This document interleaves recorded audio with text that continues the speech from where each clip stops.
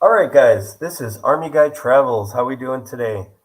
All right, so today's live, we are going to talk about moving as a foreigner, like a European guy or woman, people from Europe, Canada, America, and moving to a foreign country, and a lot of the different factors that come into play. All right, so it comes, a lot of people think, okay, I might be interested in moving to a foreign country, but what all does that encounter? Um, so I'm gonna go in here. I need to change the stream info on my kick. All right,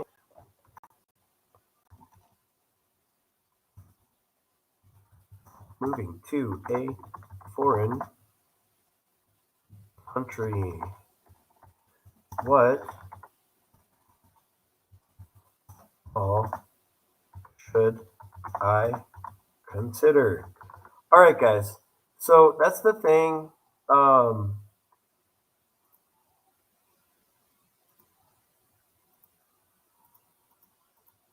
Hold on a second.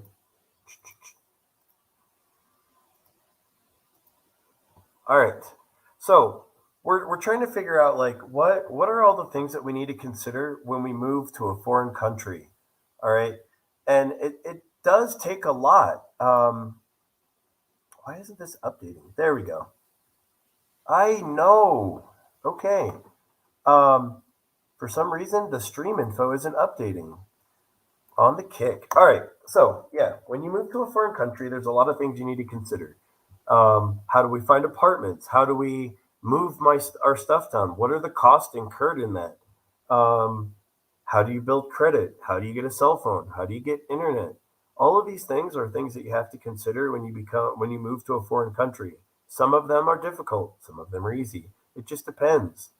Um, so today, that's what we're going to talk about. We're mainly going to talk about my experience and what it's been like. Um,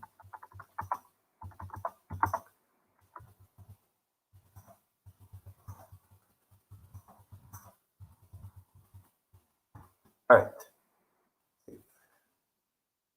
Boom, there we go. Got it updated. All right, guys. So, first thing we're going to talk about. I know. Okay, now it works. Now that will sound better. All right. So, um, things to consider. Moving.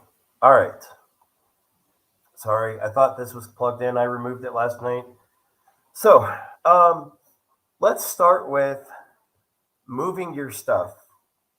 So, in the beginning, I was going back and forth to Colombia, and um, I wanted to figure out how to get my stuff down here. So I was mailing boxes. I was getting the big boxes, I was padding them, putting duct tape all around to keep them from blowing out the sides.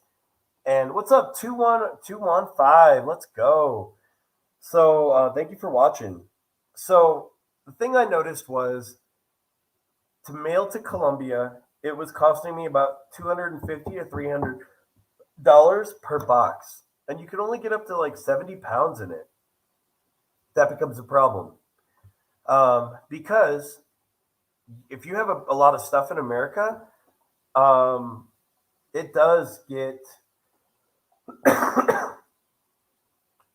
70 pounds goes quick, especially when you're wrapping the box in duct tape.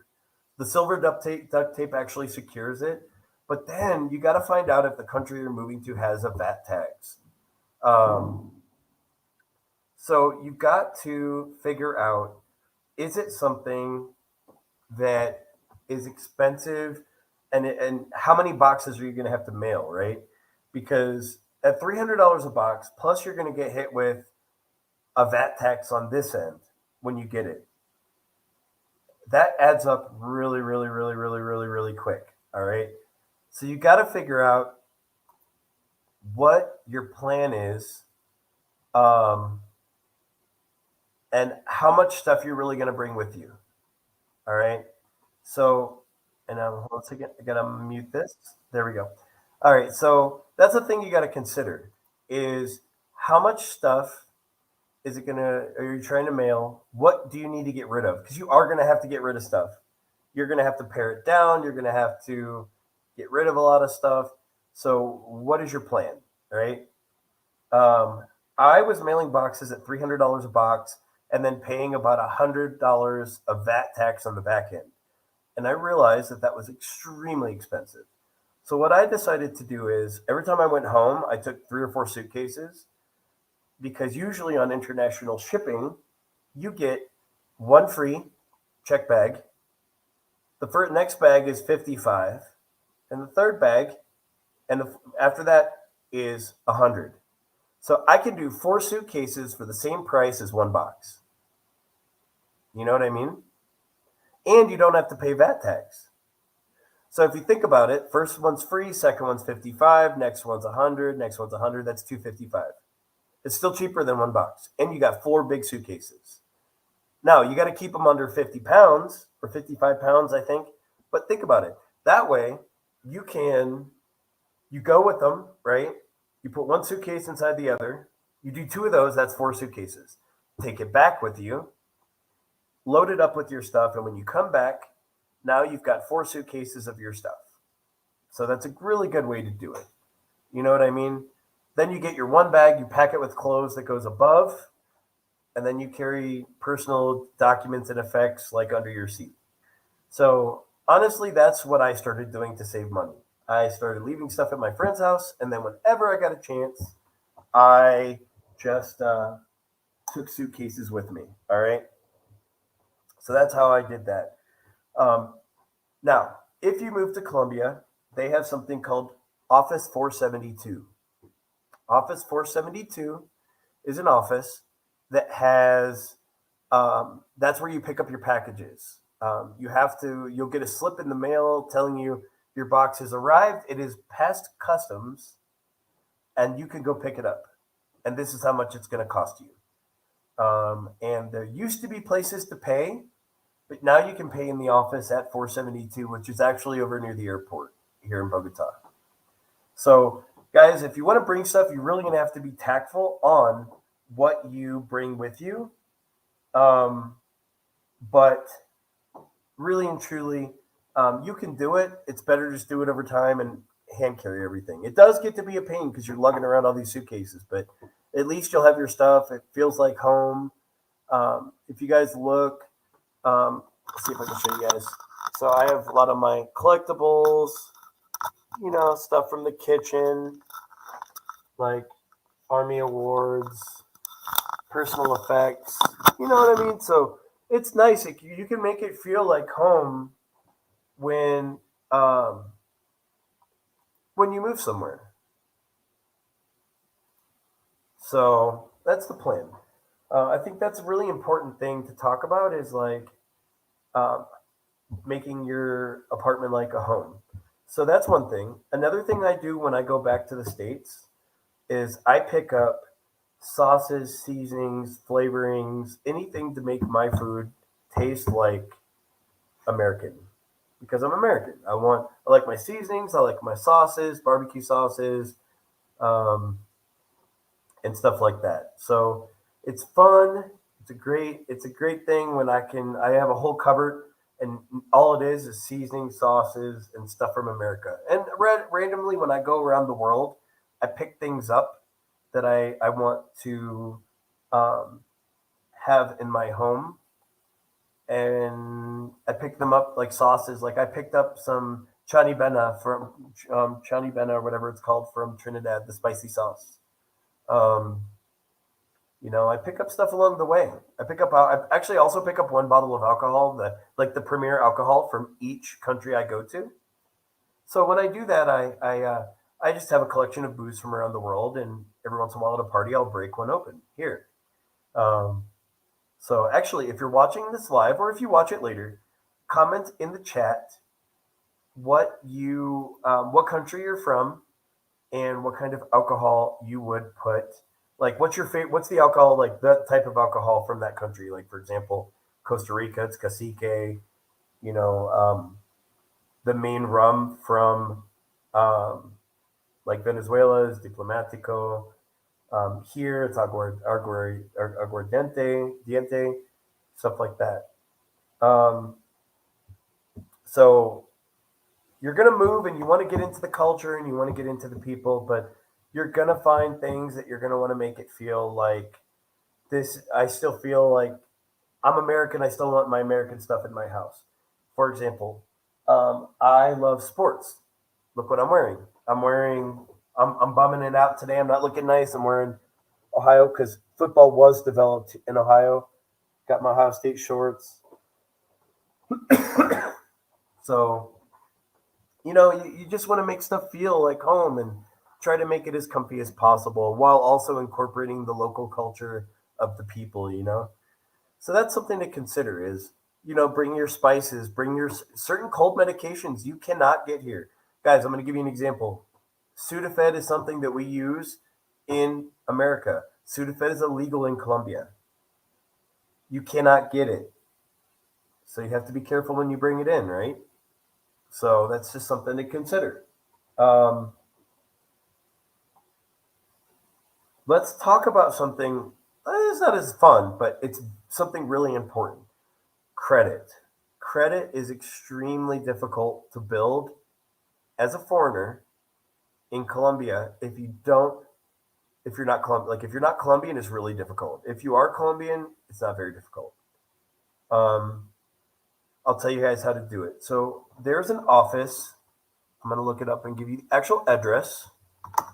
You have to start your credit file in Colombia. You have to go to this office. It's in the bottom floor on the basement in the parking garage of a building over near Rosales and Chico Norte. It's Equifax Colombia. You go there, you show them your government ID. By the way, you can only do it if you have a cedula, which means you need at least a 1 year visa. You show them your cedula, give them your information, sign up. A week or two later, they approve it. You have your credit file. Now, it's not that simple after that. You can't just go get credit, put money down. For example, I went to go get internet. I was paying a lot of money for an apartment. I have a lease. We're going to talk about apartments later, though. I probably should have talked about it first, but we'll talk about the apartments later. So I have a lease where I pay a lot for rent, but I didn't couldn't get internet. My buddy had to get it for me and put it in his wife's name because you cannot just get internet. Um, I went looking for internet when I got my apartment, and they said, "Do you have credit?" And I was like, "Not yet, but I have a credit file." And they're like, "Okay, well, do you have anything on it?" "No, I need to build it." "How much is this internet per month?" And they said 100,000 pesos per month for 500 gigas. I was like, "Okay." So I asked them, "Okay, so with the contract's a year, yes. How much is the equipment?" They said 55,000 pesos. So I was like, "Okay, so we're talking 1.2 million pesos for the year plus 55." Yes. Okay. They ran my credit, obviously not approved. And I said, "Hey, the contract's a year. Can I pay cash for the contract now?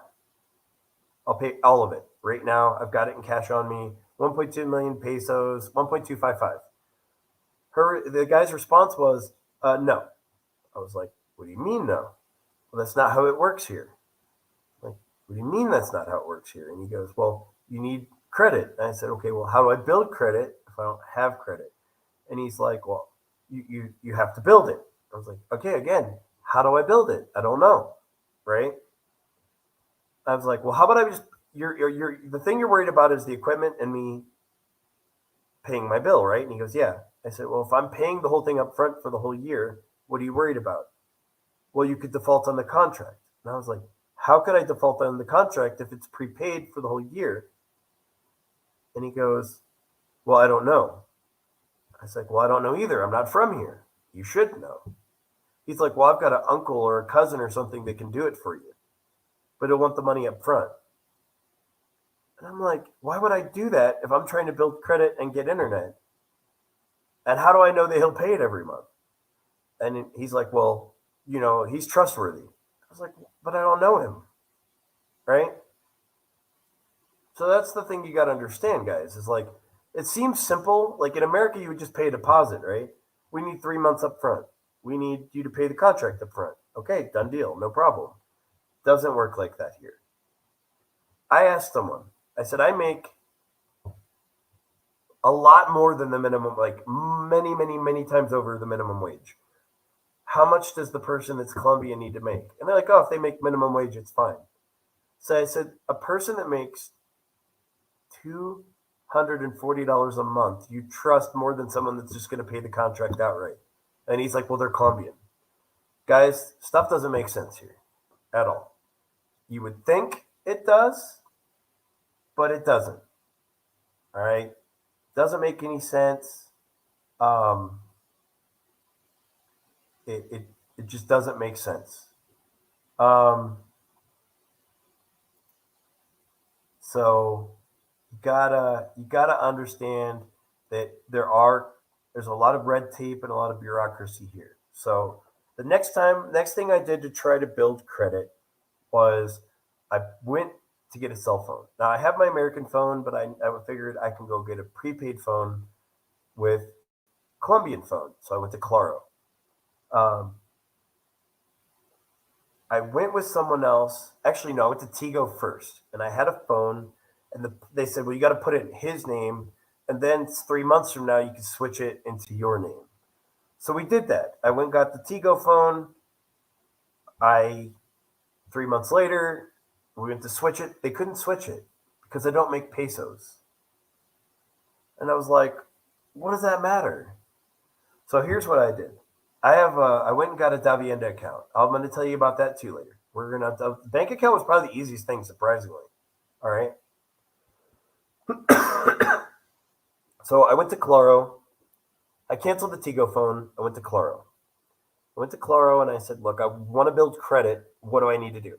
And they said, "You need to buy a prepaid phone, pay for the phone, and prepay the prepaid service." And I was like, "Okay." And then what? And they're like, "After 6 months, it will switch to a paid line." And I said, "How far in advance can I pay for it?"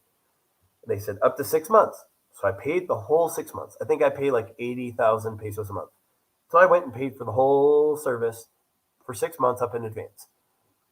So in about 2 more months, that line's going to switch to a paid line, which means that will be building my credit. We're almost at the year on my internet, so that's a good thing. So we can get, when that contract is up, we can switch it into my name. So I'll have those two credit things going for me. Um, so building credit is difficult, right? You have to figure out how to do all these things while not understanding the system and the system being totally different than like what you would expect. So it's actually really easy to get a phone here. It's just hard to build credit from getting that phone. Like you can walk up to any store, buy a phone as a foreigner, and like they'll sell you the chip, you buy the phone, you put the thing in, and you just pay for the service. So it's not bad. Like it's just hard to build credit on it. Um, so let me see if I can find that. Let me get you guys the address for um, Equifax Colombia address Bogota. All right.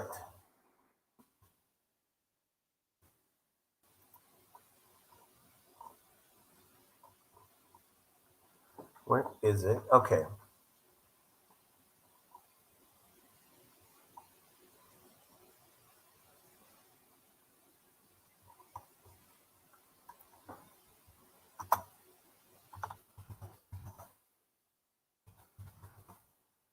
Okay. Address? No, that's not it.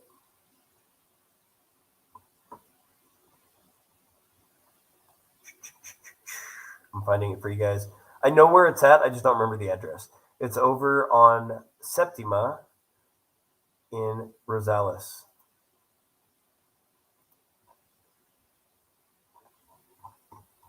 All right. Let me do another search. Where is the office for Equifax in Colombia.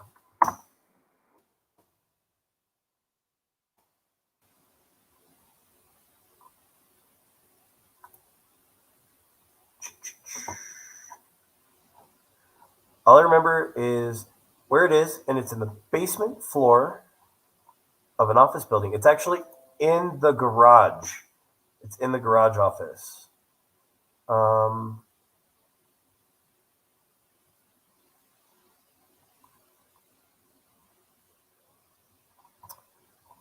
that's crazy that I can't find it. Let's find to start credit file in Colombia.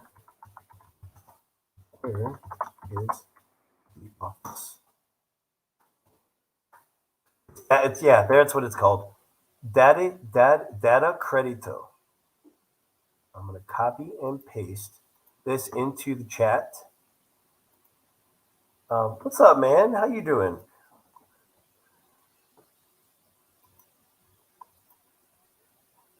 This is what you guys need to look for.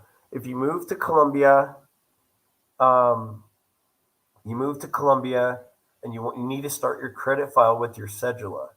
This is where you need to go.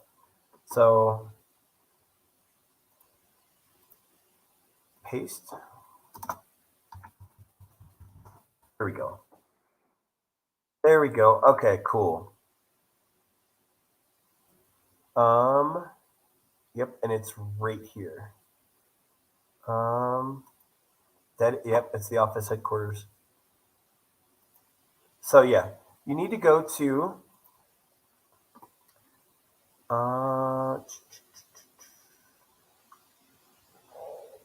it's up in Rosales, and it's in the base of a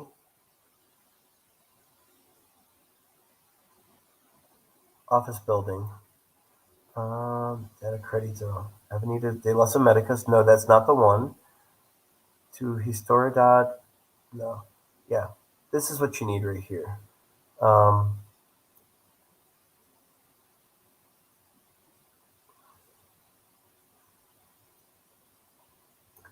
this is not the one in Rosales, but this is another option.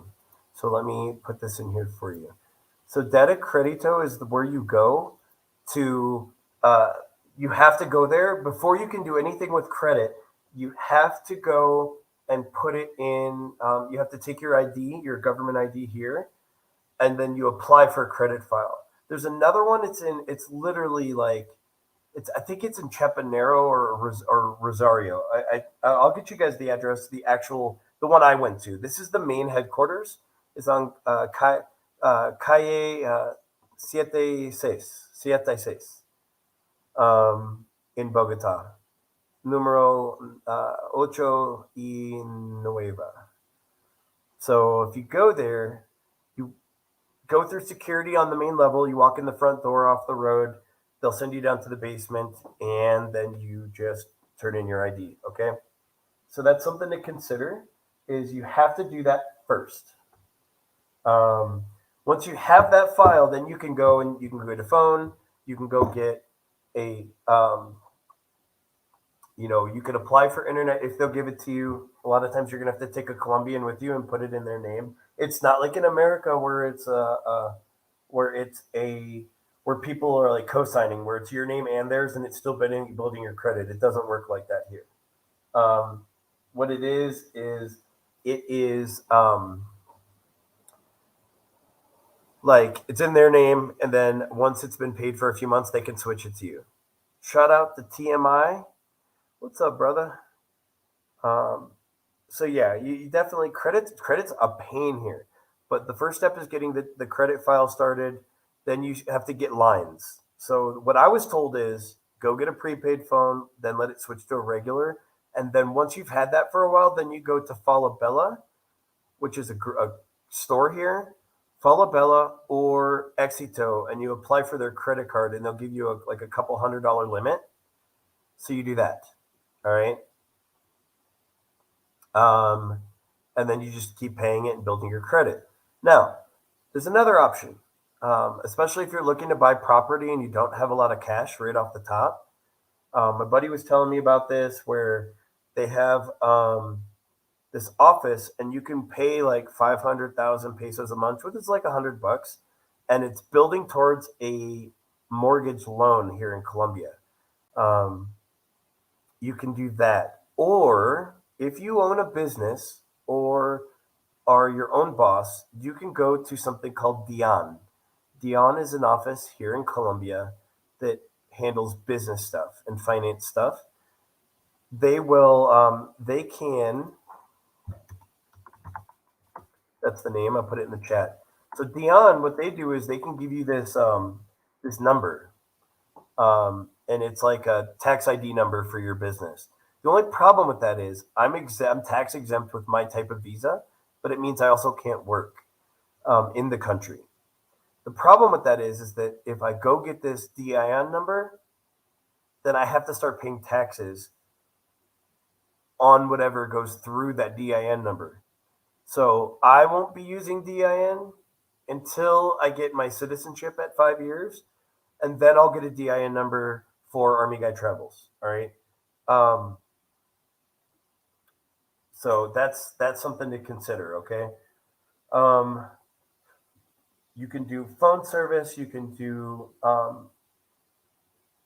get a loan eventually through that service, right? Or you can open a bank account, and then the way the lady explained it to me at my bank is that you can, if you can show cash flow going in and out of the account, it's not about saving, it's about cash flow in, cash flow out, cash flow in, cash flow out. And they'd like to see at least 4 to 5 million pesos a month. So if you don't make pesos, you have to take money out of the ATM and you have to drop it. Now, 2 million pesos is about $500. So you're talking about $1,000 a month that you got to take out in cash and throw in there. Now, most ATMs will give you 500. Will give you 2 million. Not most. My bank will do it. 2 million pesos at a time. Now, here's how you open a bank account. I'll be honest. When it comes to anything with credit, getting a bank account was the easiest thing for me once I got my cedula. At that point, I spoke no Spanish. I went into Davienda. I love Davienda. They're the ATM I always use for my American ATM card at the Cajero. I walked in. I said I need to open a new account. They gave me my little ticket. Sat down, waited like 20 minutes. Walked in. 20 minutes after that, after they saw me, I was out the door. I had a savings account. Savings accounts here have less fees than the checking accounts sometimes. Now, another option, if you want to get interest on your bank account, is to get a what do they call it? It's like a fiscal account. It's a certain kind of account that's a little different. I'll ask my buddy and then I'll put it in the chat. If you do this, it's another way to protect your money while you're here. Here's why I say that. If you're at Davienda, you want to have a savings account with a debit card, and you want to have this other type of account. It's not a checking account. It's a different account, but it gives interest. The thing about it is this: you can transfer from that account to your checking account. So you put all your money in that account that gets the interest, and then you can slowly move money to your checking or savings. The reason is people know that here scopolamine happens, right? They could take your debit card, clean out your bank account. But if they clean out your bank account, they can't clean out that other account, that interest bearing account. They can't clean it out. It doesn't attach to the debit card.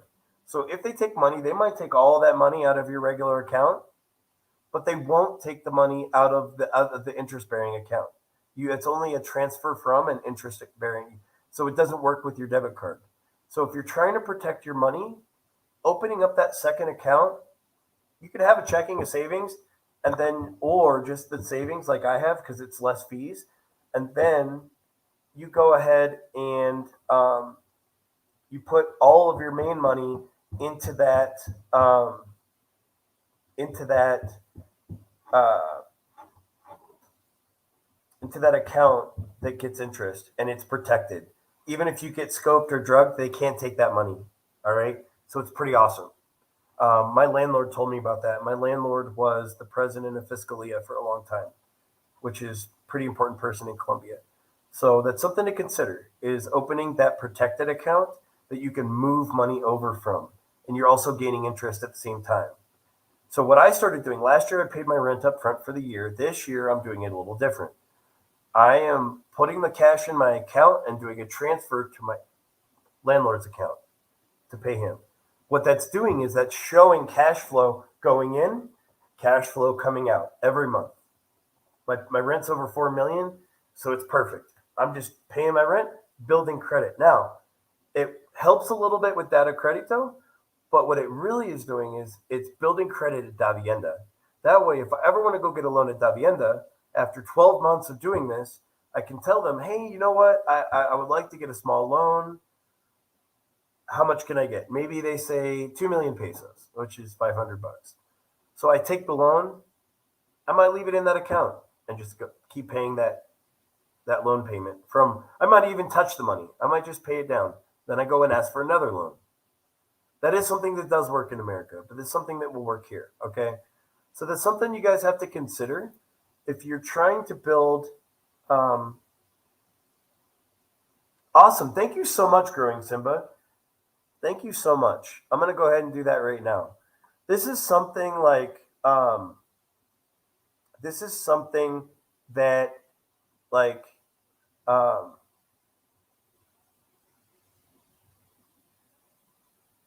these are tips that I've learned through things being really difficult. Okay, um, Colombia is a difficult and bureaucratic place to get stuff started, so it can become a pain in the butt to um, it can become a pain in the butt to get stuff started, to get build credit, to get services. Um, you know, it's not like America where you just pay down payments, where you pay down payments. Um,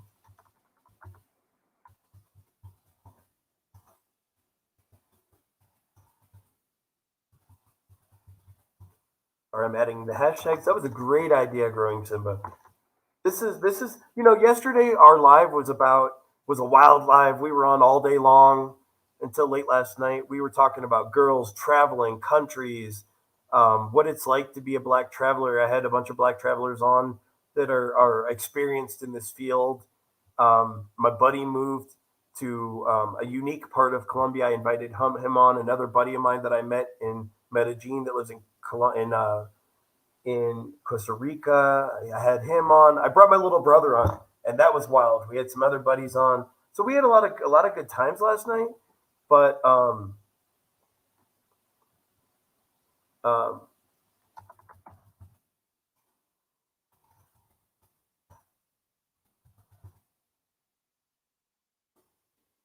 but it can be a pain, right? Like trying to we're sorry, I'm losing track of things because I'm putting in details, but um, you got to figure out um, you know how to move. And yesterday was a fun live, but today we're this one here. The first half is just going to be about things to experience and like what it's like to move. And when we do that, like I've already gone through the hassle, so I can help you through your process. I think that's basically the easiest way to say it. Okay, so um, give me one moment.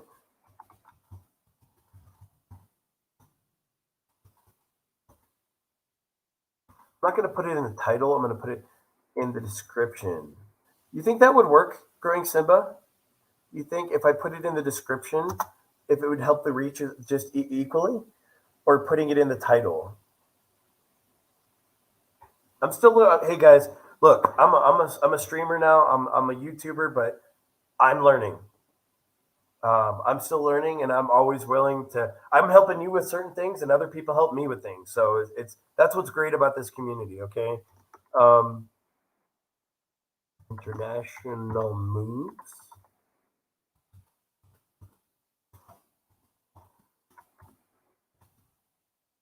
expat life. See what else looks good. credit actually.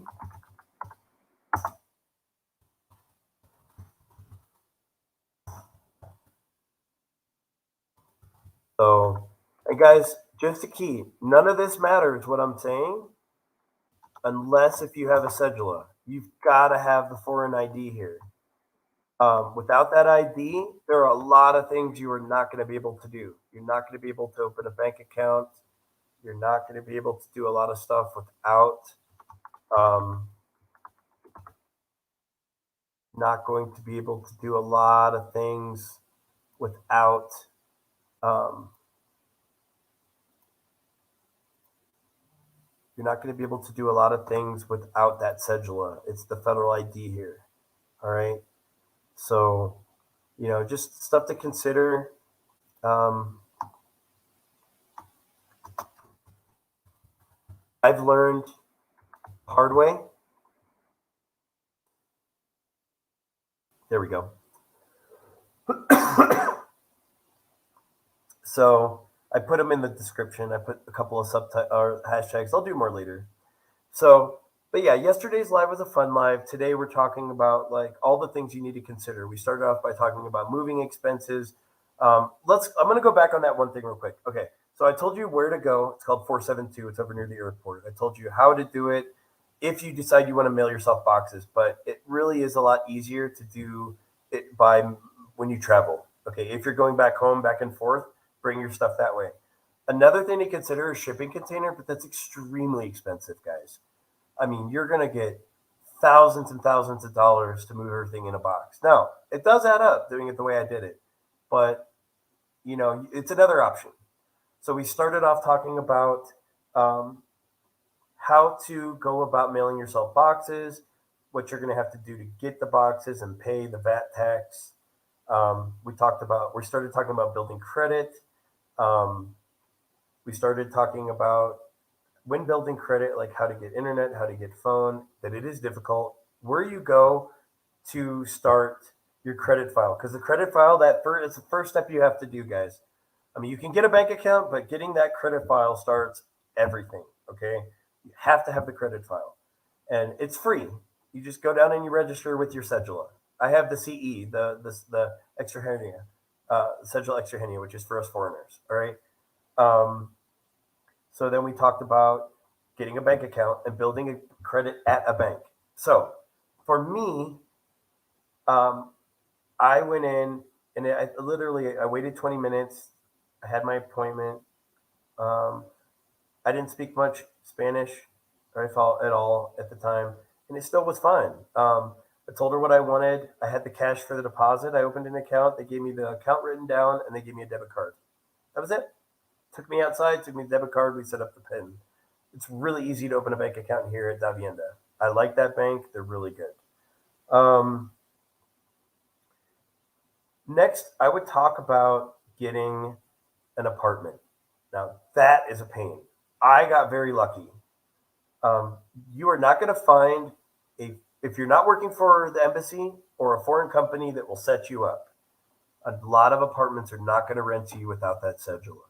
So you're going to have to go to a less desirable neighborhood, um, and find someone that's willing to take cash for a lease and just take your passport as your form of ID. Um, Dave R, what's up, man? It was fun last night. Um, what made you choose Colombia as opposed to another Latin American country to be a permanent expat? All right. I had been here before for work when I was in the military a long time ago, and I fell in love with it. And then my buddy George moved here, and I visited him a couple times. And then one day I was like, George, I'm going to move here, and he goes, Man, you're not going to. And I right when I got back, I put my house up for sale.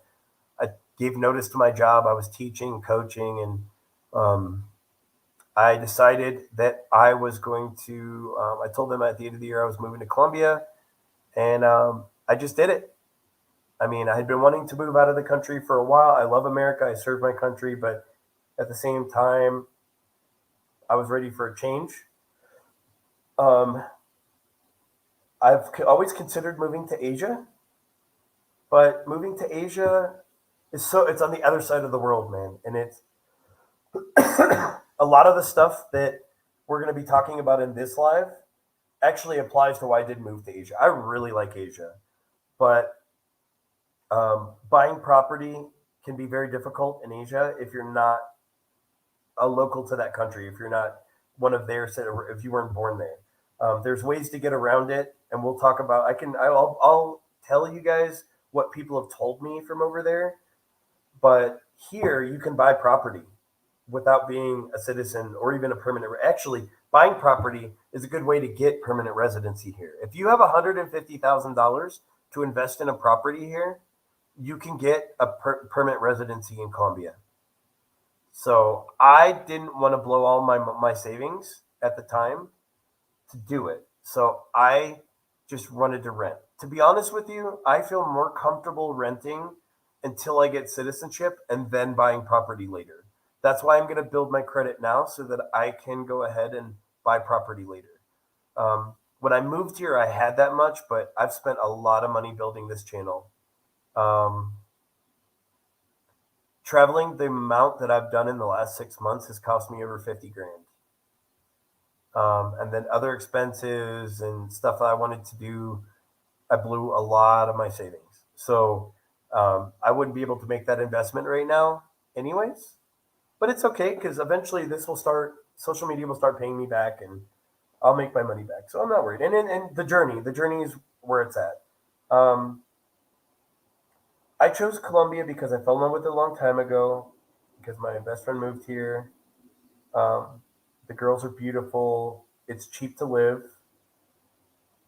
Um, it's easy to um, get elsewhere in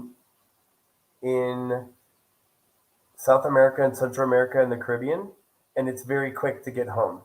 So I chose Colombia mainly. If I had to say, like, in comparison Asia, I picked here over Asia because this way I can be back in Texas in 5 hours.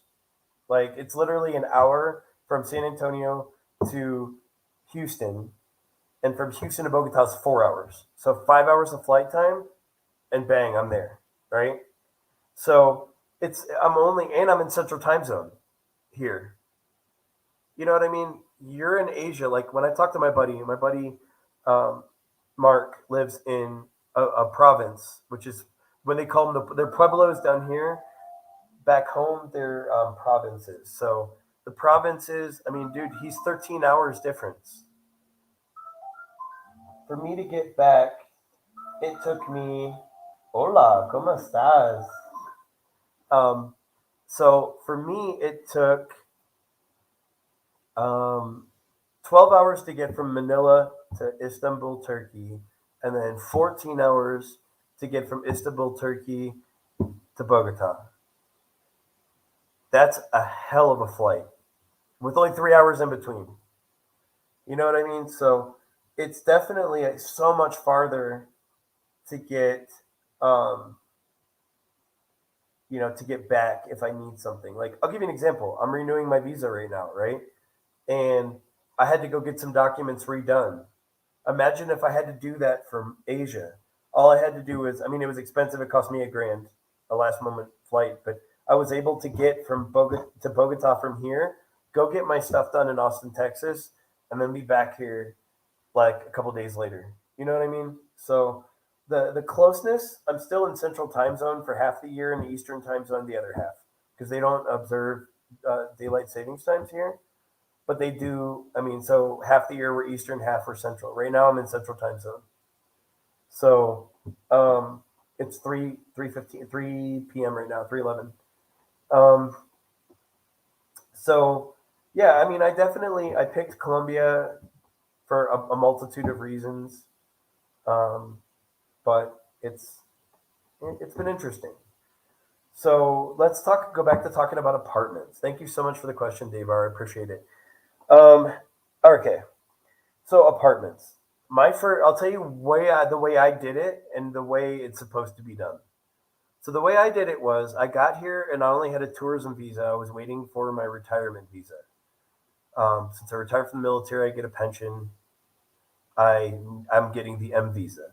Last year, under the system from the old president, it was 1 year. This year, the new system, the only option is a 3-year, which is awesome. It'll cost more for the visa when I actually get approved, but it's for 3 years.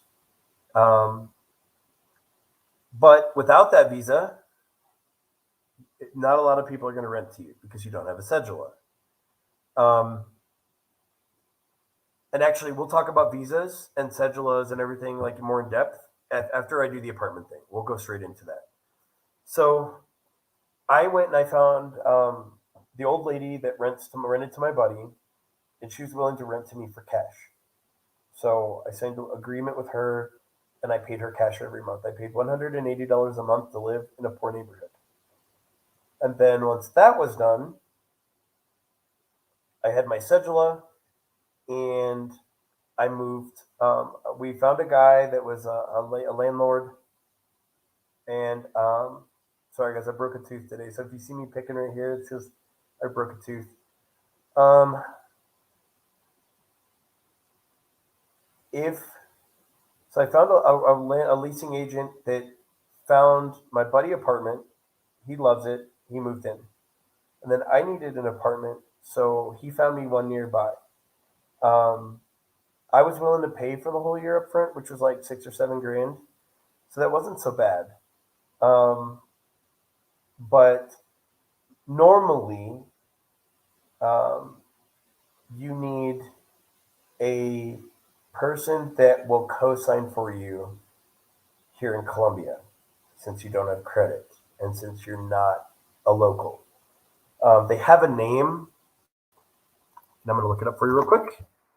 It is the name of a co-signer in Colombia.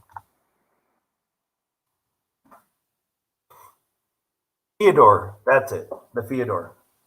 All right, so the Theodore is a person that you would get to co-sign for you. Now, it's kind of crooked here because if you don't have someone to co-sign for you, you can pay someone to co-sign for you.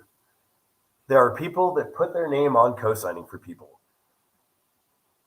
It makes them liable, but nobody really goes after them, right? They're just Colombian, so they have more rights than I do. So you could go to a Theodore. The Theodores will actually co-sign, and usually it'll get you down. They'll probably want you to pay a couple of months of co-sign of down payment, stuff like that. Um, so that's an idea. Um, so I didn't do that. Oh, you did too? When did you break it, bro? Shout out to TMI. By the way, TMI, go look at my page. I put up a cool thumbnail for our live, and I put your on there. By the way, guys, if you watched the live yesterday, make sure you go ahead and subscribe to both of TMI's channels, TMI Santiago and TMI Sosua, Sosua. He's been helping me out a lot with my lives, so I want to show him some love. Make sure if you're one of my followers that you become one of his followers as well. Like his stuff, subscribe. He does some wild content down in the DR and elsewhere. Good dude, good dude. Um, but yeah, like I didn't have a photo of you, so the next one we do together, I'll get a photo and do there's like a website a picture cutter I use, and it just cuts out your outline, and then I can put it on the Canva when I make my thumbnail. So I just put your ad on there and subscribe and stuff, but next time I'll put your face on there with me too. Um, but I wonder if you like our thumbnail. So yeah, normally you need a Fyodor, you need a cosigner. Pretty much you need a Fyodor for everything in this country, but there are ways to get around it. Nobody seems to know a lot of the real information. You just got to learn by screwing up. Okay, so getting an apartment can be difficult. I lucked up. I got a beautiful apartment, but I knew I was going to be traveling full time, so I offered to pay for the whole year. They loved that. It kind of hurt me this time when I renewed because they wanted to they were thinking I was going to do that. When we had our pre-meeting, I was like, I really want to build my credit so I can buy your apartment later. And they were like, oh, we're kind of hoping the money, but we do like the fact that you want to buy it later. Because he did offer to sell it to me already, which is cool. Um, so, nonetheless, guys, you're gonna need Colombian help a lot of the time to get these things done. So that's how you get an apartment. There are,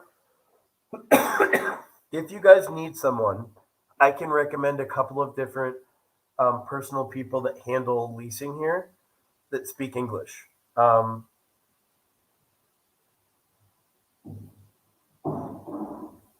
what's up, bro? Would you? I don't understand what that means. Use hashtags.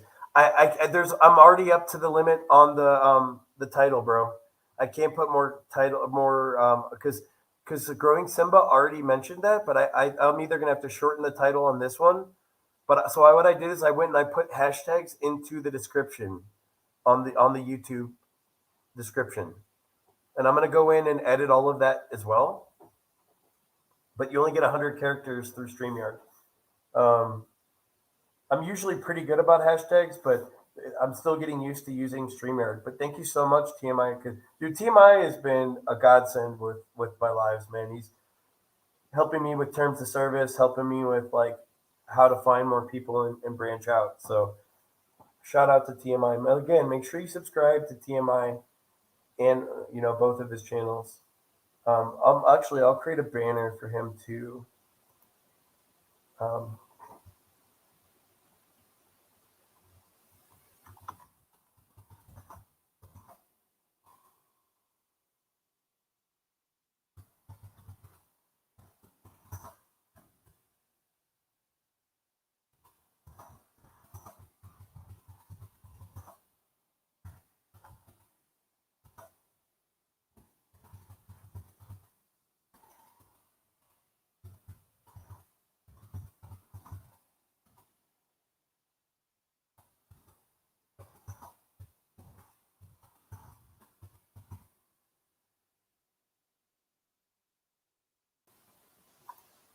there you go. But yeah, guys, so getting that apartment can be a pain, but once you find a good landlord that can negotiate with the people, you know, so all I ended up paying was I paid my whole rent and I paid a deposit. This time I paid a deposit. Now, they did ask me a favor if I could pay like the last 3 months of the lease on the front end because their daughter actually owns my apartment and she's going on a vacation in New York City and she really needed the money and she thought they forgot to tell her I wasn't paying up front for the year. So it's sometimes good, even though it put me in a financial bind, it's good to keep those relationships here in Colombia because relationships are everything, especially when they're very influential people. Okay, um, so yes, okay. So when we do our next live, bro, I got you. I got the photo. I will save it, and we will. I will put that in the thumbnail for you. Okay, bro. Um, because I was gonna put your photo in, I didn't have one, and I didn't get a chance to talk to you. So we will add you into the thumbnail for the next one. I use my Canva. I love Canva, by the way, guys. Canva makes it's a cheap little fee each month, but I use it a lot because I produce a lot of content. So we talked about the apartment. Let's go into visas, guys. Visas can be really easy and go smooth. Visas can be a pain in the butt. If you pick the wrong agency, it's lazy and doesn't keep up on the law, it can cost you a lot of grief. A lot of grief. I almost got deported because my agency dropped the ball. Now, I got it fixed. I'm all legal and good. I don't have any problems right now, and it's back in process. But if you don't keep up, don't assume. Look, I'm gonna say something funny that a lot of people say here, guys. Oh, it'll be all right. You're good. You're not. Like Colombians are very relaxed, and they kind of just freaking wait. Don't worry about it, man. We'll do it later. We'll do it later. You'll be all right. No, you won't. If you're moving everything here and you're trying to be permanent, you have to keep up on your process. If you don't get the information that you think you need, you have to hound them. They have that moment. Hey, don't worry about it. We'll file on the last day and you'll get your safe conduct visa. which I'll explain in a moment. Guys, you can't get a safe conduct visa on the last day. If you get a visa agency that doesn't handle their stuff, guys, you're gonna be in a bind. You have to learn the law. You have to ask around. If you don't think they're doing their job, you got to keep on them. If you don't, you're going to be in trouble. I'm telling you, got to. I'm telling you, I'm dealing with it right now. Don't rely on an email either. Here's what they'll do. You send them a message at 9 in the morning. They will respond at 4:49, 4:59 p.m. before they close. You know why? Because then they don't get into a conversation with you. So if you don't speak Spanish and you're relying on sending it through messaging, that's what's going to happen. So what you're going to have to plan on is going into the office and making them see your face. They see your face, they'll sense urgency. Guys, I'm telling this because I've been dealing with this bullshit for 5 months. Should have taken 1 month to do a renewal. It's been 5 months. I've had to leave the country and come back on a tourism visa. I'll start from the beginning. So I went to do my renewal 2.5 months before my visa ran up, just to be safe. I took the initiative because I know that things work really slow business-wise in Colombia. There's nothing fast here. All right. So I went, I applied for my renewal, I gave my documents. 3 weeks later, government denies my documents. They need this, redone. So I fly to America. Request my FBI background check, do a bunch of stuff. I went here. I had to go to a medical doctor here and get an examination done, pay them and get a medical certificate. They did a psychological exam, and they did a medical exam, and I had to get a certificate. Right. Last year, segue.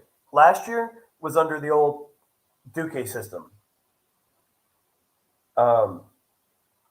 It was easy. I had like 4 documents. I met the requirement for income, and we're good, right? Got my visa. They approve it. They give you your approval number. Then you go to immigration appointment. That same day I got my visa. They stamped my passport. 4 days later, I had my ID. That was last year. This year, I went 2.5 months early, applied for my renewal. Did my renewal. Got my documents got denied. 3 out of the 4, or no, 5 out of the 6 got denied because there's a lot more requirements this year. It changes, and if your agency doesn't keep up on the information, it's going to cause you a problem. All right, so I had to go back to America, got all my stuff done, came back. Then I went 2 months. I keep badgering them. I'm running out of time because here's what happens. You have your visa expiration date. From that date, you have 30 days. You have 30 days from the visa expiration date. At the end of that 30 days, 5 days before the end of that 30, you need to apply for a safe conduct. Safe conduct is your emergency stay visa. All right. So I went to my agency and I'm like, hey, I need you guys to do this. I need you guys to apply for emergency. So they applied for the emergency. I get there. They tell me, you don't need an emergency. You get 30 days. That's how I found out. He's like, but you have 30 days from this date of the end of your visa. 5 days prior, you need to apply for emergency stay. It's called a safe conduct. Salvo conductor, right? You have to have that. And that gives you a 30-day stay, right? So in theory, you have 60 days from the end of your visa. You have 30 days of buffer zone, and then you have 30 days of an emergency visa. It's called the safe conduct. All right. So I went to the appointment. They said you don't need it. I went to Chicago. I told my agency I'm going to Chicago. I have to do this stuff. I had to play in a tournament and make content. So when I got back, they wouldn't let me in the country. So I had to someone to get them to approve me for a tourism visa. because I'd been in the country more than 180 days that year, right? So I had to get someone to give me a tourism visa. So I got a tourism visa, and it gives me 90 days. Um, the reason why I'm glad I did that is because I told my agency, I need you to file for the safe conduct visa. My 30 days after my visa expires is up 2 days after I get back from Chicago. So when I get back, I need that appointment set up for the day after I get back so that I have my conduct visa. I was supposed to get back on the 17th. I asked them to set my appointment for the 18th because on the 19th I was done with my time in Colombia. If I go to immigration on that day, I pay 70,000 pesos. They stamp me with a safe conduct visa. Well, my agency didn't do it, even though I emailed them 50 times asking them to. Hey, did you do it? No, what do you need us to do? The same thing, and I sent them a copy of the previous email. So I went back and forth, back and forth, back and forth, back and forth. Instead of them having and just doing it, they argued with me. I was like, I need the visa. I need this appointment. I don't have any time left. Well, why didn't you tell us? So I copied the email from when before I left, and I said, look, I need you to do this. And their response was, we'll do it. Don't worry about it. You're good. And I sent it. I said, so I took a copy of that email and I sent it. Oh, we don't remember that. Oh, how don't you remember it? It's right here in print from your name. Nonetheless, so what's lucky is that I paid someone off to get my visa. So he stamped. He was a supervisor. I'm not going to obviously never going to say his name, but he gave me a 90-day tourism visa. So I'm good until November. The good thing is I can request another. Now that I have a tourism visa, I can request an extension for the 90 if the government takes too long. But this is nothing. I shouldn't have to be doing any of this. This is what an agency is getting paid to do, and they don't do it. The problem is a lot of people in country don't know the law, even when it's their job to know the law, because the law changes. And in America, we expect lawyers, by law, they're supposed to be educated on the law, because if there's negligence and they don't do what's in our best interest, then it's on them. Down here, it's not the case. I didn't know the law changed. I didn't read it. And that's kind of where we are. I go to the biggest agency that's right across from the U.S. Citizen Services gate at the embassy, which is in the backside of the embassy, literally right across the street. And these people are incompetent. If you do not keep up with them, they will not do their job. Literally, you have to come in and they'll be like, oh, we'll talk to you later. Bang. So you slam your hand down, you tell them, I need help now. You need to fucking do it, and they will. All right. You have to be assertive. You have to, like, if they blow you off, bang, no, we're not doing this. You're going to take care of this because I'm going to have to leave the country. Do your job. If you don't, they won't do it, guys. They just won't. All right. It's just the Colombian way of doing things. They just don't give a shit. All right. So I love this country, but there's a lot of things that are really difficult. Guys, I'm still waiting for my visa. And I don't even know if my documents are going to get approved this time, because I waited 2 months. And I kept badgering them, and I didn't hear anything back. Well, we don't have a result. So here's what I did. I went to Cancilleria. Cancilleria is in El Centro. It's right near the president's mansion, right? You go there to La Cancilleria. You sit down. You ask the guard, I need to use the blue line. You do the blue line, and you give them your application reference number, and they can tell you exactly where the status is. Because when you use an agency, they send all communication to the agency, not to you. So the agency can be screwing up and you won't know. So you got to be assertive. You go to La Cancilleria, you take that reference number that's on your paper, you go there to the blue line, you talk to the people on the phone, you give them your application reference number, and they can tell you exactly where your status is. By doing that, I told my agency, I sent them an email. You guys are not doing your job. I need to know what's going on. You're not telling me. I'm going to La Cancilleria today. You don't need to do that. The response, you don't need to do it. We'll call them. Well, I did. I was like, don't worry about it. I'm going to do it too. And then I'll tell you what they say. Because what that does is that forces them to have to do their job, because you're going to go in person and make a stink about them if they're not doing their job. Well, I get there and my agency hadn't done certain steps that were necessary. So, end result, my stuff had just been sitting there while I'm worrying about getting deported. Sidebar, I went to another immigration appointment that somehow they set up another safe conduct thing for me after the date of my expiration of time. And then they wanted to deport me from immigration until I showed them my tourism visa that I got off to the side just to cover my ass. All right, guys, you have to be on this. So I went to Canceleria. I told them, then I went over to the agency and told them, and my agency just ended up refiling my whole process using my new documents. So if you don't keep up with them, you won't, and don't make, and they'll try to make you pay again. I told the lady at the office, you guys screwed up. I'm not paying again. I'm not paying. You guys made a mistake. I'm not paying for my visa process. You can put your credit card in there. I'm not putting in mine. And she did. Because you have to be willing to go to the embassy on these people, man. You have to.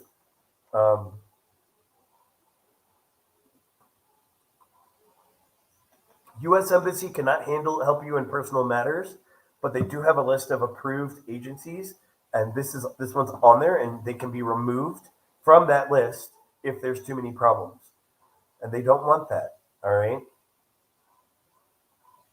So, guys, you have to be assertive in any business dealings that you do.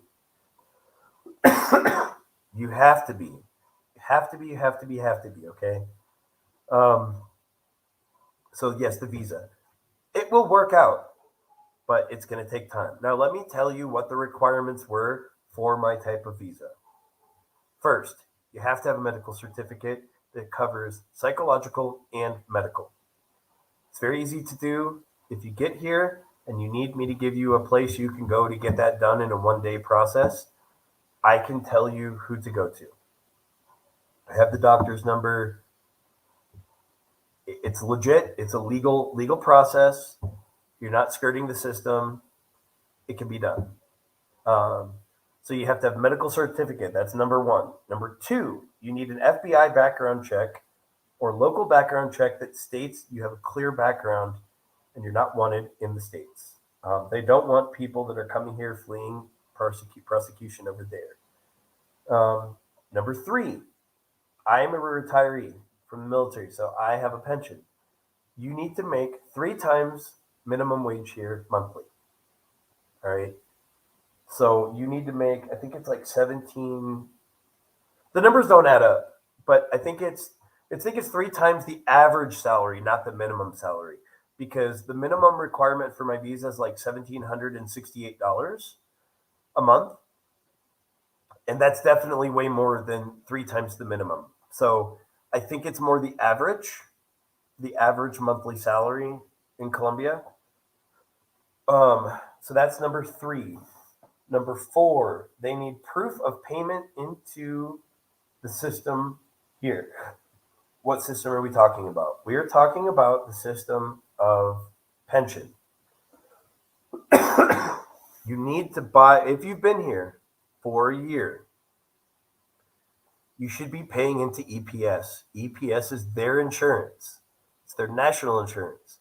You have to have it here. It's very cheap. I pay 90,000 pesos a month, which is like, well, last year I paid 90, now I'm paying like 124. Basically $22. I pay $22 a month for medical insurance. I can go to the doctor whenever I need. Now, can you go to the hospital and get medical care for cheap and just pay out of pocket if you make dollars? Yes. But if you end up having to do a hospital stay, you really want to have their insurance. It's called EPS. I use SUDA. There are a lot of different options. I use EPS SUDA, which is SURA. Let me put it in the chat. You need EPS. EPS is national insurance here. All right. So,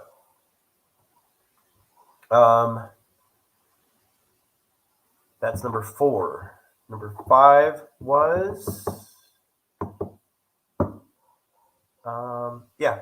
So that's four. You need the four: medical, background check, proof of proof. Oh yeah, and bank statements. They want bank statements. And four, so background check, proof of income, EPS, um, medical, and then they want bank statements. Now they're also going to ask for your social media. Just tell them you don't have it because you just don't know what they're looking for, and I don't have social media. I definitely have social media, but I mean, it's not like I'm bashing the country. I'm just calling things as they are, right? I want to live here. I don't want to cause problems. That's why, if you notice, I don't bash the president on my channel. I have opinions, but I keep them to myself for the most part, right? Because that's what this type of stuff that'll get you in trouble here. Um, and I don't really have a right to talk about it, anyways, guys. I don't. Um, I don't have a. I mean, I can't vote here until I become a citizen, anyways. So, um, but yeah, and then you have to find an agency. You have to pay it. They want bank statements, um, and that's it. So it can be a pain. You just have to keep on them to make sure they're doing their job. Because if you don't, they won't. All right. Um, so let's see. If you guys need to get to the embassy, you need to get to the embassy. You need assistance now. You lose your. Let's. Okay. First off, don't carry your passport. You don't need to carry your passport in Bogota. If the cops stop you, just show them. Take a photo on your phone of your passport. All right. Just take a photo of your passport. Keep it in your phone at all times. Um, that's more than enough to show um, proof of documentation for um,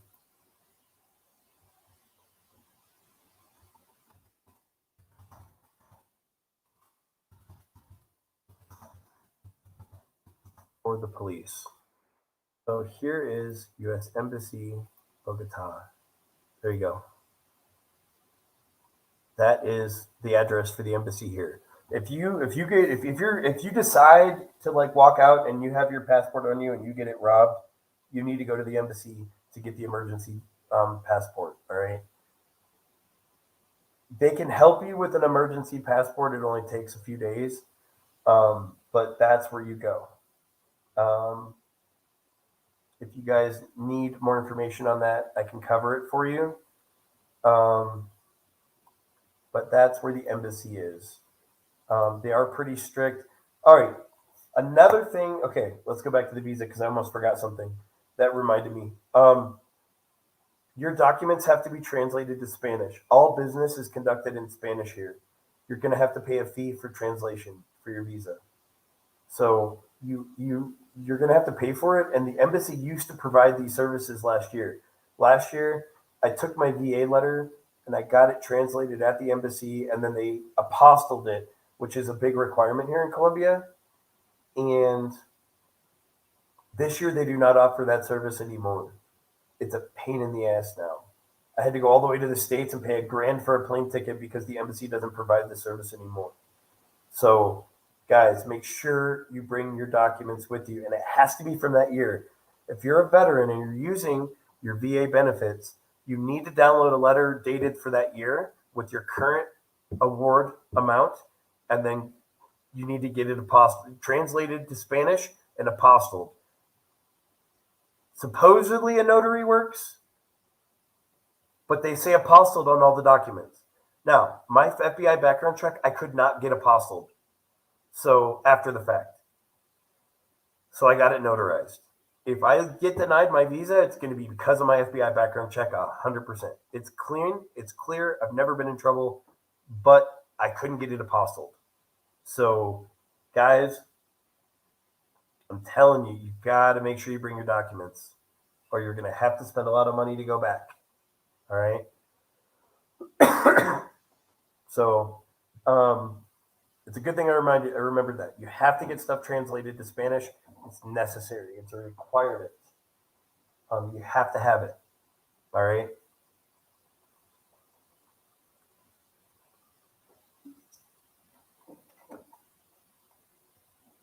So it can be a pain, but you guys can get this stuff done. Um, if you need to get stuff, buy stuff for your apartment, it can be a pain as well. In America, if I want a television, I go to Best Buy, I pick my television, I pay for my damn television, and I get my damn television. It doesn't work like that. Okay? So the thing about it is this. Here, you go to a place like Acosta. I can't stand Acosta. Everything is so difficult with them. Even that I have a Cedula now. It's a pain in the butt. You go in, you pick the TV. They say they have the TV. Then you have to take the ticket to the front, stand in line for 30 minutes, pay for the TV. Then you go back to them and they tell you, oop, lo siento, which means sorry, don't have the TV. You need to have it delivered. So then you go and you take that paid ticket, you go back to the back, you stand in line for 30 or 40 minutes there to set up delivery. Sorry, we don't go to that place. So what the hell do you do then? Then you have to ask for a manager.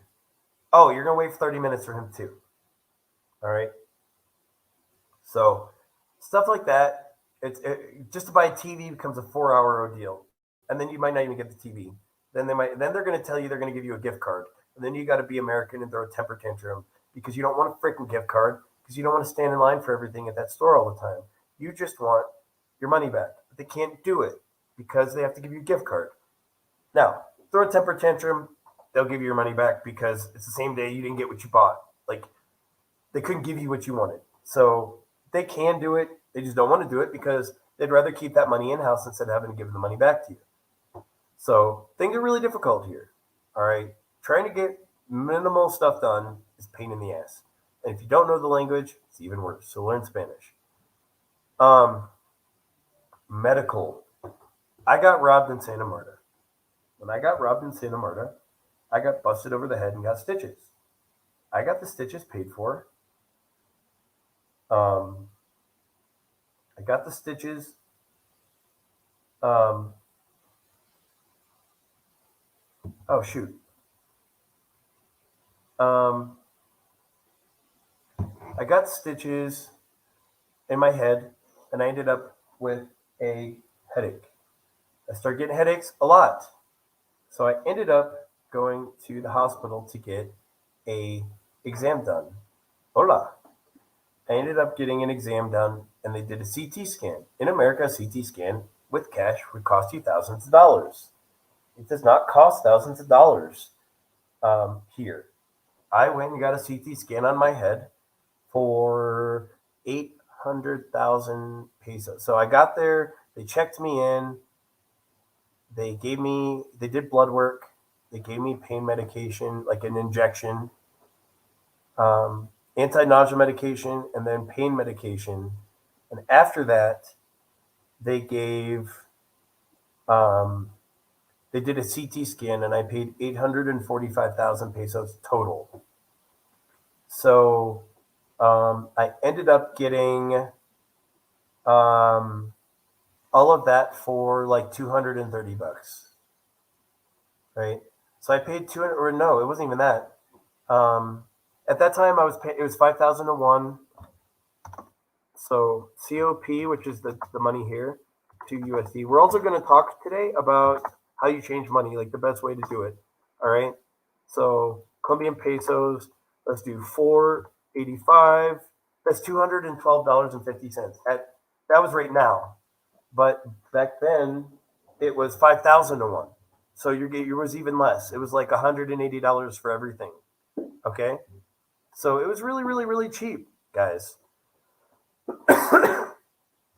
So um, I got a emergency room visit, a blood panel, anti-nausea medication, followed by narcotic pain shot and a CT scan for under $200. Because right now the rate's about 4,001. I think. Let's actually look. Curious. $1. Yeah, just under 4,000. It's 3,976 pesos, like 3976.54. So it was 1,000 more when I got here. All right. So it's a big difference. Um, you can like I broke this tooth right here. Oh, I will. Where I'm gonna do I'm gonna finish this one point and then I'm gonna introduce her into the chat. Um, so I broke a tooth. I can go get this fixed for cash and it'll probably cost me like $30. All right. It only cost me a couple 100,000 pesos or less. Like 100,000's 20. I could probably get it done for 150,000 pesos. They'll just build the tooth back up because it didn't break all. I think they fixed a crack and the filling popped out. So they'll just fix it. They'll just put the filling back in. Probably cost me $20. All right. So you don't have to have the insurance unless if you're planning to stay here, but you could probably go to a doctor and pay cash if you're making dollars and it's going to be cheap for you. Okay. So that's something to consider. Um, so yeah, you can pay cash, and when you get there, they're going to want your ID, and just tell them I'm not paying with DPS, I'm paying with Efectivo, which is cash. Okay. So everyone, I'm going to reintroduce Annie. Annie's going through a similar process with the visas that I am, but she's going from Venezuela to Colombia, and they have a whole new process. Actually, because of the Venezuelan influx of people coming here, because of the problems over there, is probably why mine's taking so long. But it's good though. I'm not criticizing her. It's the previous president let a lot of people come here, but he didn't give them a pathway to staying here and having stability. And the new president, for good or for bad, again, I'm not going to talk my opinions on him, but this process is good because a lot of the Venezuelans that have been here are contributing, but they can't make money, the fair money that like the Colombians are. I mean, Colombians don't get paid fair either, but they're making even less. They don't have access to medical coverage and the system and a lot of other services that Colombians get, but yet they're working and contributing to society. So there's a new system that processes Venezuelans that are coming here, and all of those people are going through the process right now. So it is affecting mine, but it's absolutely necessary for folks that are coming from Venezuela to have access. I mean, if they can't get to the doctor because they don't have a file or documents, then they're going to end up getting really effing sick and end up in the hospital and costing the government a ton of money. So if they can have access to the same stuff as Colombians, then they can get preventative care. The women that are pregnant can have like access to prenatal care, which means a healthy pregnancy, a healthy baby. They don't have to worry about all the extra expense later that's really going to initially cost the government money. So, because if it gets too much, the bill gets too much, they'll just go back to Venezuela, but Colombia will have to pay for it. This way, everything can be done in the fair, legal way, and then they get the coverage that they need. So right now, Sheeny's going through it. He's like, we like the long hair. I like it too, growing Simba. Gracias por tu tiempo. Now Venezuela chica. So yeah, so I'm gonna let you guys ask her questions about because today we're not really talking the girl stuff today. This one I'm trying to help people get like an idea of what it's like to move here, right? I'm gonna shut this down at like 7 o'clock tonight, and then so because I'm gonna watch a little bit of the Colombia Chile game, and then I'm gonna come back on. I am, and then we're gonna have a fun chat tonight with the guys again, right? So right now I'm gonna let you guys ask her questions about what she feels about the immigration process and what it's like for her moving from another country because that's what we're talking about. Hey guys. How? No, just talk to him. Just be like, hey, what would you like to know about my experience moving here from Venezuela? What would you like would you like to know about my experience of the immigration process? They look just whatever you guys want to ask her. Yeah, just shoot. Yeah, just shoot your shot. This is not my first time living here. I actually lived here for 2 years, 1 year ago. Then I went back to Venezuela. I stayed there for 1 year, and now I'm back. I've been back there. Actually, this is a really nice place to live. So Santiago asked, how has it been adjusting from life in Venezuela to life in Colombia? Well, it's quite different. Venezuela right now is going through a lot of bad things and well, positive things.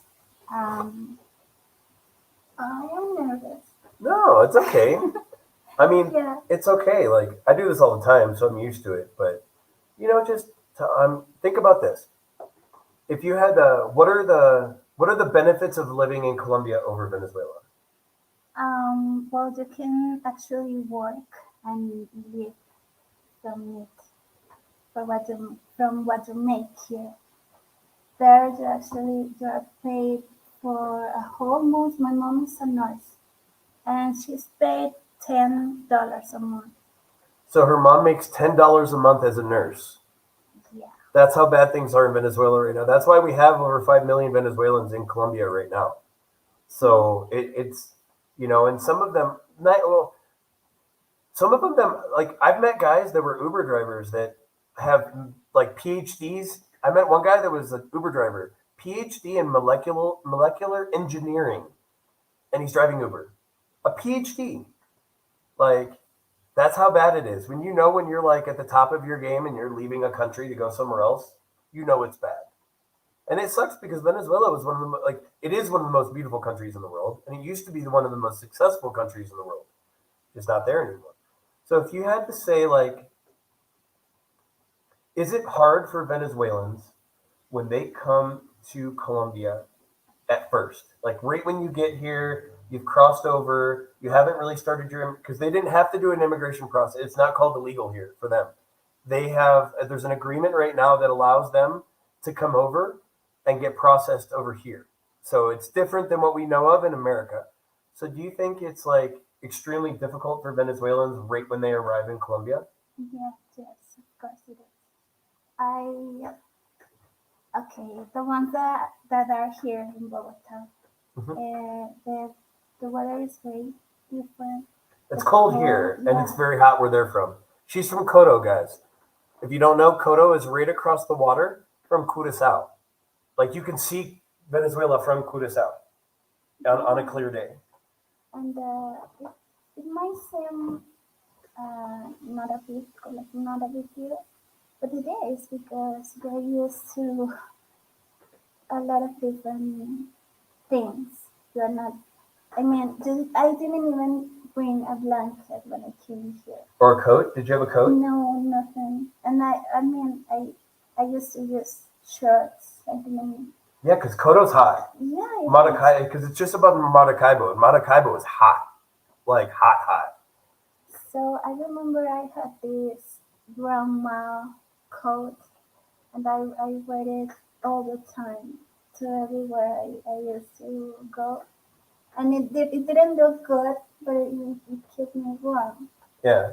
So Do you think that like a lot of Venezuelans that come from the north where it's extremely hot, do you think that when they come here to a climate like Bogota that they get sick a lot? yeah, yeah, I used to be like sick all the time when I first came here.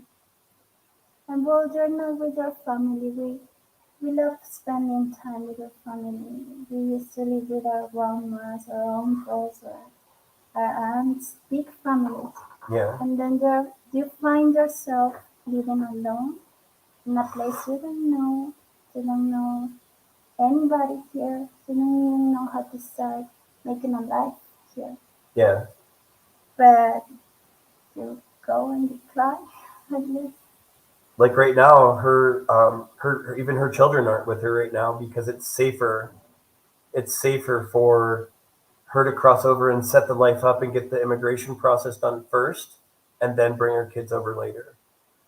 So I mean, that's hard. That's got to, especially as a mom, that's got to be really hard. Let's see. Growing Simba had a question. I imagine there's hundreds of thousands of Venezuelans trying to get citizenship and residency in Colombia, so it's probably backed up. If the legal way doesn't work, what's your next course of action? Actually, the good thing for her is like it's going to be legal regardless. Even if she didn't choose to go through the process, there would be no prosecution for her being here without papers because they have an agreement right now because of the problem. Um, like, unless if the next president decided to hammer down on Venezuelans, which he would not do, it just wouldn't make sense. Like, there's no like, if she never went through the process and the cops pull her, they're not going to like deport her. It doesn't work like that here. Um, 30 years ago, during the narco wars with Colombia, Venezuela opened their doors to Colombians, and millions of Colombians went to Venezuela. So Colombia is returning the favor and allowing the same thing. But it's not hundreds of thousands, bro. There's 5 million Venezuelans right here in Colombia, and there's like 2.5 million right here in Bogota. 2.5 million people that have come in the last 10 years since Chavez and Maduro.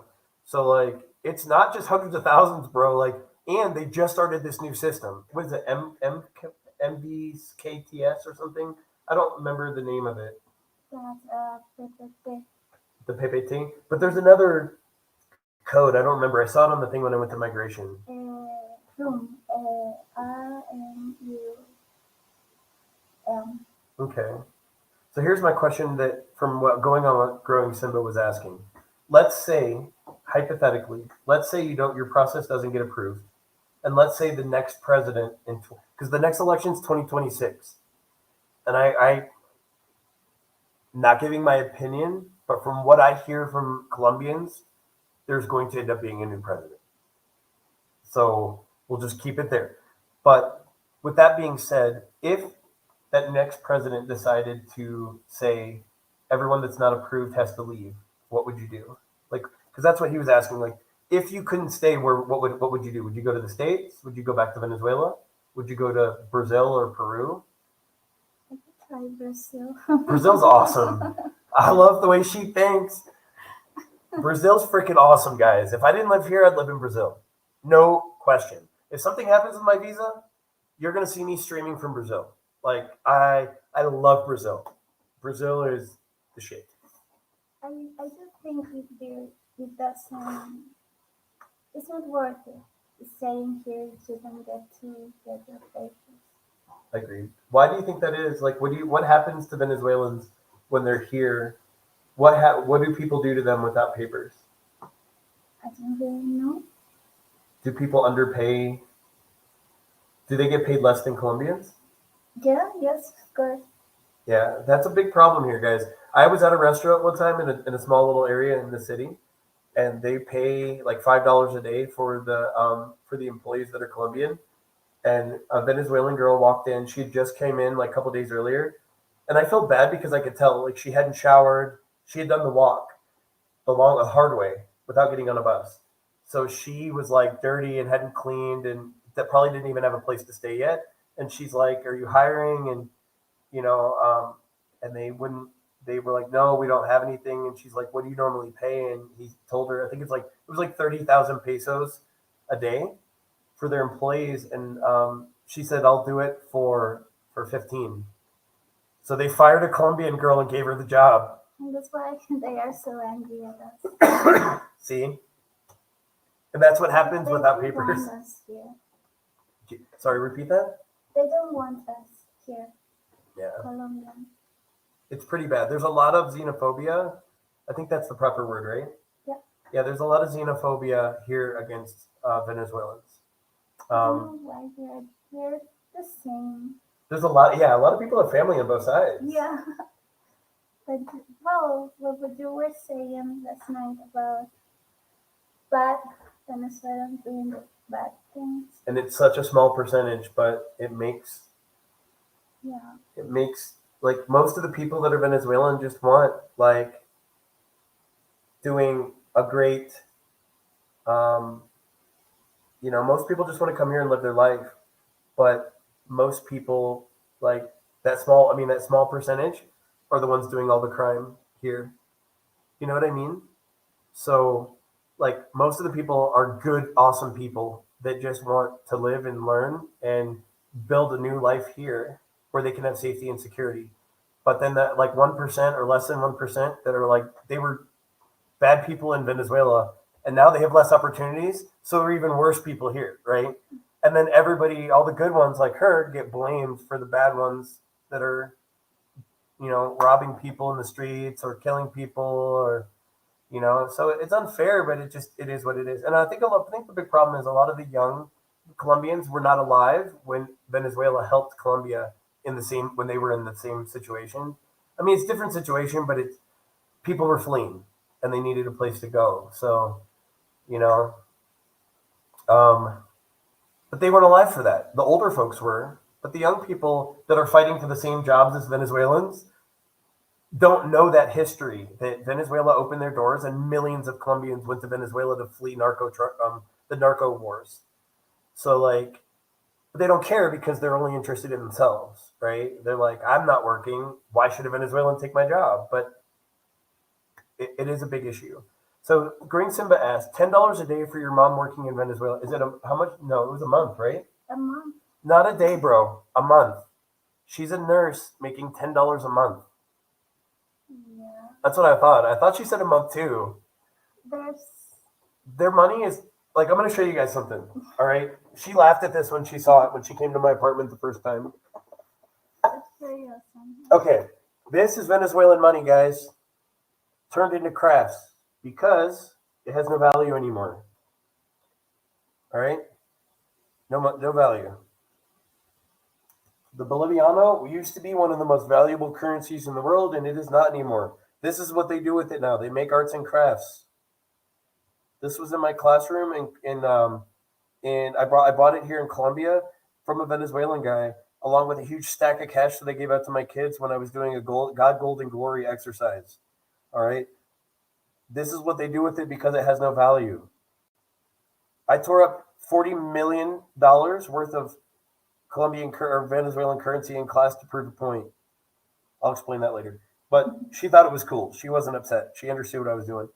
So, like, here a pharmacist that makes $100,000 a year in America makes um, like minimum wage here, like maybe a little over minimum wage. So imagine with an economy that's even worse over there, that's what you get.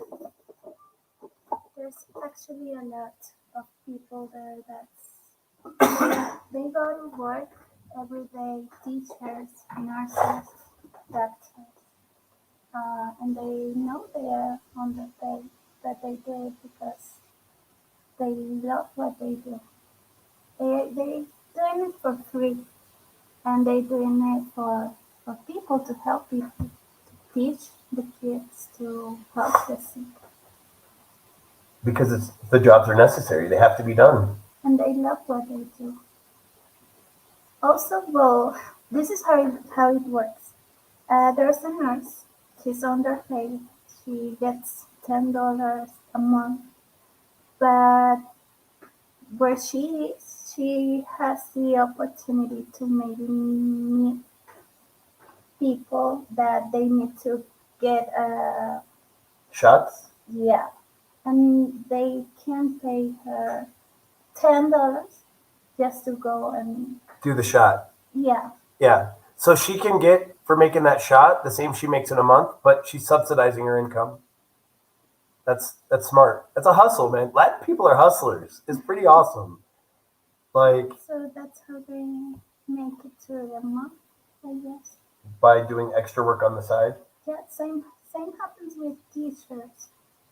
Uh, they it's that's a system that they made to work somehow. I don't know, but teachers also they, for example, an English teacher. That's where they find students so they can teach them. for more money on the side. Yeah. Like, do you know what the worst thing was, guys? The cancer. I read a story about the cancer clinics in Venezuela when everything got really bad about 5 years ago. Like, people went to go get their cancer treatment, but the money wasn't worth anything anymore, so they couldn't go in and get their cancer treatment, and the doctors were taking it and selling it over the border in Colombia. So they would take all the vials of all the chemo and drive it over the border and sell it to Colombians because the Venezuelan money wasn't worth anything and people weren't making enough to afford it. So they would just take it and flip it, which is wrong, but the doctors were starving to death too.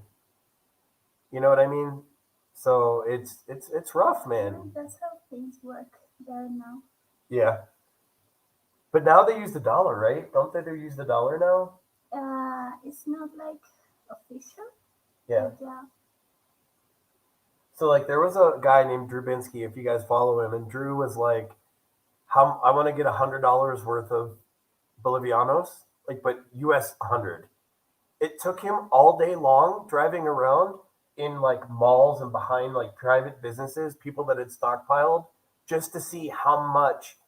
Like, dude, he had like duffel bags of Bolivianos for $100. Like, because you can't even take it out of the ATM right now. Like, it's There's, wild I don't think they are even printing. anymore. No, No. I think they're trying to figure out what they're gonna do. I think they're gonna have to create a new currency and Yeah. restart. We, okay, there we make transfers. Mhm. That's the way we What do you guys take them. use? Uh, the, do you know Neki? Yeah, Neki. Neki works here, guys. By the way, after we talk finish this conversation, I'm gonna teach you guys about what you need, like the different types of ways to pay here, um, and how to get around some stuff. But continue. I'm sorry. Yeah, it's kind of like that. But I mean, every bank has their own Neki. So there's different Nekis, Yeah, kind of like Bank Colombia that has theirs here. yeah. Okay, that makes sense. So that's how it was there. I Davi mean, Plata is the one at Davienda, right? uh, Yeah, Davi Plata. That's one I use. yeah.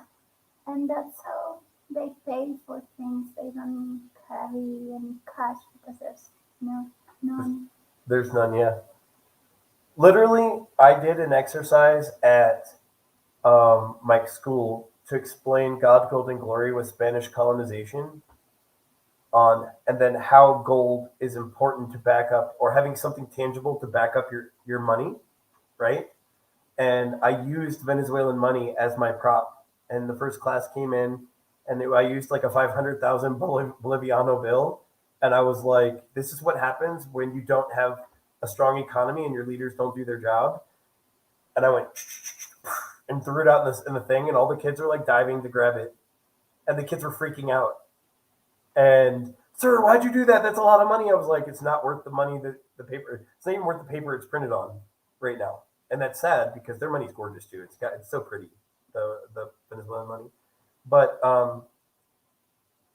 it's and then afterwards, every kid as they walked out the door, I gave them a bill. I let them each have one. And then by the time that we got to like middle of the day, everyone was freaking out in school, and the principal was watching my lesson and thought it was funny, and but it's sad that I've got to use like her country's situation as an example, but it's a valid point on what happens when your leaders don't take care of your people. Like the people of Venezuela are beautiful people. They want to work and they want to, they want to do their thing. So he said Juan Guaido caused too much damage and disruption to the economy during his failed infiltration attempts. Now everyone's suffering. Man, I don't know if I want to get into that. Like, I know that there's a lot of different, man, it's complicated. It's so complicated, but you've got a valid point. I think Guaido just really wants to, like, try to um, help his country. But obviously, he's a typical politician and he lives in Miami. So, every politician's crooked, man. They're all crooked. I'm not saying this is false news or anything. I'm just saying, like, politicians are out for their own interests 99% of the time, no matter what party it is. So, you know, it's it's just unfortunate because it's such a beautiful country. I live right here and I travel full time. I would love to be in Venezuela, safely traveling around. Latin safe. We'll call it Latin safe. Nothing's really safe in Latin America, guys. But you learn how to move, and then everything gets fine. Like I've been to Venezuela 4 times. I love Venezuela. I think it's amazing. It's too dangerous for me to go right now as a foreigner. But one day, hopefully in the not too distant future, I'll get to go and explore more because it's a big country with a lot of different things to see. Um, Chodani is my favorite place. I think it's freaking gorgeous. I want to go to Margarita. I think that is. I've seen pictures. There's just so many beautiful places in Venezuela. Um, so, but let's get into paying. All right. First off, ATMs, aka the Cajero. Guys, when you come down here and you put that card in the machine, go to Davienda because Davienda gives you up to 2 million so you can get a bunch at once. But never accept the conversion rate. If you decline the conversion rate, it will not cancel. It will go to the American rate and it takes the bank's cut away and lets you keep it.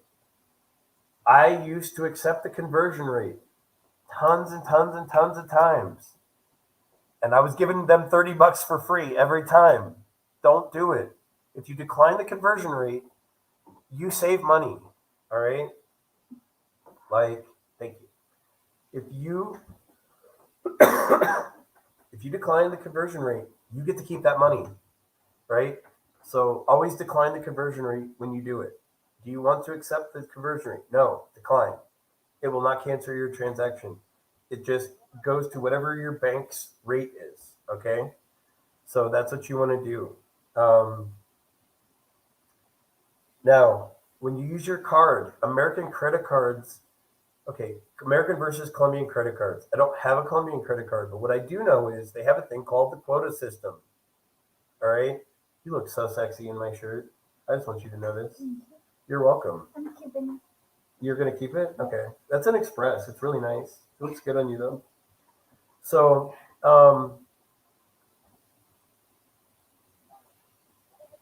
what is it? What was I saying?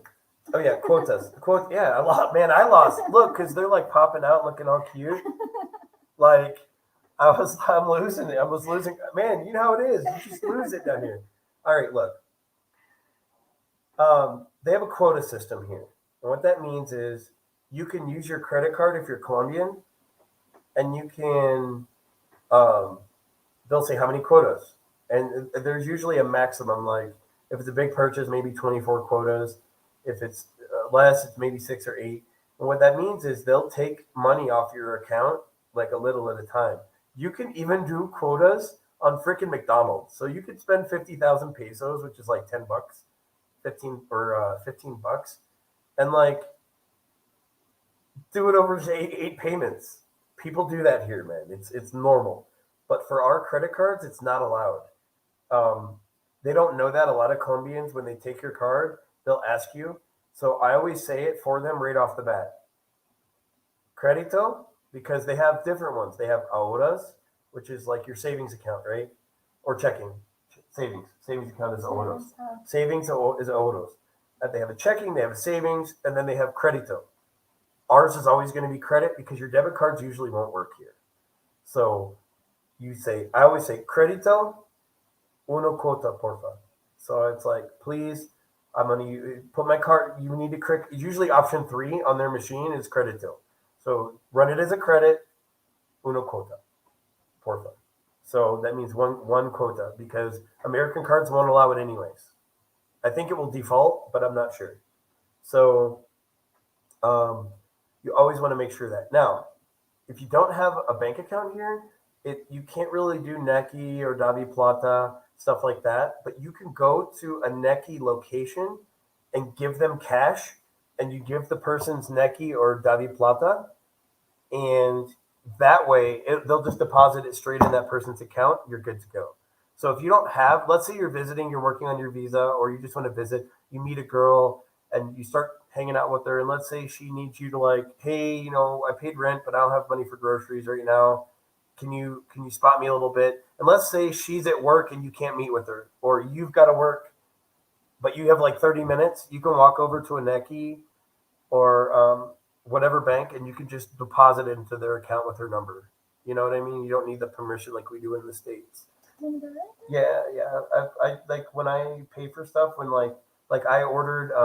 A friend of mine works for the meat for Mijos for the Mm. Millonarios, and she's helping me get a. Um, I want.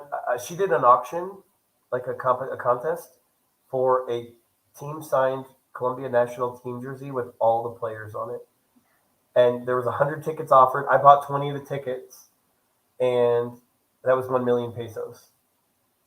And I didn't win, but I had to go to Neki to get it and put it on there. Well, a week later, she was like, "I've got a friend that's going up to Barranquilla because the national team's playing up there. The game's tonight, 7 o'clock. We play Chile." So she's like, "As a friend, do you want me to get one done for you? My friend would do it for you for 500,000. He'll get the entire team. He has access. She's got to work here because Mijos is here right now, but her friend is going up there, so she bought the jersey. She gave it to him. He took it up to Barranquilla, and he got Luis Diaz, Asprilla Jr., Jaimes Rodriguez, Cuadrado, all the big names, and all of the other players. Mm. So, end result, she needed 500,000 for the guy to do the work because he does have to sit there and talk to everyone to get all the guys to sign it, Yeah. and then it's 300,000 for the jersey because it's an official licensed jersey, so that the autographs will stick. Then I'm going to get it framed and put on my wall next to the TV. Uh-huh. But to do that, I had to go deposit in her account. I could go to Neki or I can go straight to Banco Colombia and just drop the money in. So, like, let's say, you want to help, or let's say you have a girlfriend here and you just can't meet up with her till that evening, and let's say her phone's going to get shut off, you can go and drop the money into her Neki, and then she's good to go. So it's something you can do. Also, remember Western Union. My buddy George found this out. If you send too many Western Unions to Colombia, you are going to get put on a list. This is not a narco country like it was, like people think it is. It is not the situation like you see on the TV show. But a lot of people trying to get money in, money out is difficult, and there are laws behind it.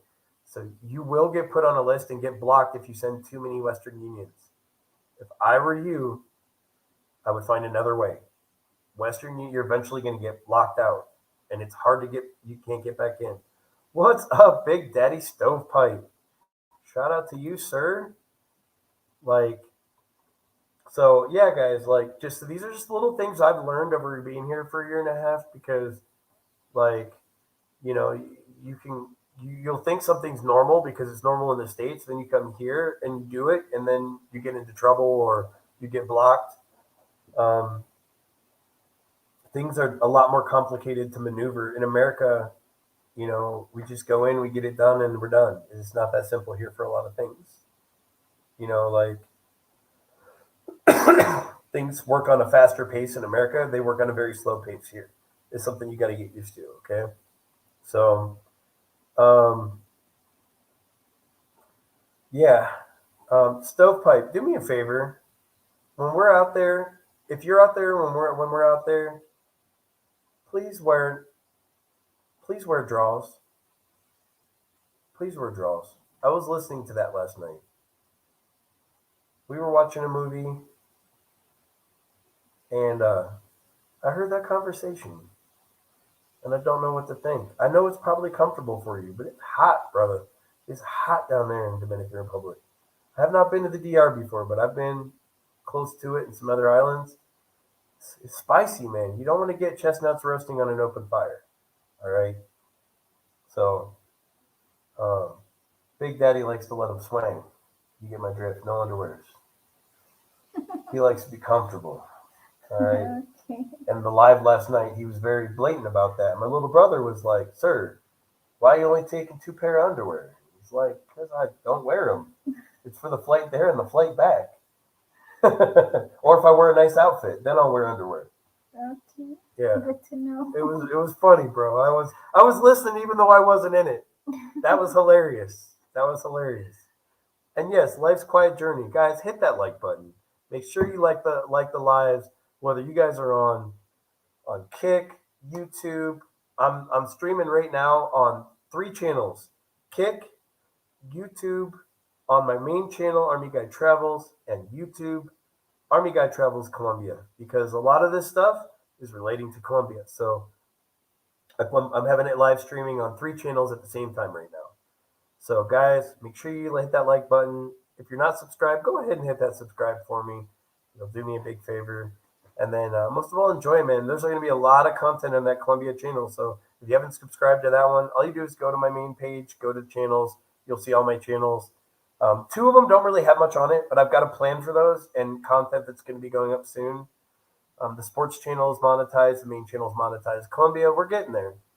Um, so, but yeah, you gotta pay. You gotta pay. Okay, I'm gonna be careful how I say this. Um,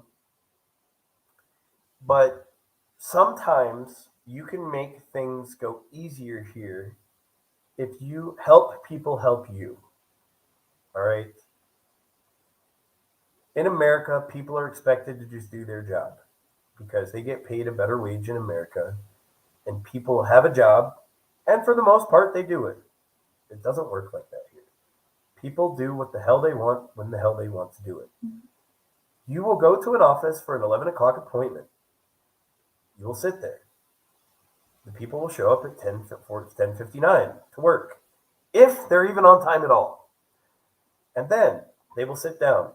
A guy will come over. He will kiss the girl on the cheek. You will say, "Good morning. You look beautiful. Would you like a coffee? Let's have a coffee.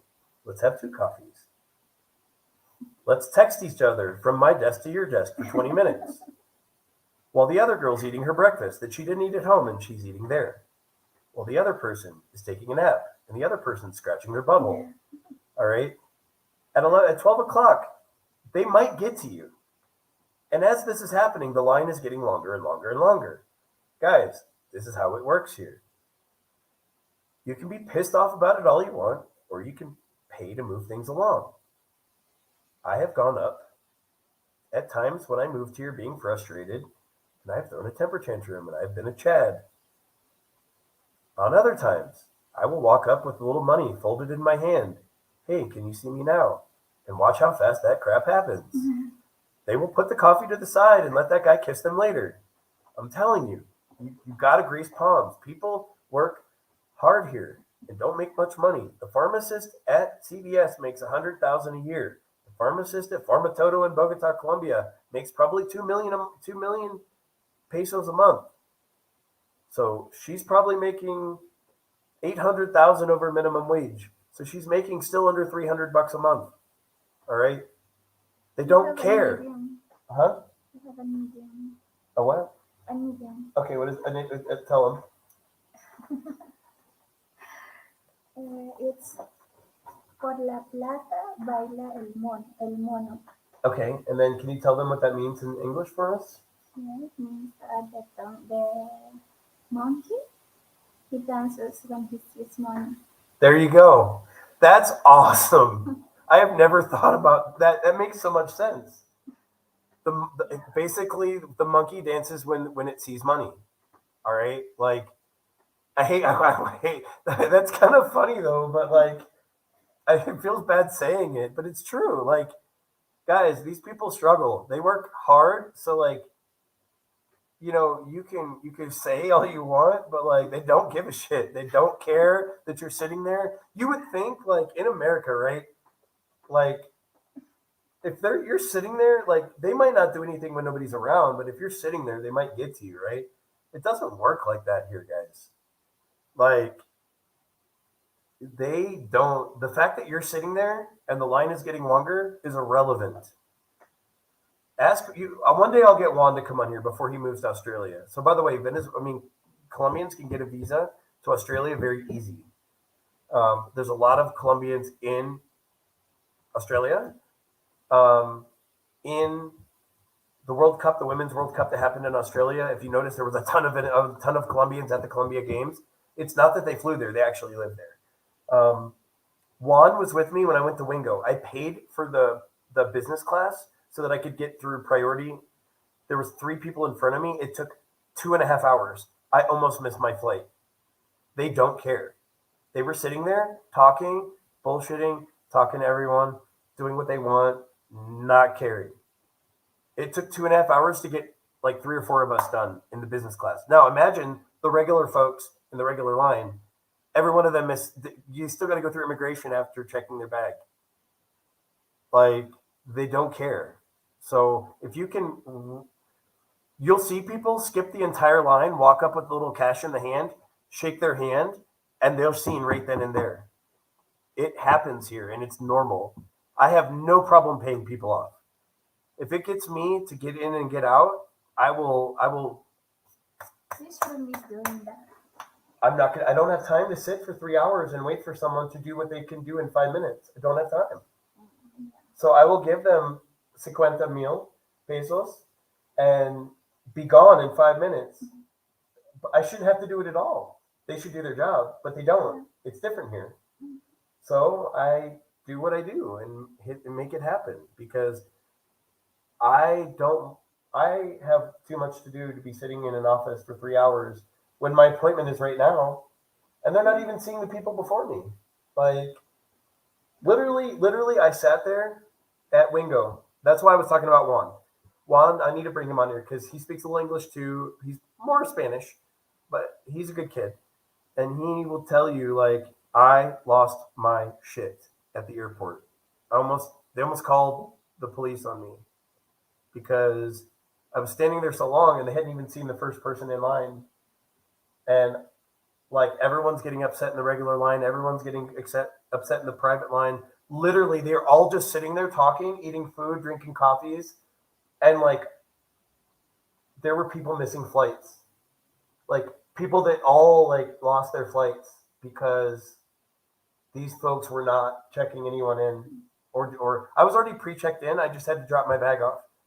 Just to drop my bag off took 2.5 hours at Wingo. I will never fly Wingo again because their lines are always the longest. They don't care. I think they do it on purpose to get me more people to buy priority access. But still, even they didn't take care of us either, right? Like literally, I had to like I walked up and I slammed my hand on the table and I was like, "Do your fucking job. Do your job." I mean, you're not helping any. Like literally, they didn't help anyone. They just sat there and talked and like chit chatted and talked, and nobody did any work for like an hour. And then like people started to get restless. Like, hey, I'm gonna miss my flight. I still have to go through immigration. Like, what are we doing here? Like, help us. And I lost. It was right when I got here. I didn't have patience. I lost my shit, guys. I was screaming. I was like, guys, do your job. We're all gonna miss our flights. We're all gonna miss our flights. Like, and immigration was backed up too. And it's like, the immigration takes a little bit at the Bogota airport. So they do their best, but it does take time. It's a busy airport. It's a big city. So, but guys, like, literally, they will. They'll sit down. And there was a documentary, guys. There was a documentary, and I'm talking about this on this stream because it is a factor when it comes. This is a business discussion, right? We're talking about business and what happens, what for all the things, the different things you need to do, right? And all of these things mean going to an office somewhere. So, with that being said, this is something you're going to be dealing with for sure. Um, there's a documentary that was done by some sociologist professors here in Colombia. All these people are Colombian. None of them are outsiders. So it's like straight from a local's mouth, right? It was done. I'll find the video and I'll put it in the link. But it kind of explains how the narco culture from many years ago affects the way people do things now, right? The good things and the bad things. So, but they said, like if someone has an 8-hour workday, they do like 6 hours of work, maybe. There is a lot of and part of it's the Latin culture of being the togetherness. being warm and chit chatting and stuff, and they lose track of the fact that people are there to get business done. Like if I'm a person that works a minimum wage job, I'm missing work to get this business done.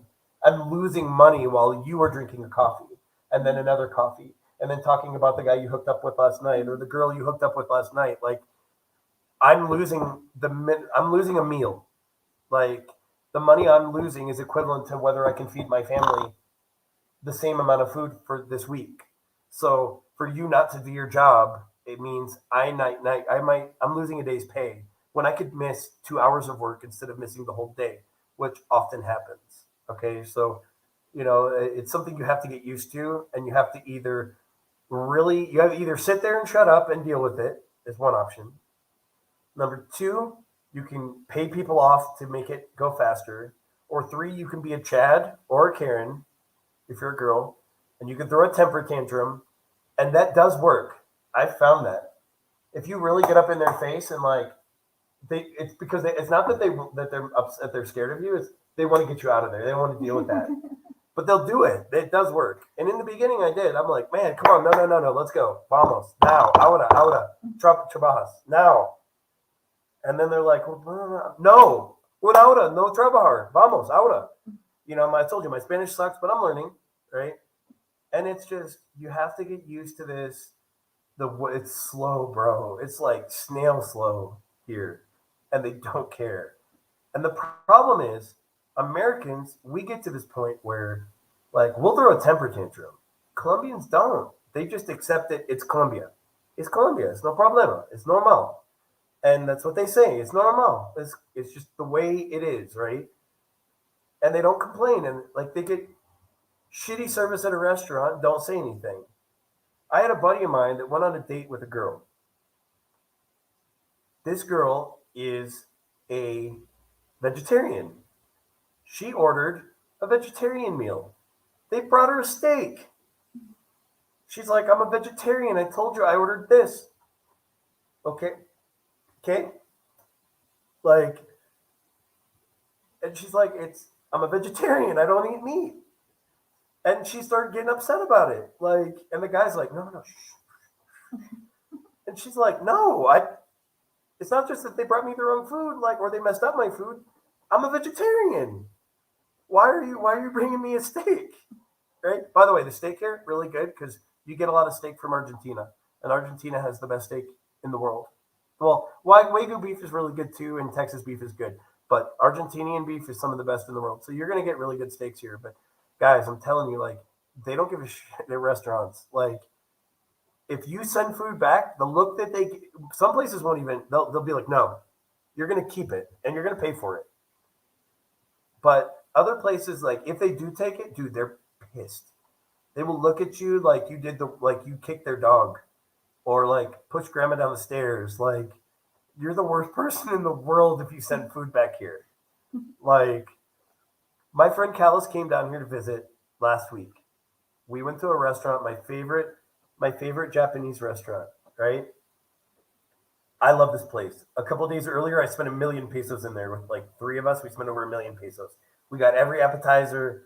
We got drinks, shots, tons of food, hibachi on the grill, delicious. No problems. They're very slow though. If you don't tell them I want my drink right now, you won't get it for 40 minutes until the food comes, until the chef comes to start cooking your food. Like you have to tell them I want my food, I want my drink now, and I'll drink more, and you'll get more tip.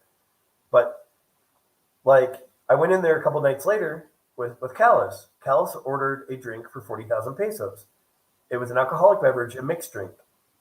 They put 99% ice and just a splash of alcohol in it. You couldn't even tell. It was a cup of ice. That's $10, which is expensive for Bogota, right? For a drink. Callis doesn't like to rock the boat. He doesn't like to argue with people. He'd rather just be quiet. He's a quiet, relaxed. He's from the Caribbean. He's from St. Kitts and Nevis. So like he's just chill. And I was like, bro, no, you got to say something about that. Because he's like, bro, look, I'm sucking on the straw. There's nothing in it. Like there's no alcohol. There's nothing. There's not any fluid. So he went up and told them, I was like, go tell the manager. Well, let me tell the server first. So he tells the server. The server's like, okay. And walks off. And he's like, okay. Like, what does that mean? Like, okay, I'm gonna get you a new drink. I'm gonna take it off the bill. I'll throw a little more booze in it. Like what?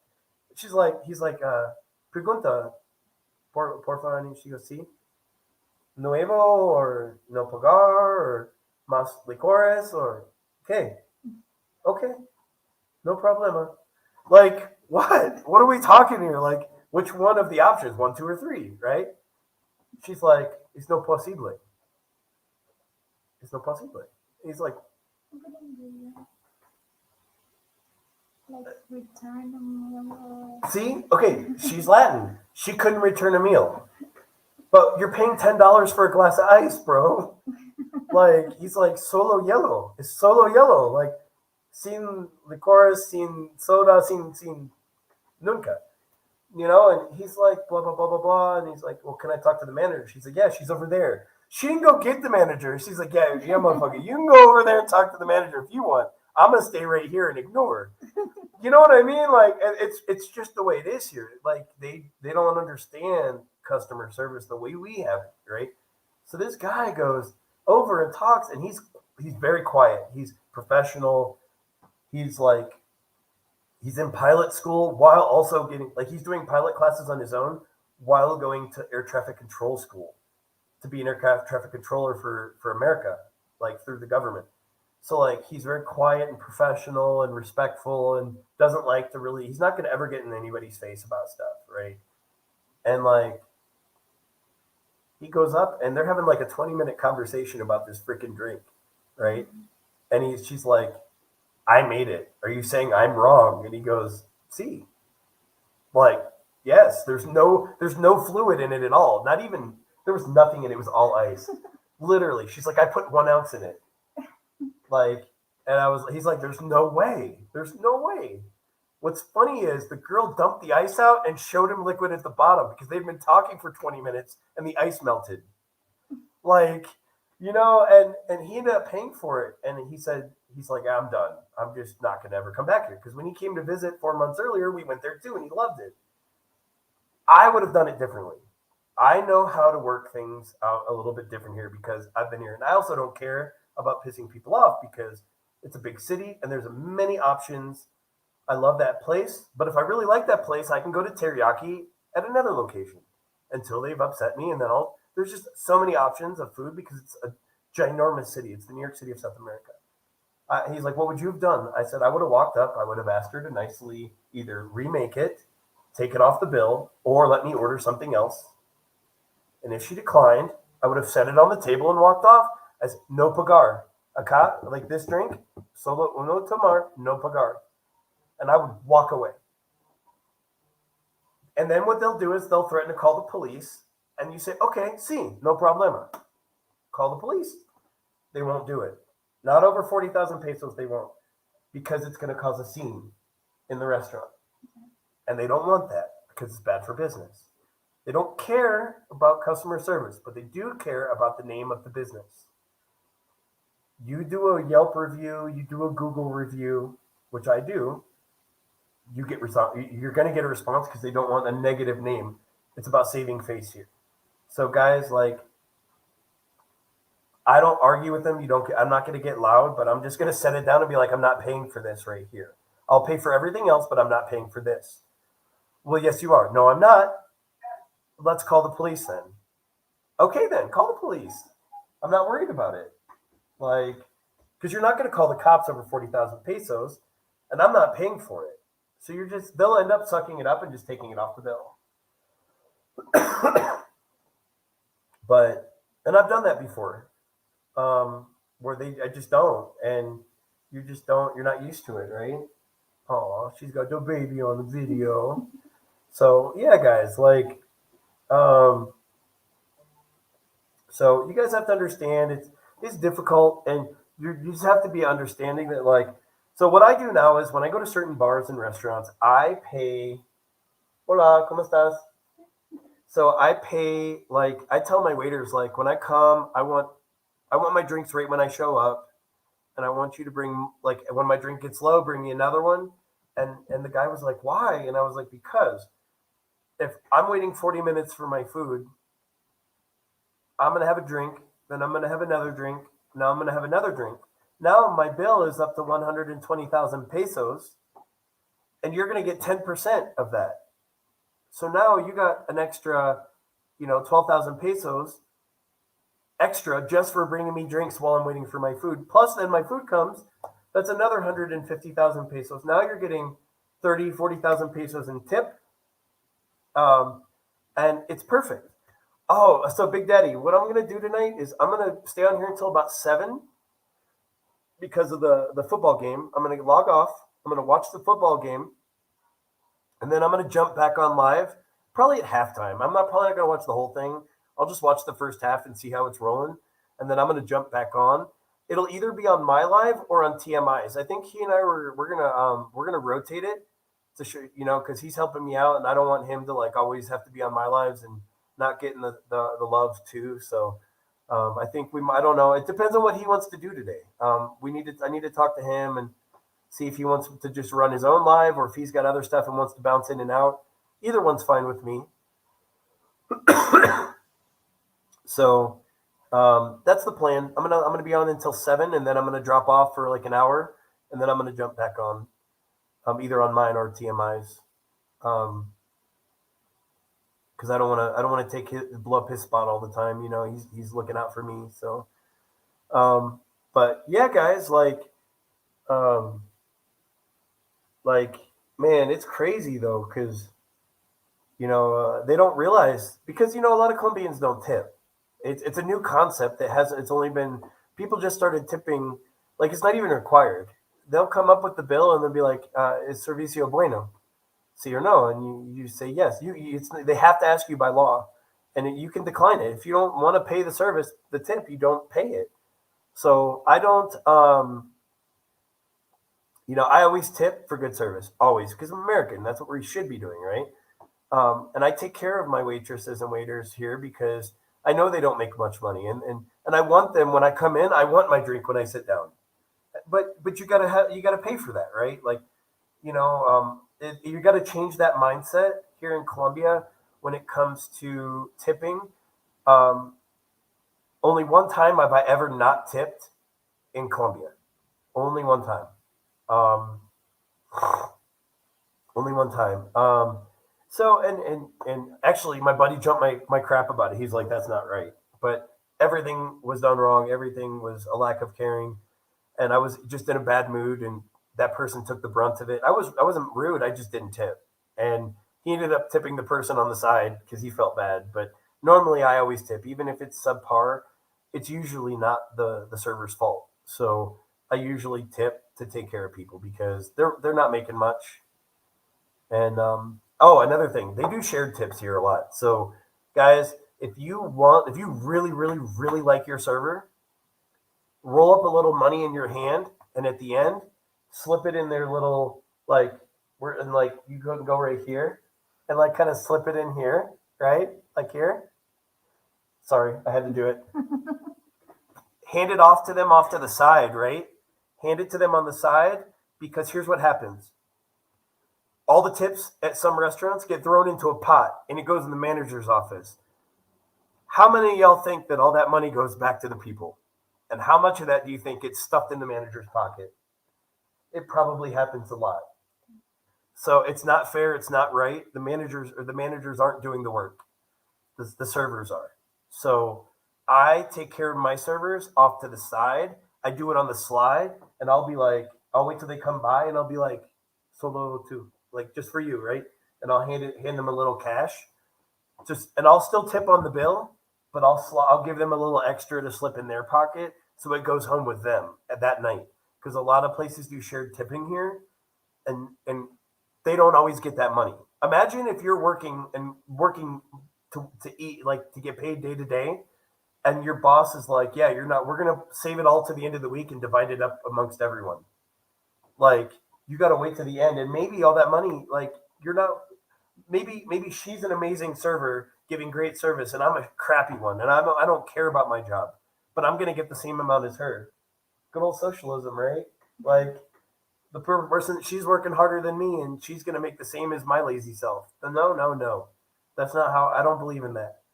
So like at the hibachi restaurants, that dude on the grill is doing the show, and make you doing all that work. I am not tipping him on the check. I'm gonna roll up a sequenta, and when he comes by, hey man, thank you so much for a great show. Have that money right here. Give him a high five. Let him take that money and let him slip it. And it's funny too because they get sly about it because there's cameras everywhere. You'll hand it, they'll grab it and be like go straight in the pocket because they know that you understand and they know what's going on. So like they've got they know you're looking out for them. And the next time you go into that restaurant, that person's going to take care of you. So if you start tipping them good and you take good care of your people, man, they're going to look out for you. And you know what? That's how you change service in Colombia. It's by taking care of good people that deserve good pay. Because nobody gets paid what they should here. Even federal judges don't get paid what they should. You know what I mean? So, you just so, I mean, like, okay, question, and I'm going to hand it over to you. Do people, what is the system of tipping in Venezuela? There's none. All right, so tell them, like, the difference. Like, do people get propina? No, Do they don't. nobody, is it because it's not part of society, or people are just cheap? We're not used to it. Really, we are not like, it's not something we do. To I tip? mean, on December, they placed like a box Uh-huh. so we can put money For people for Christmas, for their for families. Christmas. That's Yeah. nice. But that's the only tip on December when it's close to Christmas. And then they place that box, maybe besides the machine. Mm-hmm. Okay, and yeah, we actually tip a big amount, and that's when we see that boxes. But besides that, really tip. If you have people like the people that have like security at their buildings or other things, do people give them like food or like when okay, give an example. When I my security guards, when I cook, I had a cook out here the other day with a lot of people, and when the burgers came off, I made a burger, put some chips on it, had a Coke, walked it down to my security guard. You know what I mean? Because he's dealing with all my people coming in and out. I wanted to feed him. When the hot dogs came off, I made a plate with hot dogs and plantain. Yeah, we do that too. Yeah, like you help the people, like, because they're looking out for you, right? So you want to make sure that, like, because that guy might not eat tonight that's working my security downstairs. So I want to make sure I keep him fed, keep him happy, right? I normally do nice things at Christmas for my security where I'll give like a gift card, or like last year I did wallets. When I went home, I bought um, Tommy Hilfiger wallets for my security guards so they could have a nice wallet, because it looks good when a man has a nice wallet in his pocket, regardless of what's in it. Have a nice wallet, right? A nice accessory. And I wanted to do something, so I bought a nice wallet for each of them. Um, my buddy, for his security, bought them pocket knives, like a custom engraved pocket knife for Christmas, because those guys keep us safe. He's a married guy with a family. Security keeps his family secure, right? I'm a single guy. So, I go out. What if I get scopolamine at a club?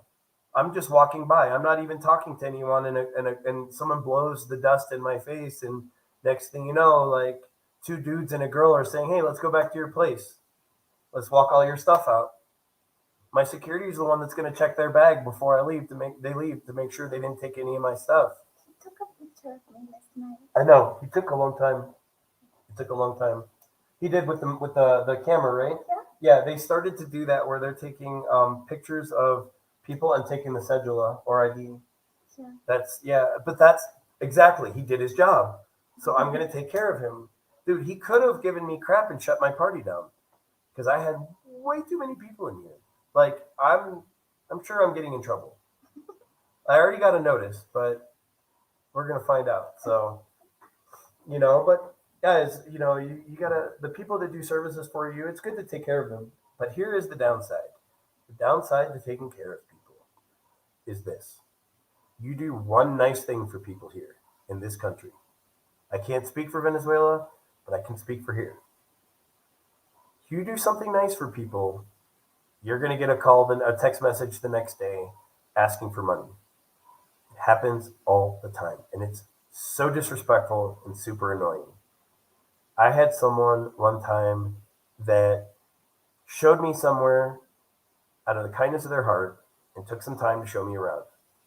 I returned the favor by taking them to a nice dinner, an expensive dinner with beers and stuff. And the next day, they texted, "Hey, my grandma's father's brother's dog's sister's uncle's dad has cancer. Can I get 2 million pesos?" It happens every time. It's very disrespectful. It pisses me off, but it's kind of normal here. We are not a bank, but some of us really want to help people, right? Hey, what's up, Zoila? How are you doing? Where are you from? Oh, that's my aunt. That's your aunt? Does she speak English? She, so. Oh, that's her tia. Nice. So I've got a new watcher. But yeah, guys, so it's shout out to Tia in the chat. So guys, like you gotta you gotta you gotta remember, like, people are hurting here, and it's good to take care of people, but you can't help everyone, and you shouldn't be giving money to everyone, right? It happens. You get here and you see how bad people are struggling, and you genuinely feel bad and you want to help. But the fact that there's a difference between helping when you want to help and getting taken advantage of, and it's very easy for it to happen. So, you know what I mean? You just in the beginning when I got here, I was like trying to help everyone, and then I realized you can't fix it. You can't fix it. One person can't fix everything, and giving money to people doesn't help them either. Sometimes yes, but most of the time no. So guys, you gotta do you gotta pick your spots, right? So let's talk about the financial aspect of dating here. All right, guys, it is normal and accepted if you go on a date with a girl that you get her transportation. It's normal. It's the gentlemanly thing to do. A girl might say, "Hey, can you get me an Uber? Hey, my taxi's going to arrive. Can you come out and take care of it?" That's normal. All the men do that here. If you invite a girl, you're not only going to pay for the date, which is normal and okay, but you need to pay for her transportation. If you don't, just go get her anyways. It's normal. So if a girl says, "Hey, can you just plan it out in time wise that you need to get her an Uber?" All right, because it's normal, isn't it? Would you say? Yeah. Yeah, like it's normal. Even the girl has the money or not is irrelevant. It doesn't matter. It's the men take care of the transportation for the woman. That's the culture here. So you will be paying for the Uber. You will be paying for dinner, um, and it's a gentlemanly thing to do, anyways, right? So I am just saying she's our chaperone. she's our chaperone to make sure Yeah. I'm not a bad boy. She didn't see me put the tip in here. No. See, I just outed myself. But so she understands now? She understands English? Okay. So, Tia, this is what we're talking about today. I started off with talking about what it's like for a foreigner to move to another country and the type of expenses, the type of processes, and things that we need to consider when we move. How to get visas, how to get apartments, how to build credit, how to get services, how to get cell phones, how to obtain EPS for medical insurance, how to go to the doctor, um, how to get dental work, how to get a bank account, how to pull money out of an ATM. In a moment, we're going to talk about cambios, because a lot of people wonder, like, how do I get money over here? Now, actually, we can just start about that right now. Okay, so cambios. This is what I suggest. You can take up to $10,000 in U.S. money, up to, not at. So you can only take $999.99, like $9,999 and 99 cents. Anything more than that, if they catch you, you're in trouble, right? I'm not saying you should bring that much. If you're coming here permanently, that's a good thing. Find a place to stash it. Um, but there are cambio. Don't ever change your money at the airport. Don't. The rate is horrible, and you're going to get smashed. Like you're going to lose huge amounts of money. All right. So what you want to do is either pull it out of the ATM because if your bank is a good and decline the conversion rate, or bring US dollars and find a local that can take you to a cambio that gives a good rate. There are multiple different rates. There's the federal rate, which is the Colombian rate. There is the rate in the US exchange, and then there's cambio house rate, right? It's not, they call them black market rates, but they're not. They're legal. They're legal businesses here. Um, the ones I go to are over near Unicentro Mall in the north in Uzikin. They have like 8 of them in a block, but I use the same one every time. If you guys ever want to know which one it is, I will give you the address and the location. If you come to visit Bogota, I can meet up with you. If I'm in town and I'm not traveling, I can take you there. All right. So I went one time and the rate was like 4,100 pesos to the dollar. And I think their rate was 4,050. So they take 50 pesos on the dollar. It was nothing, nothing, nothing, nothing. It was such a good, like that place gives a great rate. That's where I go. So these are something you need to consider, um, and you need to do. If you want to, just don't ever do it at an airport. The airport rates are the freaking worst. You're better off calling your bank, telling them you're going out of the country, and hitting a cajero, hitting the ATM machine. Because if you don't, you're gonna, they're gonna crush you, right? So don't do the cambio at the airport. Best advice. Um, cool thing about Colombia. Colombia is the emerald capital of the world. So if you want to buy a nice gift for your mom, your girlfriend, your wife, your daughter, your second girlfriend, your second wife, your mistress, your baby mama, your baby mama's mama, you can go and get her a beautiful emerald necklace, set of earrings, a ring, really, really, really, really cheap. If you go to Plaza Simon Boulevard, which is in El Centro, if you go walk up, it's like a couple blocks away from there. They have the Emerald Exchange, and it's basically nothing but a mall of emerald stores.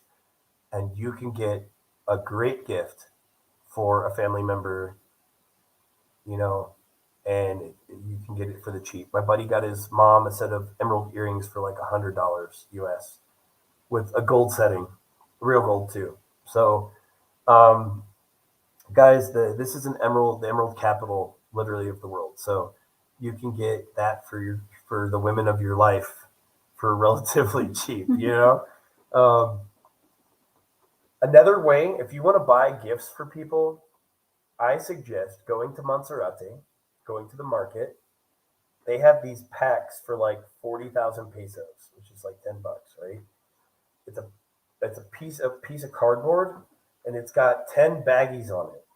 They're really cool, indigenous looking baggies. On the inside is a plastic bag. This plastic bag has delicious Colombian coffee beans covered in delicious dark chocolate, all from Colombia. For $40,000, you now have 10 gifts. So, what I mean by that is this: you might get your wife something nice and your kids something nice. And then you go at work and everybody hey, where's my gift? What did I get? What did you bring me from Colombia? You got 10 gifts on a thing for $10, and you just hand them out, and people love them. They're delicious. You bite into it, you get that little crunch from the coffee bean, and then the chocolate's delicious. You got 10 gifts for about $10. I did that because I worked at a school at the time, and all these people were like, "What did I get?" And a lot of them were joking, right? I'd be like, "Look what I got you." I got you this awesome little baggie. And like, what's in it? We'll open it up and find out. It's just for you. Then you go to the next person. Look at this amazing gift I got Same you. thing. Everybody got it. It's because I don't like you. I just wanted to get you something nice. So you wouldn't make it me look like a butthole. So that's what I'm saying, guys. Like this is it's a it's something that um like there are ways you can do it. I do magnets. I like magnets. So yeah, um, just remember, like you can have a lot of fun here and buy people nice stuff, and it won't cost you a lot. Um, what's the next thing we should talk about? Things to consider. We talked about credit. We talked about banking. We talked about changing money. Talked about apartments. Talked about processes being slow. Talked about minor thing on dating, just the it's a financial aspect, right? Um, not just dating, just people in general. Like certain things are cultural, certain things people are just gonna beg the shit out of you. Um, if you are up on the coast and you see a vendedor with the brown box, walk away. I hate being bugged constantly. Um, they're gonna come up and they're gonna say, "Hey, do you need cigarettes?" No, I'm good. Do you need chicle, which is gum? No, I'm good. Do you need cigars? We have Cubans because they know in America Cubans are illegal. But you can get them here. Most of the ones you're going to get from the vendors, the brown box guys, you're always going to see them. They got this brown box and it's loaded with like stuff. And underneath that stuff, they can pull it up and it usually has different types of drugs. They'll first say, "Hey, do you want marijuana?" Okay, no, I'm good. You want coke? No, I'm good. They're going to bug you every 5 seconds. All right, it gets old. I see them, I avoid them. When I'm in the street, I know a dude's gonna ask me for money in the street. The way they look at you, and I'm gonna tell you, as a foreigner, they're gonna walk by 10 Colombians and not ask them at all. They're gonna walk right to you, the white, black, Latino guy from America. They're gonna come up to you and ask you for money. I know who they are. I know their look. They got that eye, the look in their eye, and I know it. And I'm like, no, hablar colombiana. Well, okay, vamos, vamos. Because even my buddy's Colombian and he was raised in New York and he told me, he goes, dude, that it pisses me off. I'm like, why? And he goes, because like they ignore all the Colombians and they go to the gringo. They target you. I said, yeah, because the Colombians know better. A lot of us foreigners, we try to want to help everyone and oh yeah, man, I'll give you a little bit. But like the Colombians they already know the Colombians are gonna say no. Like they're like, nope, don't bother me. It's gonna be a no. Um, don't be surprised the guys that are cleaning the windows on the street on the cars. If your driver tells them no, he might break off that he might snap it off and set it on the hood. And I've seen it. It happened to my buddy Juan. He was taking me to get a COVID test because I was flying back to the States. We get up to the light. Juan waves the guy off, no, I'm good. And the guy is like, throws up a middle finger, snaps the windshield wiper off and sets it on the counter and says, now you need a wash. Like, seriously, they'll do it, right? Joking. No. Yeah, but yes, unfortunately, a lot of the guys that are out there, like, washing the windows, they're Venezuelan because they can't get work. So that was a joke, but there is some truth to it, right? But I respect those guys. Not the guys that tear it off. That bothers me. But the guys that are out there, I respect them because they're doing something. They're working.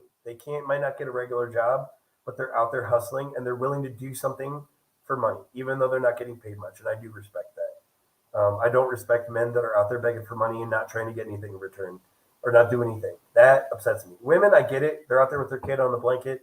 You give them the money because they can't. Um, who's that? That's her mom. Is your mom on? Yeah. So what'd she say? Aw, hi mom.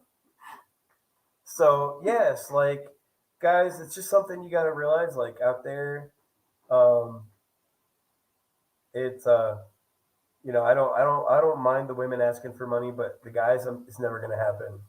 They need to stop asking me because they can work. Men can work.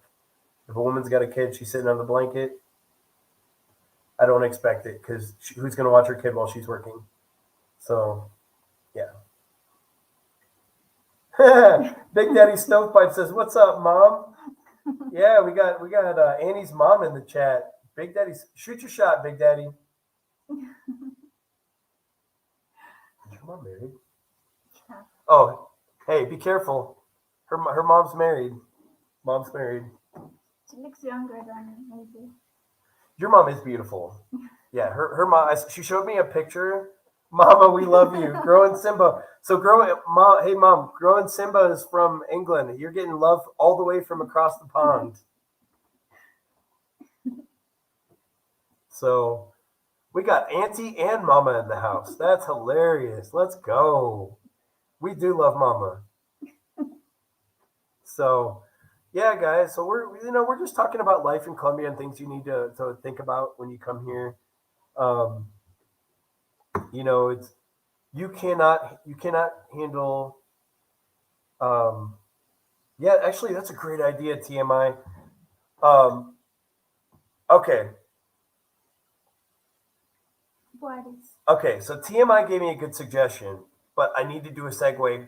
I'll tell you what his suggestion was, and then I'm going to tell you the segue of how it really works here because you can find apartments online here, but it's not the same way as in America. So here's the deal about finding an apartment here on how you actually go about finding it. Like me, I had a realtor, right? And that helped. But the problem is you can't like if you're looking for an apartment, most of they're horrible about their pictures. So the thing you got to understand is like the best way to find an apartment here is to go to the neighborhood you want to live in and walk around and look for signs that say Arienda. You're going to see two types of signs on windows. Usually, if you walk right near the front gate, the front door, you will see signs and a phone number. So you find the neighborhood that you want to move to, and you look for two signs. If you want to buy, it'll say Vendi. That means they're selling the apartment. This is like New York. In New York, a lot of people don't rent apartments, the big nice apartments. They buy them like you get a loan, you buy a mortgage, right? So here it's kind of the same way. Like a lot of people sell their apartments. Um, there's a high inflation in Colombia right now, so a lot of people that have investments are selling off their apartments. It's going to recover, but right now the inflation is still kind of high. So what you want to do is find the neighborhood that you want to be in. Go over there. If you don't speak Spanish, it's because mom's on. So um, you find the neighborhood you want to be in, and then you just walk around that neighborhood, look at the buildings, if they're well maintained, if they are they're clean, if the sides of the buildings are clean, not a lot of graffiti. By the way, graffiti is very normal here. In America, graffiti means trashy. Not here. Everything is graffitied. Like everything is graffitied. Some is nice graffiti, some is art graffiti, some is gang graffiti. It just depends.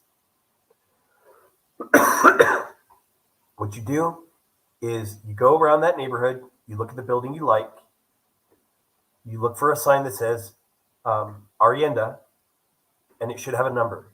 Take that number down, get on WhatsApp, call it. If you don't know how to speak Spanish, call a friend that does.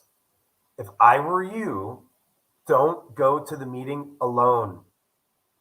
Take a local with you that can talk and negotiate it. You will get a different price being a foreigner. They might only want 2 million a month, but your white ass comes in there, that's 3,100 or 3.1 million now. All right, it's why wouldn't they? I'm not even knocking them for it. Why wouldn't they? Right? So it's better. I used to send my friend in when I wanted something, whether it's to buy something, whether it's to look at an apartment, um, whether it's anything. If I need something off of a sales site, I call my buddy and I have him go. If I want to know if it's just a quick purchase, then I just have him buy it for me. If it's something that I need to negotiate, I send my buddy to I set up an appointment for my buddy, and I set up an appointment for me afterwards. If he goes and the price is one thing, and I go and the price is something else, I leave it alone. If they give the same price, then I'm in because then they're not, then you know they're not gringo pricing you. All right. So I'll send a local in because, and you go in with a local, they're going to treat you differently anyways because you're an outsider. You're not a Rolo. You're not a Rola. The You're same happens in, with us, in Venezuela.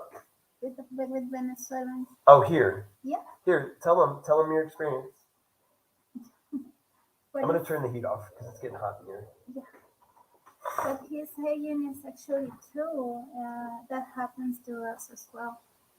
They have a price for an apartment for people here, and they have a different price for us for Venezuela. Yeah, It's not because that they don't trust Venezuelans, which isn't right. they Yeah. also ask you for an anticipo, so you have to pay for the damages that you haven't done yet. Mm-hmm. But if you do, if you do paint the walls or something, Everything I did to this apartment, I'm going to have to switch back when I leave. yeah. So, and if I do it wrong, they're going to tax me. But They're going to charge them more because they don't really particularly care for Venezuelans here. And so they're going to charge them more than they charge us. They'll probably charge her more than they would charge me even because they know I make dollars. And they think that they can go to the embassy on us on everything. And they can't. The embassy doesn't give me. Okay. If you do a business deal with someone here and they say, I'm going to the embassy, they can't. First off, they're not getting in. Second off, the embassy is not going to get involved in personal affairs. If they say they're going to go to Fiscalia, you best fix the situation because Fiscalia will jack you up. So, just saying. Awesome. oh, You wondered how that happened? yeah. It's Kool-Aid. It's sugar-free Kool-Aid for water. Oh, You want some? I haven't seen this in decades. Yeah, I'm old. It was very popular in Venezuela like 20 years ago. Oh, nice. But it disappeared. What? It's open. Oh, Yeah, you just squirt it inside the water. okay. Yeah, if you want some. You don't have to. I think I passed. There's no sugar too, by the way. It's sugar. It's 0 calories. It's diet. It's air free too. So, but yeah, guys. So, like, it's true. Like they treat each group differently, right? So they're gonna charge. They might not be able to charge them legally. Like some places, they have to. It's rent controlled, so they might not be able to charge her more per month. But like she said, they can charge her more on the down payment or the security deposit. So, or they can require her to get a Theodore when it's not necessary for that apartment. Am I right? Yeah. So, expensive apartments, you usually need a Theodore. You don't need. I should have had one for this, but they didn't. I made a good deal. They didn't. I didn't. They didn't require it. So, end result. End result, like, um, I just thought of something. I'm not going to say it though. But no, but I was like, are we sure? Are you sure you guys do? Because she buttoned up because mom got on the chat. You know what I mean? She got on the chat, like mom jumps on the chat and she buttoned up. So guys, be honest. Like I love mom, but be honest. The puppies went away because mom came on. I love making her blush. But no, I mean, but yeah, guys, like, so sometimes, like, I should have had a Theodore. I made a good deal, but I bet you they require a lot of extra hoops and a lot of extra paperwork for Venezuelans because they just don't treat them right. Um, really and truly, there's no difference between Venezuelans and Colombians. Like, Yeah. there is no difference. It's just different country. But remember, here's the history teacher in me. But years and years ago, it was Grand Colombia, which was like four countries: Panama, Venezuela, We also have Colombia. the arepa. Oh, you guys have better arepas. I Venezuelan feel, arepas I are better. know. Venezuelan arepas. Of course. Okay, it's the Venezuelan arepa, then the boyacense arepa, and then all the rest of them. The rest of them are trash. I don't like. I'm the only. I'm like the only person in this country that does not like arepa. I don't really like arepas, but I do like those because the ones in Boyacá or the boyacense ones are really thin. I don't think they have any flavor. I'm eating air, but with bread. I just don't. I don't see the point. No. See now, no, Huh? What'd you say? no, what you made. Oh, okay. No, you said that. So yeah, I mean it's true. Man, she keeps playing with my cat. Now he's staring at me. He looked hard at us earlier. He's so jealous. Yes. Just like TMI Santiago said, hit that like button, subscribe. Right now we are live on Kick, YouTube channels times two. We are on Army Guy Travels, the main channel, and we are on Army Guy Travels, Colombia. I need what? Subtitles in Spanish. I do. It's hard to do on the lives, I think. I know I have subtitles on all my videos. You have to turn them on. But guys, I do have subtitles. She made a good point. I actually had to get on my editor because he wasn't putting subtitles. And he goes, "Well, if they're from Laos." And I said, "So what? Still put it in Spanish." He goes, "Well, I don't understand. Half the world speaks Spanish. Like or a third of the world speaks Spanish. And I live in Colombia, so a lot of my following is going to be coming from this area. Yeah. A lot of my viewers view from Peru, which is crazy. But so guys, yeah, you just have to remember like, um, make sure you put subtitles on your stuff. I don't know how to do it on the lives. I'm sure I can figure it out. But on the regular videos, we have them on there. Um, there you go, Big Daddy. Look at this. I'm a highlighting this. I already have like 3 or 4 wives for you. Oh, did you hear what she said, Big Daddy? She's already got 3 or 4 wives for you. You can be a Mormon, Big Daddy. You can have 4 or 5 of them.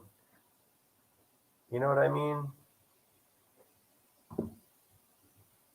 Dude, I love Colombian women, but Venezuelan women are my jam because they're just a lot more chill and they're beautiful, man. The Venezuelan women are some of the best women in the world. So definitely, definitely, definitely. Um, definitely find you 1, 2, 3, 4, 5, 6, 7, 8, 9, 10, 11, 15 wives, Big Daddy. All of them Venezuelan. Maybe mix in one Colombian just to be an equal opportunity employer. Throw in one Colombian. You know what I mean? Might as well. If you're gonna be here, might as well. Have like a whole harem of wives. You know what I mean? Like you can go make me an arepa, the Colombian girl. You know what I mean? Big Daddy's a big dude though, so like these women got to know how to cook. Got to know how to cook. Yeah. You know, Lots of fun. dude. A lot of my friends are tall and just big guys. Big Daddy's a big guy. George is a big guy. TMI is a big guy. Um, dude, at the party here the other day, all of the guys were just tall. Here I am with my short ass. Look at that. I got big feet though. I'm good. Yeah. She's oh really? She said, you know, it's just funny though. I wake up this morning. She goes, "Do you know what? Your hand's really small." I was like, "I got 2 out of 3. Back off. Big feet, big nose." So, but no, I mean, guys, there's a lot to consider when you move to a foreign country, but really and truly, it's not that bad. You just have to find out how to maneuver the different processes. And the problem is that most people that are even locals don't know how. Like they don't know the information. It's really hard. I think that's the most frustrating thing to moving to a foreign country is when most of the people don't even know their job. And it's not really that they're not doing it. It's that they don't know how to explain or nobody's explained it to them. I think that's my biggest gripe with my visa agency is that I don't get information. I don't get information. If I knew, okay, if you said, look, here's where we are, this is the step of the process, this is what's going on, well, I'll get back to you in a week, and then you get back to me in a week, shoot me an email. I'm a happy guy. But when I don't hear crap from you for like 2 months and I don't know what's going on, it's frustrating, guys. Like, so you just have to realize, like, you have to be proactive in your process when you move to a foreign country. What's up, man? I'm excited to see you guys on in the DR. I booked my flight on the live yesterday, so I'll see you out there, man. So, but yeah, I mean, it's uh, it's crazy. You just have to get used to the fact that things are not American here, and your life will be easier. Because I'm going to tell you something. One of the biggest things, if you're a content creator, you need, and you get to a point where you're creating a lot of content, you need help. You need help and you have to hire people. And I hate to say it, but I've hired probably 4 or 5 people here that I've paid and never got the work done. And the problem is, if you tell them I'm not paying you until it's done, they're probably not going to take the job. So you're kind of in a hard spot because I've really found that like I've had a string of family members of a friend that I've paid to do a job and haven't done it. And he's like, well, I'll find someone else for you. And I was like, bro, if you give me one more person that I pay a lot of money to and I don't get my money, I'm going to start breaking legs. I don't want to break legs to your family. I was joking. I was totally joking when I said it. But I'm like, it really is disappointing because, like, okay, give you an example. I had a different driver. This driver wanted cash. He needed to get his car fixed. Um, so he need cash to get his car fixed. I was like, okay, I'll lend you the cash, work it off, but when I call, you're gonna answer and you're driving me, not anyone else, until the money's paid back. So you get the money, but when it comes time to call, they never answer the phone because they already got the money, right? Like I lent out a phone to a person that was supposed to take care of something for one of my channels. I didn't care about the phone. It was a cheap phone. It was next to nothing. And honestly, if they'd done the job, they could have kept the phone for all I cared, right?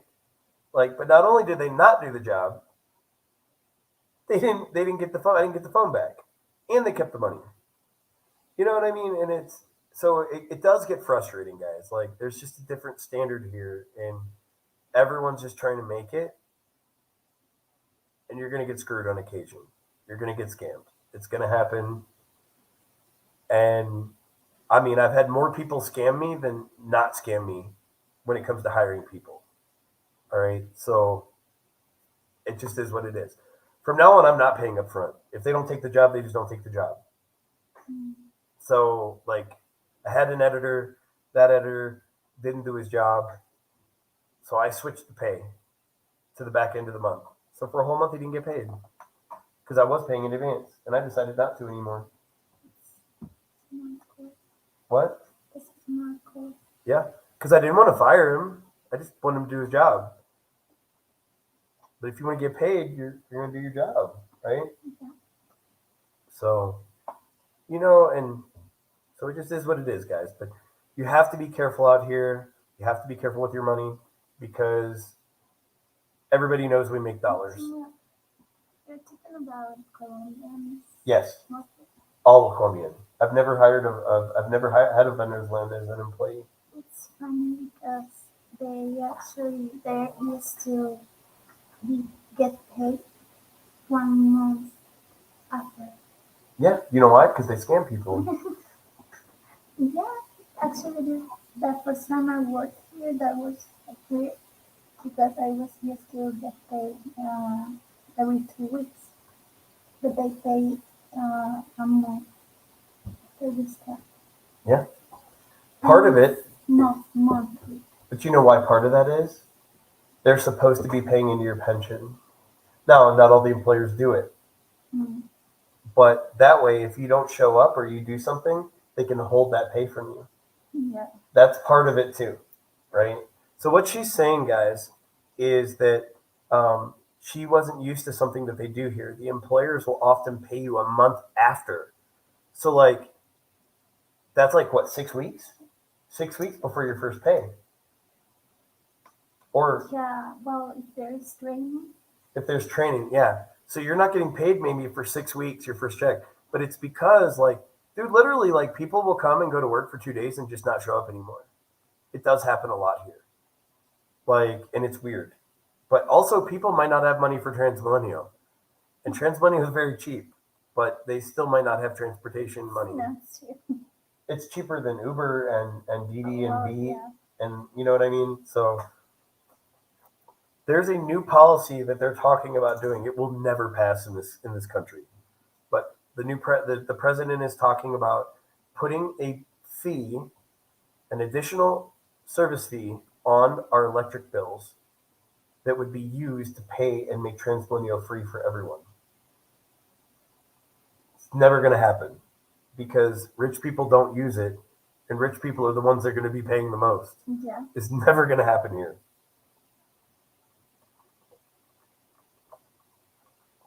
Even if it was 10,000 pesos a month, it's still not going to happen. Even though the rich people here make way more than that. Guys, look, we talk about how low the minimum wage is here, but this country is no different than America. The richest people in this country own 99% of the wealth. All right. 99% of the wealth is held in 1% of the people, just like in America. So there's a Ferrari dealership 2 blocks from here. The Ferrari dealership is 2 blocks away from my apartment. So it is no lie. There's a ton of money in this country. It's just not spread out, right? It's like small groups of people own everything. Guys, Venezuela is falling apart, but there is a ton of money. There are some really, really, really rich people in Venezuela. There are neighborhoods that are big balling. These people are 100 millionaires. And there's actually a couple of billionaires that are Venezuelan. Like one or two. Do you know who they are? Maduro? Who? Well, oh, military people. Oh yeah, because they pilfer money from the government. No, I heard about that. Yeah. So what she's saying is like there's a lot of people. The richest people in Venezuela are people that used to work positions in the government, usually military, because they have access to people with weapons that can take stuff from people. So, but yes, um, we're not going to talk much more about that because I don't know if that's against terms of service. But yes, people assume that because the economy is so bad in Venezuela that nobody has money. Not true. There is a high elite group of people with a ton of money, and there is a YouTube video about it. Not I did not do it, but somebody, if you search like the elite, the elite ruling class, and there's a video on. Let me see if I can find it because it's a cool video, guys. You get to see a side of Venezuela that you would not believe that exists because all we hear is the negative, right? Yeah. But the negative comes from those people too because those people are partially at fault. But yeah, like there's a lot of money in Venezuela, and there's a potential for even more money. So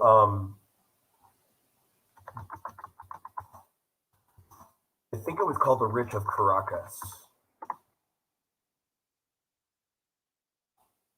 Um, Venezuela's luxury market for the rich. I watched that one too. Volpe, Drunk and Hungry. He's got a great channel. Um, okay, yes, Drew Binsky. Of course, Drew's my favorite. So Drew Binsky did a video called Inside the Secret Bubble of Venezuela's Ultra Rich. This is an awesome video. All right. This is actually my buddy. His name is Chris. Chris is dating one of the girls in the most famous female YouTuber in Venezuela, Gladys Seta. Cool. She started off by doing a video. Um, she started off by doing videos on her medical condition that she has, and she got very famous from that. And then she became a travel YouTuber, and that all started by doing videos in Venezuela during the pandemic, showing how all of the because she's from Caracas, and she showed how like all like the lack because they were doing energy conservation and all the lights were cut off and people didn't have yeah so the she was doing videos during the pandemic to show Venezuela. She's a very sweet girl. This is the video. I'll put it in the chat. This is Drubinski, and he's one of my favorite YouTubers. So he did a video on the ultra rich um, in Venezuela.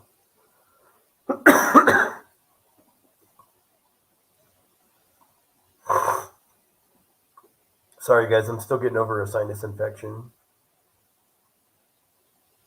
But guys that are watching, do me a favor. In the chat, give me an idea of something that you want to know about moving here. I know there's more stuff, and the second I quit the live at 7, I know that I'm gonna remember it, but there's just so much, and I've been through so many challenges, but I've learned how to negotiate and just keep trying because I want to make this my home permanently.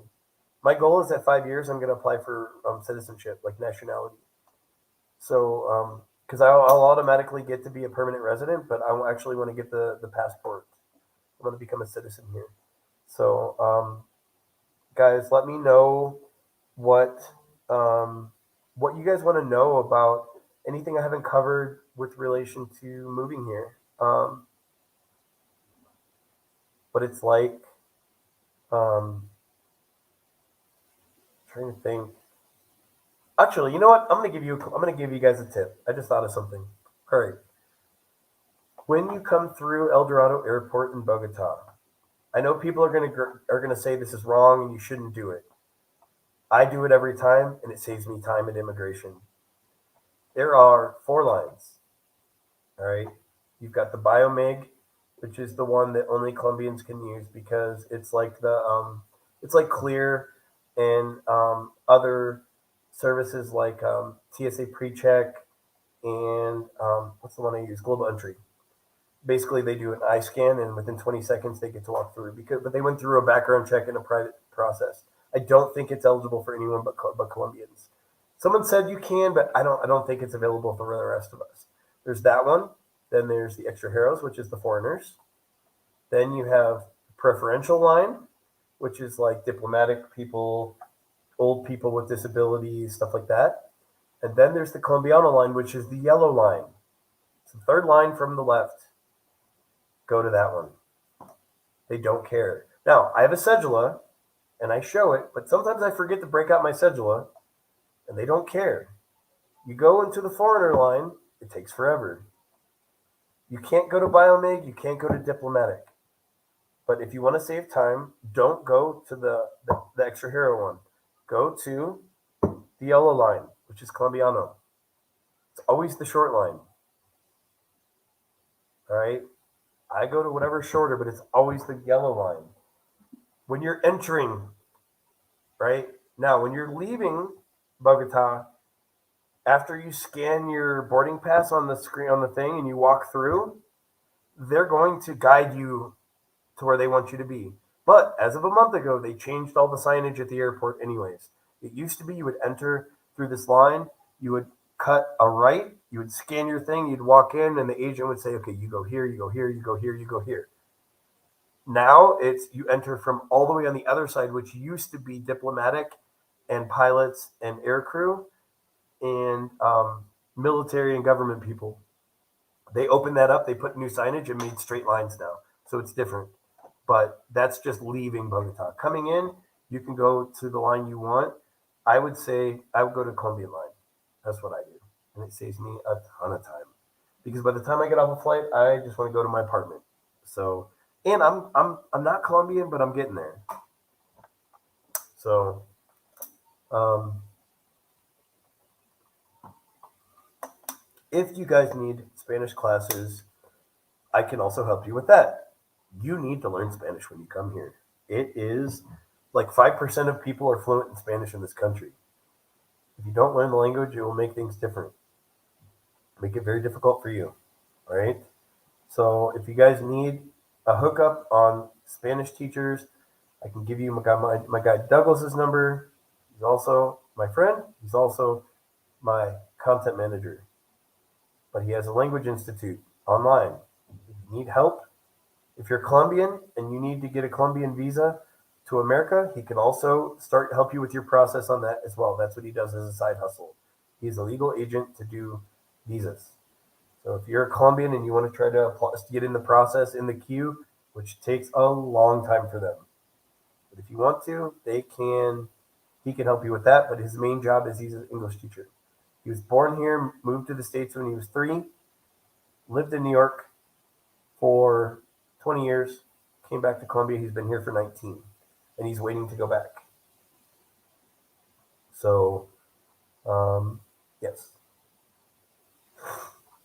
if you guys need Spanish classes, I can do that. If you want to get into private clubs, you can do this. A lot of the elites, they want Americans around them. The elites in this society, they are not threatened by us because they are already doing well. They want us around them. They want to say, "This is my American friend, Justin." I don't know why. I'm just a dude, but they like it's all about status and it's competitive here. So the rich in Colombia, they want Americans. I'm the only American in my tennis club, and it's a process. I picked my club because it was like a family, and because it was the hardest to get into. I wanted to be in an exclusive club that's small. It's not the biggest club, it's not the nicest club, but it's the most friendly club, and it's hard to get in, and I wanted that. Also, the two best tennis players from Colombia that are in the world that are both on the pro tour are members at my club. The president of my club used to be on the Davis Cup team for Venezuela. So like all of these people at this club are good connections. If you're trying to live here, making connections with wealthy Colombians and people in business are a very good connection to have. I'm not saying you need to call them all the time if you need something, but it's always good to be able to bounce something off someone that's got friends. All right. So, um, look, women marry up. It's the smart play. Everyone needs to level up, right? Like, um, if a woman marries down, it's a dumb choice. If a man marries down, it's kind of a norm, right? But like people in general in society, like you are an image of the people you hold around you, right? So you want. I look okay. I'll say it like this: while I miss being in Kennedy and that togetherness and knowing all my neighbors, it's very nice living up in an area where everyone's got something going for themselves and not struggling. It's a more positive thing to be in. The only thing I miss about being in the South and living in a poor neighborhood is that I can blast my music all the time and not have to worry about it because in the small neighborhoods, everybody is like having a rough life and everybody is just living their life and everybody knows everyone because people need to help each other out, right? I knew every neighbor in my neighborhood when I lived in the poor neighborhood. I don't know the lady across the hall. I don't. The only people I know are the Chinese guy upstairs and the kid next door because he kicks his ball onto my terrace all the time. Because his parents and me were the only ones with private terraces in the whole building. So he kicks his shit on my thing all the time, and I have to throw it over and throw it back to him. So I know him. I don't know his name, but I know of him. So um, get And in. that girl, What? and that girl over I don't know there. her, but we stare at each other a lot. I'm sure she sees me when I walk around booty ass naked. So I'm embracing my inner Big Daddy stovepipe. No draws. Hashtag no draws gang. Big Daddy stovepipe. Catch me if you can. I skipped out the F word on that. I'll let you do that tonight. He does that. He goes big when he gets drunk. He goes Big Daddy stovepipe. Catch me if you can. I'm like he's so funny. I love that guy.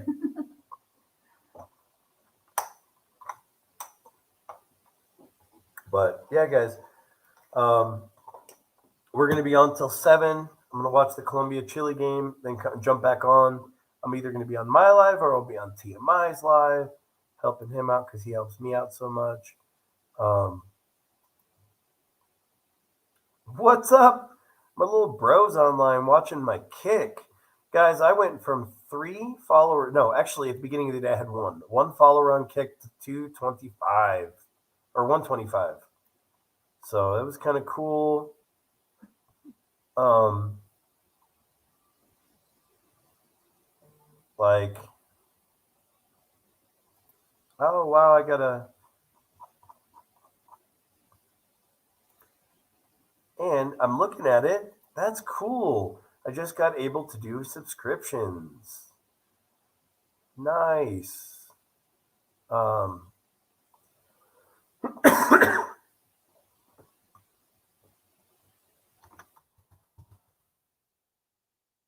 cool. There's some fun stuff on Kick, guys. Like,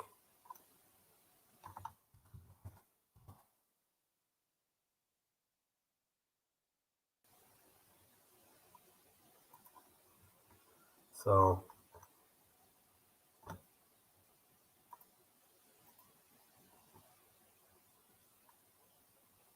Oh,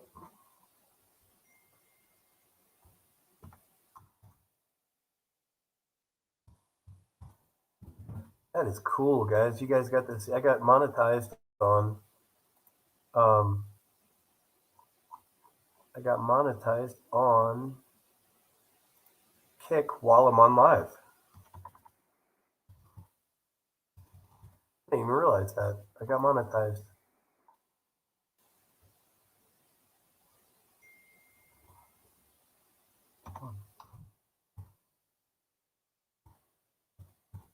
Cool.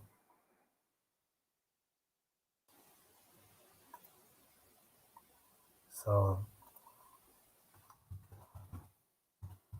go ahead in the chat.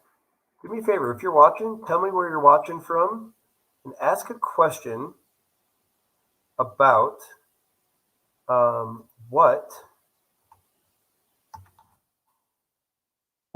you want to know about traveling and moving to a foreign country, and I will answer gladly because it's a big move. People don't realize how crazy it is. Okay,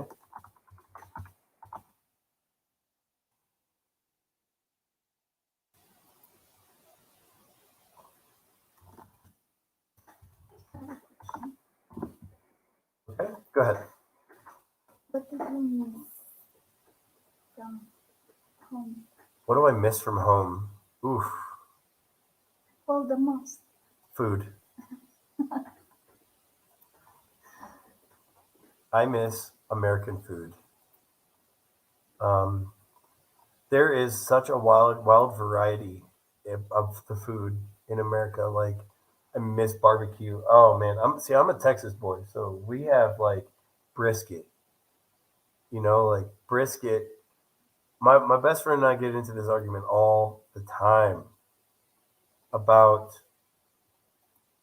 I um he's from Memphis, so Memphis has the best barbecue.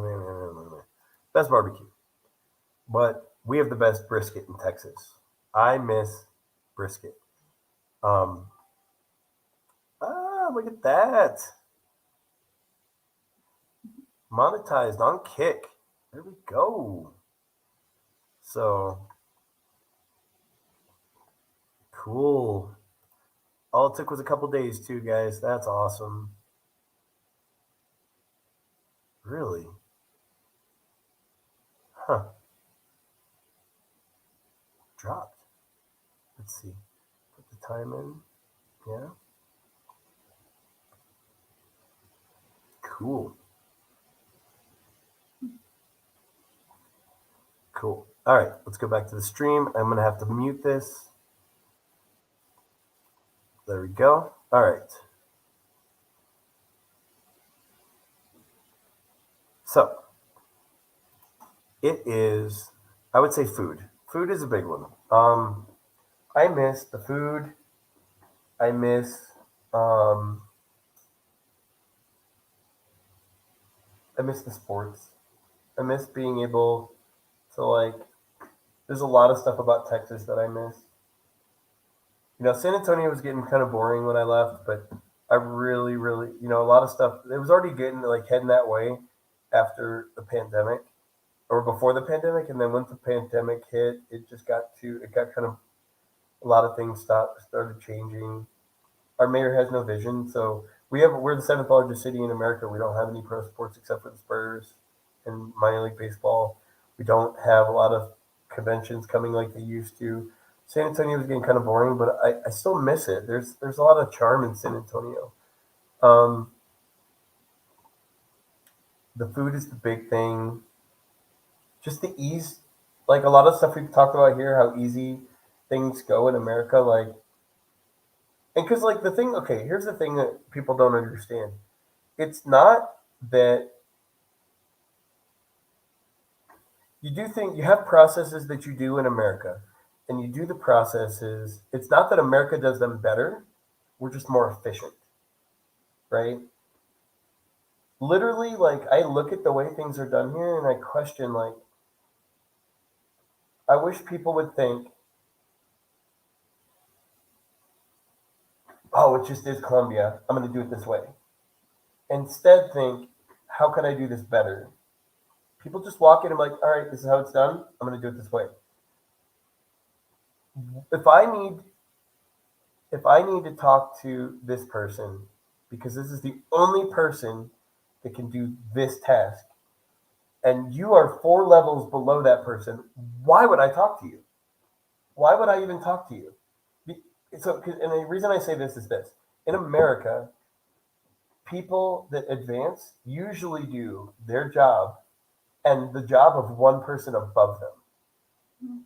The reason for that is because eventually they want to take their boss's job, and their boss wants to take their boss's job. But people don't get that opportunity here. The managers don't teach their employees anything here because they don't want to lose their job.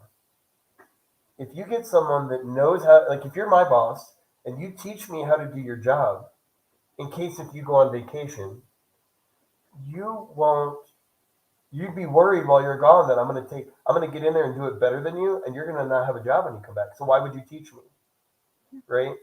So, like, if person A is the manager and they go on vacation, your shit ain't getting done as long as they're gone.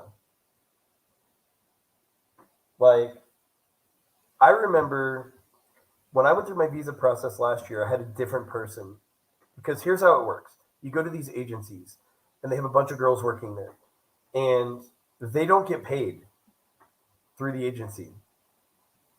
What happens is you go to the agency and you pay the agency a fee, and then you pay the girl a fee for handling your case.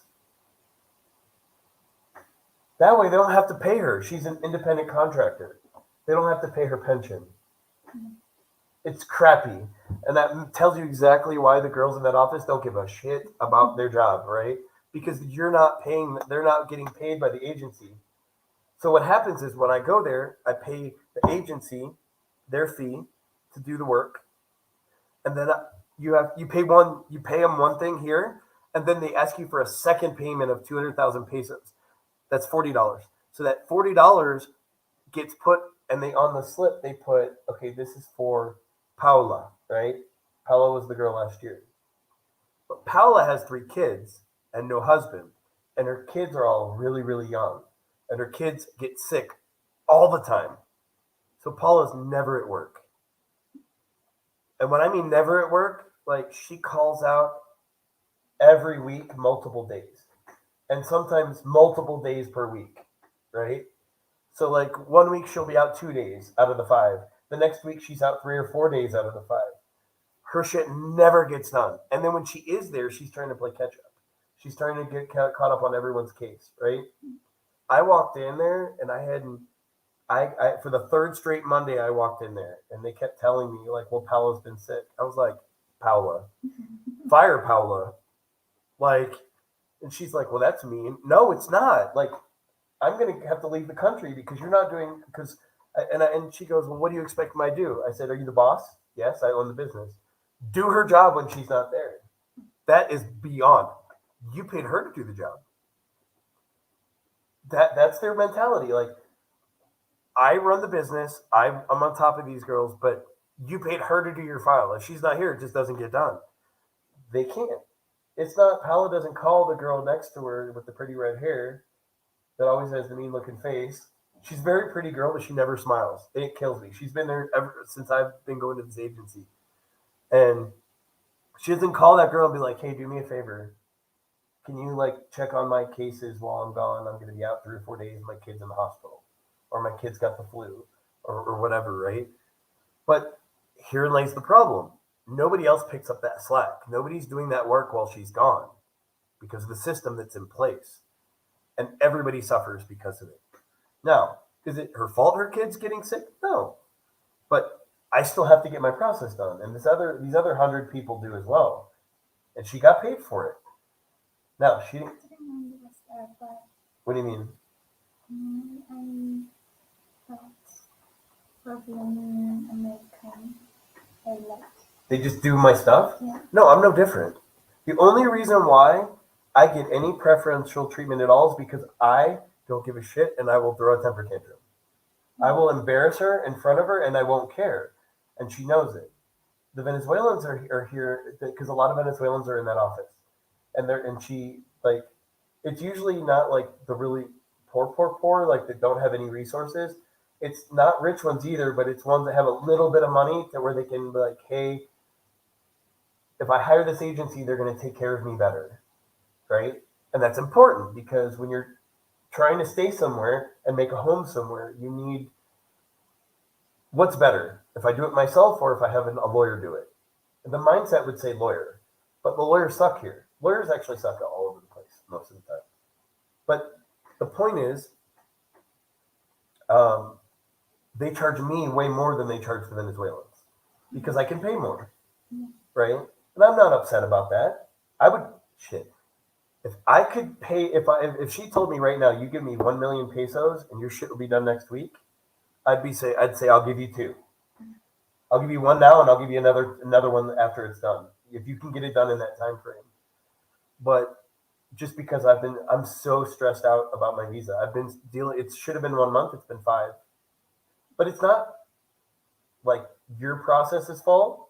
It's because they dropped the ball at the agency. You know, like a lot of people keep saying, well, it's because so many Venezuelans are in the queue. It's in my case, it's a tiny factor. It's not the reason. My agency screwed up, and they've screwed up 5 times. So it's not. I don't blame it on y'all. I blame it on my agency not doing their job. I'm not mad about it. Dude, the better the Venezuelans have it in this country, the more stable this country will be. Anytime you have an influx of a ton of people, you need them to be doing good.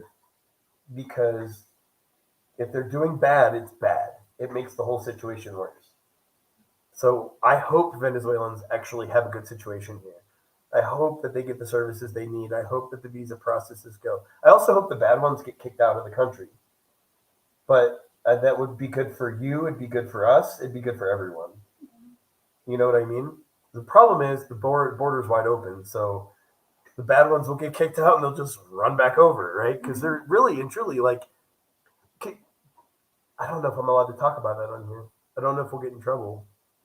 I'm curious because I don't think people understand that literally the border in Cucuta is wide open. You can just walk over. Like, okay, I'll say this. Having lived in South Texas, Mexican people that come over the border do not just go back on the weekends. Venezuelans do. If their mom gets sick, they go home and they see their mom. They need to go back and see family. They need to go get documents. They just go back home. Like it's pretty fluid, right? Yeah, it's not the you cannot equate the Venezuela situation with Colombia to what we have in America with Mexico. It's not the same. They are not illegal here. They're not. They might be undocumented until the process goes through, but Venezuelans are not illegals here. They get treated like it. They don't get treated fairly, but they are not illegals, guys. Like there is an agreement between the two countries that allows these folks to be here and to build a life. And eventually, maybe if things fix in the country, which I think is going to take a long time, maybe people go back, but a lot of people are going to stay. If you build a life here, you're going to stay here. I mean, especially if you build a good life for you and your family, you're going to stay. So I think people misunderstand what's going on down here. They only see the negative of it too. And there are a lot of Venezuelans in like in the southern states right now. Like in Houston, there's a huge community. In San Antonio, we never had any, and now all of a sudden there's like Venezuelan restaurants popping up. There's already been Colombians there because a lot of them lived in Houston.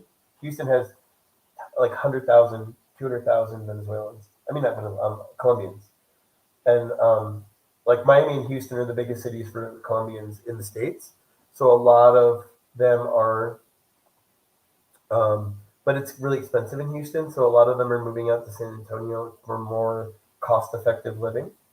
It's a really nice city and it's not very expensive. So a lot of Colombians are moving. Um, but yeah, guys, you just have to. It's not the same. So oh my God, why does this post keep going? There's someone posted on my kick three comments about I'm a bot advertising for kick followers. First off, I don't buy my followers, and second off, I'm not going to pay anyone for a service like that. So stop posting on my stuff. People do it on my Instagram all the time because I have a really good Instagram. Um,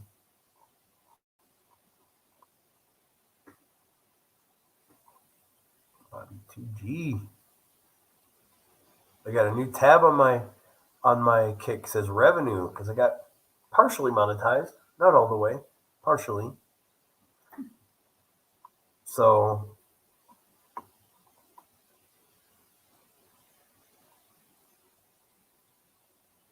I need to enable two force authentication. Yes, dude, troll. Dude, he hates trolls. I'm starting to get there, man. Like people are like, I see that your Instagram has lots of followers and you need more likes. Dude, I got a ton of likes on my stuff. People don't realize how hard it is to get likes. People look at your stuff and don't always hit the like button. By the way, like, subscribe, and enjoy. But yeah, like I don't. First off, I don't even want people to think that because I work hard to build my stuff. TMI works hard to build his stuff. We ain't shortcutting this stuff. We're not buying people. Out your mind. We're putting in work.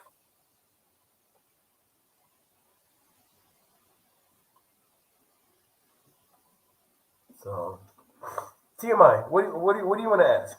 Ask me a question about what it's like to move to a foreign country because brother, you got an apart you got a spot, right? You got a spot somewhere, correct? Oh yeah. No, I'm just having fun with it, bro. I'm having fun with it. Every time I delete it, they keep adding it. It helps my I think it still helps the algorithm actually. I don't know.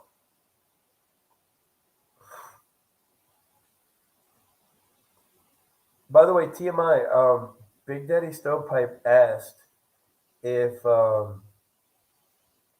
if how long I was going to be on for, and I said I was going to jump off at 7, watch a little bit of the game, and then um,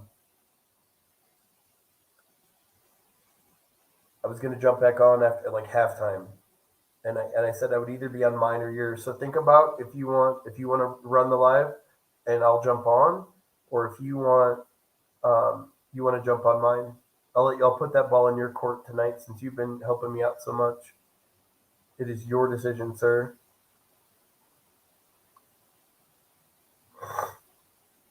Oh yeah, so he said, and shout out to TMI. He said in Santiago DR, like, was it hard for you? Was there a lot of stuff that you had to do when you moved? Did you find it difficult?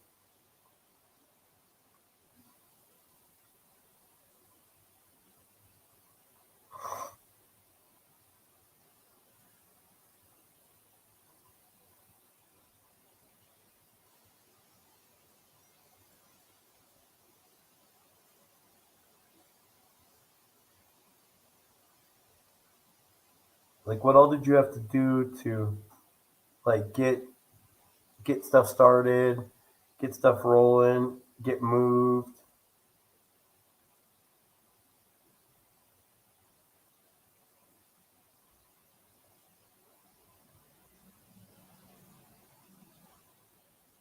Oh, let's go.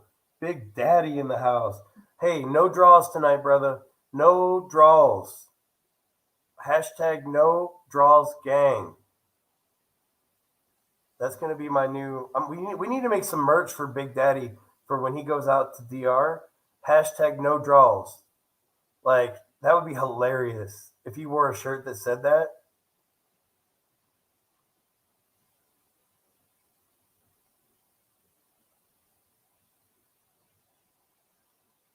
He's like, you know it. He's like, I'm not wearing underwear tonight. Rocking out with my out.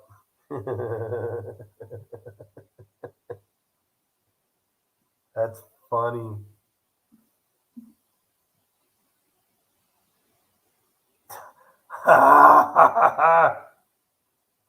We got a donation because we had a beautiful lady on. No. Yes. We will use that to. There you go. We will take her to a nice dinner or something. He's like, buy some draws. She has pretty ones. Look at her. She gets red. Oh, she gets like purple, like pinky purple right here.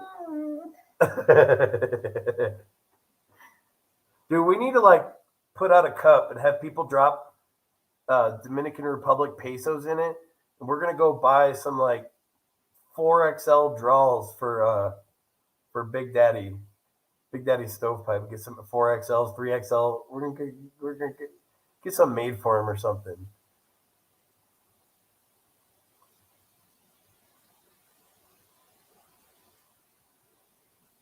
So, but yeah, guys, it's tough. Like, it's hard to find stuff here, but you can get. So we were before we got sidetracked. We were talking about getting into private clubs. Um, there are really cool events here. So if you're worried about knowing Spanish and you're worried about like dancing, so here's the thing. I got here, and one of the first things the girl told me was, "Oh, if you don't know how to dance, girls here are going to assume that you can't do well in the bed.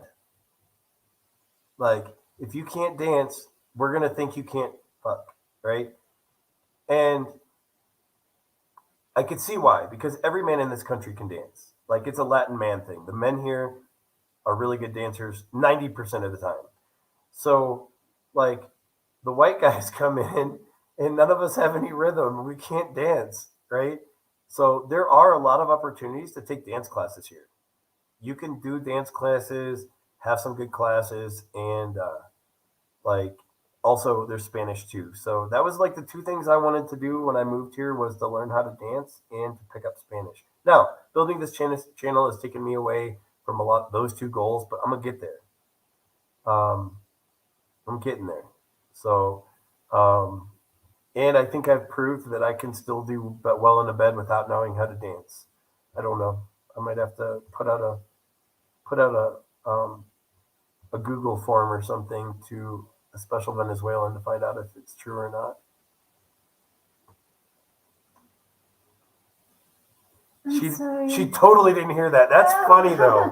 That's What did hilarious. you say? Nothing. What was that? Okay.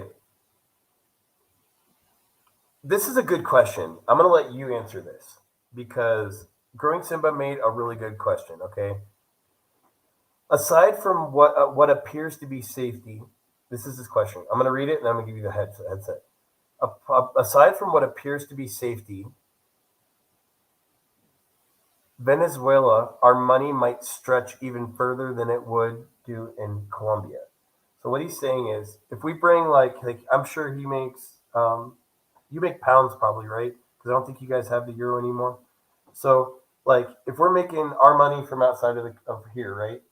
Is it? Do you think our money would go farther in Venezuela than it would here, or do you think it would be hard for us to even use our money? So tell them what you think.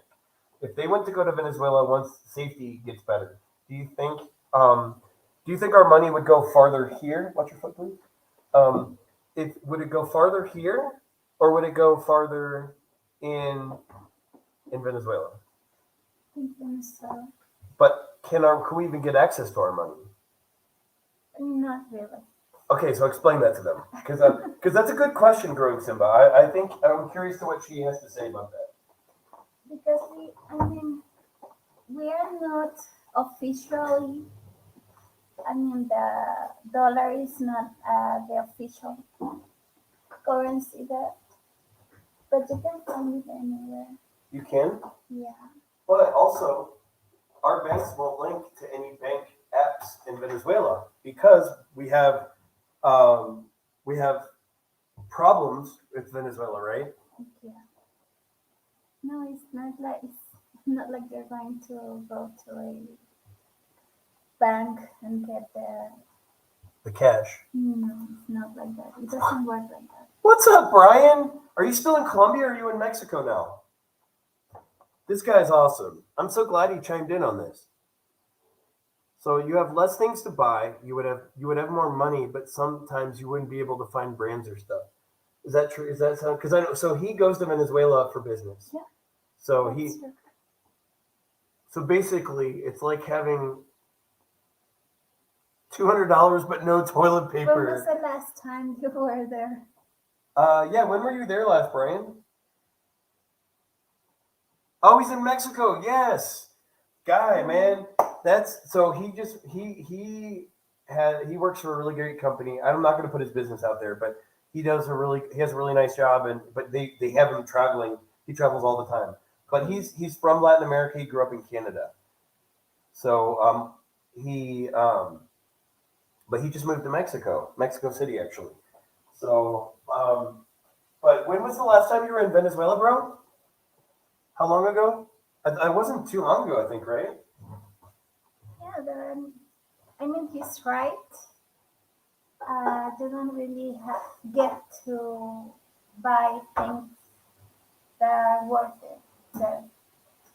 They, they are crap, actually. If you actually want to, 2 years ago, It was 2 years ago? yeah. Okay. Well, things are better because we started to bring things where Venezuelans are actually using Shane a lot. Chain? What's that? That it's like Amazon, Okay. but it's Chinese. Okay. Just a website when you can purchase a lot of things. Do you want more than this? No, that's Okay. I didn't know. I poured myself a big, but you don't need a lot. So, do you want more? I can give you more.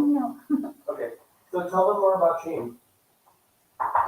We have been actually using that website. I don't know how to call that. Like Amazon? Yeah. Is that a website or so Venezuela sucks. That's the truth. We are not making anything. We keep bringing things. Yeah, that's true. You can find brands there. It's just hard. It is. Just totally disappeared there in Venezuela.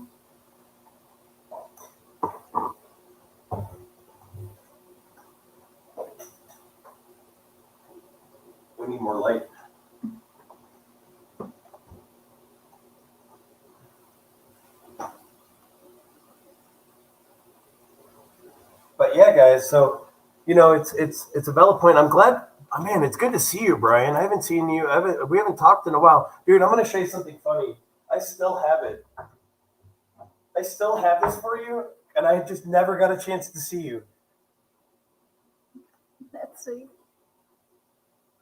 It's the stuff from Brazil, like a long time ago. So yeah, man, I miss you, man. We had one hockey game recently. I scored 7 goals on a brand new goalie. I was like, I felt like a king. That will never happen again. Never happen again.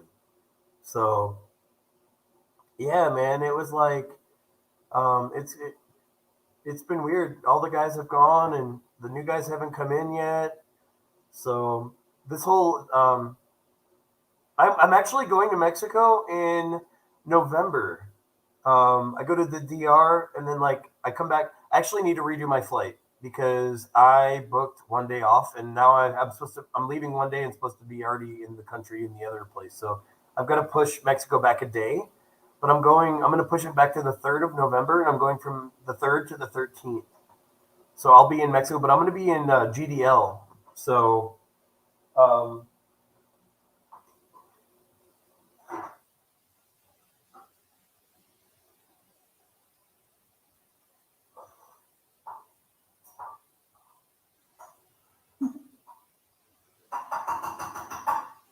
yeah, He wants you to come to Mexico.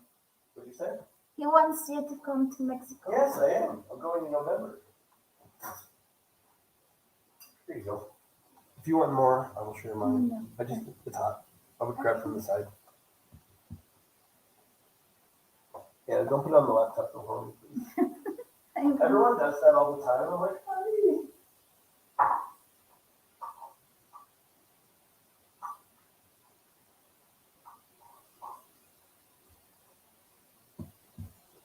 So,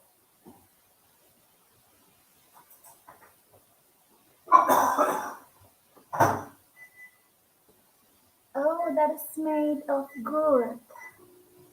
Cocoy. what is it? You had that, that suck. The what is it? He's asking about Venezuelan cocoy. That's alcohol drink. Yeah, it is. It's, It does. yeah, Why? it doesn't taste. I mean, it. I, oh, this drink, this it's a Mexican drink. It's almost the same. Mezcal. Like No, mezcal or mm-mm. tequila. No. Oh God, Michelada.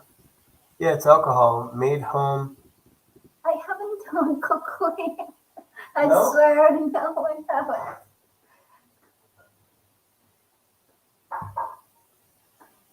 I mean, it's very popular there, but You've never done among among farmers because they make it. But I mean, if you have the money to purchase another drink, you will. Yes, it's like chicha.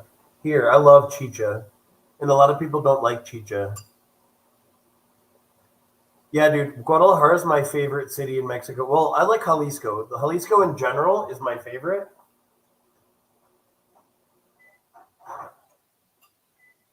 Yeah, like the the state of Jalisco is what you put, please. The state of Jalisco is absolutely my favorite because you've got tequila, you've got mazamitla, you've got tlaquepeque, you've got I mean, like tequila is where tequila was created, and it's in Jalisco. So I've done the tequila tour. Honestly, I don't really like tequila. I used to like it when I was younger, but I got so sick after something that happened in New Orleans. They had a special thing. Is music janera in Venezuela is the same as musica janera in Colombia? Is it the same? Yeah. Okay. So he asked Is the music genre in Venezuela the same as in Colombia? And she said yes. We're very alike. Yes. Well, it was all one country, Grand Colombia.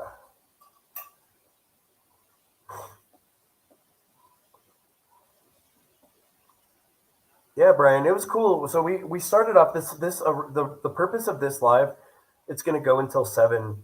I was basically explaining to people all the different stuff, like when you move, things you need to consider, right? And we kind of got to. Now we're at the end, and I asked people for quite Q&A, and not many people have really been talking about it. So we're just kind of like just doing regular chat, differences between Colombia and Venezuela. But we were talking about everything from visas to how you move your things, how you build credit, how you get a phone, how you get services, um, a bunch of stuff. Like what are processes like? How processes are slower here, differences in culture when it comes to processes. You know what I mean, dude? It's not okay. It's not that that tequila is bad. It's just okay. I'll tell you guys the story. I was in New Orleans and they had like a promotion. And if you guys have ever been to New Orleans, you know that like a New Orleans pour is like a shot and a half instead of one shot, right? So they had a deal: buy three for the price, and like you buy one get two free. So that's 4.5 shots of tequila, and it's not, you can't take them separately. They put it in one glass, and you have to shoot it. And a bunch of us guys did it as a competition. So it was a Tom Collins glass with 4.5 shots of tequila, and you had to chug it. Ever since then, I can't stomach like I can do tequila in a margarita, but like I can't stomach tequila. And there's so many good tequilas, so many good tequilas. Now mezcal, I love mezcal. Mezcal is something I can get down on. Do you like it? If you want, I'll put more from my bowl into yours. I just know you don't eat a lot, so I didn't want to like put a lot and you not want to eat it. Do you like the sausages? Mm-hmm. Okay. I made some Hebrew nationals. I grilled them on the grill, and then I like cut them up and put them in some mac and cheese. My cat's waiting for her to drop something. Please don't. Hey, what you mean? He does. He stares. He's staring at you hard. So,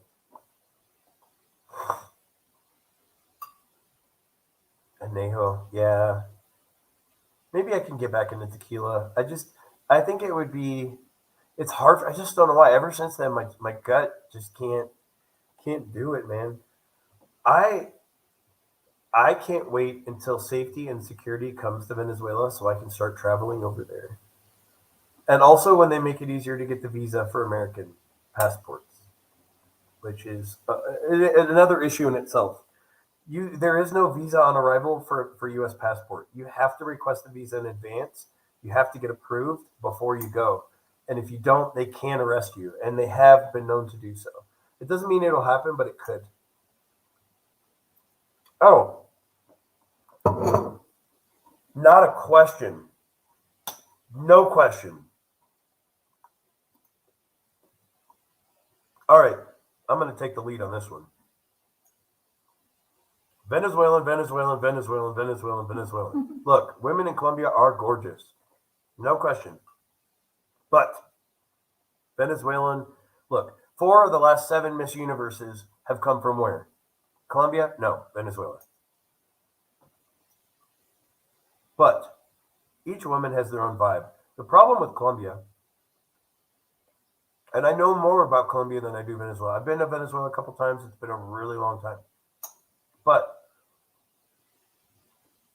depend Colombia as a country is divided up into like mini countries with different types of people and different types of vibe and different type of look and different Spanish.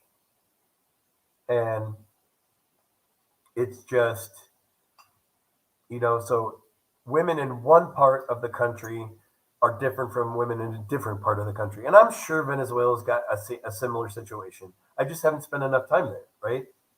But the one thing that I love more about Venezuelan women than I do about Colombian women is, and again, there's all you can't put all women in the same box and think that they're all the same. Venezuelan women have a more tranquilo vibe. Look, I'm sure there are Venezuelan women that will cut a dude and throw something through their windshield just like a Colombian. But for the most part, my experience dating Venezuelans is that the Venezuelan women are more relaxed when it comes to an argument. And to me, that makes them even more sexy because I don't like to fight, I don't like to argue, and I don't want to like always worry if I'm going to wake up without an appendage. I like my appendage. It's a very nice appendage, and I would like it to stay where it is. And I feel more relaxed and more peaceful dating a Venezuelan than a Colombian woman. But not all women are the same from each country. So it just depends. It's just my personal experience dating Venezuelans. I've had a lot of the same problems dating Venezuelans that I've had dating Colombian women when it comes to problems in the relationship and usually why it ends. But when it comes to the beauty, I mean, Venezuelan women are a lot like costeñas, in my opinion. But also, a lot of the Venezuelans you see in Colombia are costeña, but from Venezuela. A majority of how many? If you had to guess, what percentage of Venezuelan people are from the North Coast? I mean, you've got Caracas, you've got Maracaibo, you've got Coto, you've got what's the is it Margaritas on the other end, on the other North Coast, like on the far coast. The North Coast, though. I'm not talking about the Eastern Coast, but like that northern edge, all the way until you get to Suriname, French Guiana, and Guyana. If you had to guess, what percentage of the country lives there? Yes. Yeah. About 50%. So half the country lives on that North Coast. They're costeña. What type, when someone says, where are you from? When you meet a Venezuelan in Bogota, they're going to say Coto, Falcon, Maracaibo, or Caracas.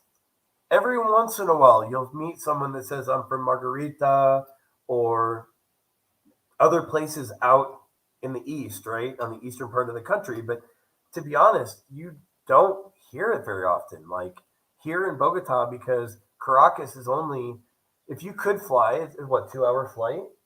3 hour flight? Probably 3 hours. From here, 3 hours? But It's less than an hour. no. So from here to Caracas. Yes. Yeah. Less than an hour? Yeah. Okay, there you go. So, you got to realize most of these folks are like from Venezuela that are here in Bogota. Maracaibo is very close. It's like a 30-minute flight. Mm. Maracaibo is literally on the other side of the border, but in kind of a bowl where the it's like you've got the ocean up here and it kind of comes down into a bay, and that's where Maracaibo is. And where she's from is north of Maracaibo, but up on the coast, up going towards Curacao, Coto. So that's the thing. Like, most of the people you're going to encounter here, and I love Costeña. I love the coastal vibe that people have in general, men and women. I think it's just they're more relaxed. They're more just kind of go with the flow. Um, but you know, Brian and I have a mutual friend that's also from Koto, so he knows my ex girlfriend because he used to go to the same bar that I used to go to. There's like a high end bar that a lot of people that do well in Colombia. We go there and smoke cigars, and Brian used to go there. I used to go there, so everybody there knows all the staff. I used to date one of the staff. What is it? He was born in El Salvador, but he grew up in Canada. So he's I mean he's Canadian, but he's also very Latin. Like Brian's got one of the most Latin vibes, but he's been everywhere. I mean, he's been to India. Brian, how many countries you been to? I know it's got to be a lot because you travel more than I do.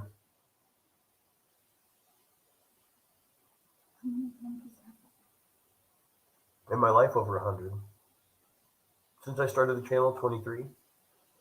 And I'm going to all of them. Okay.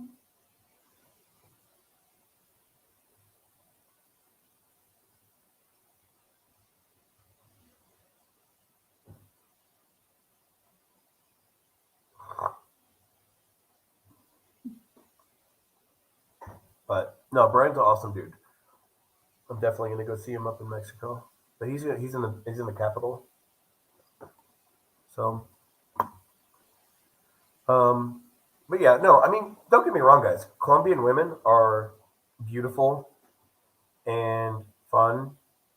I have one critique that I don't know if I should say it right now. I've said it before on my other live. I said it right at the beginning of my other live. So if you want to know, guys, if you want to know what I was going to say, I'm not going to say it.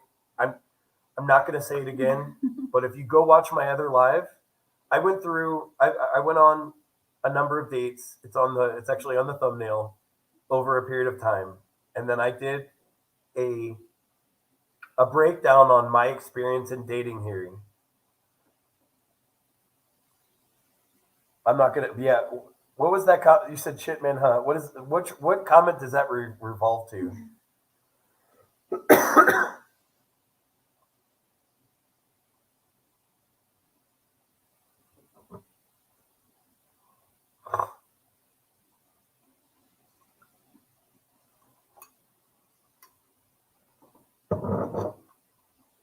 This is good.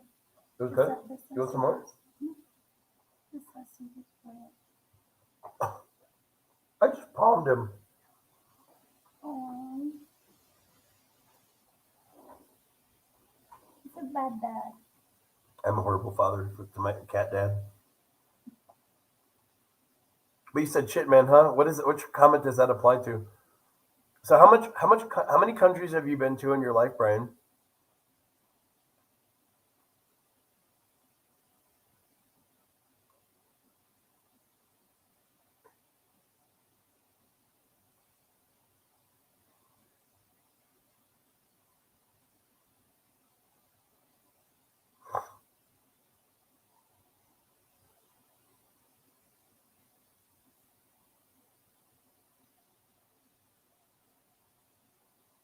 Yes, exactly.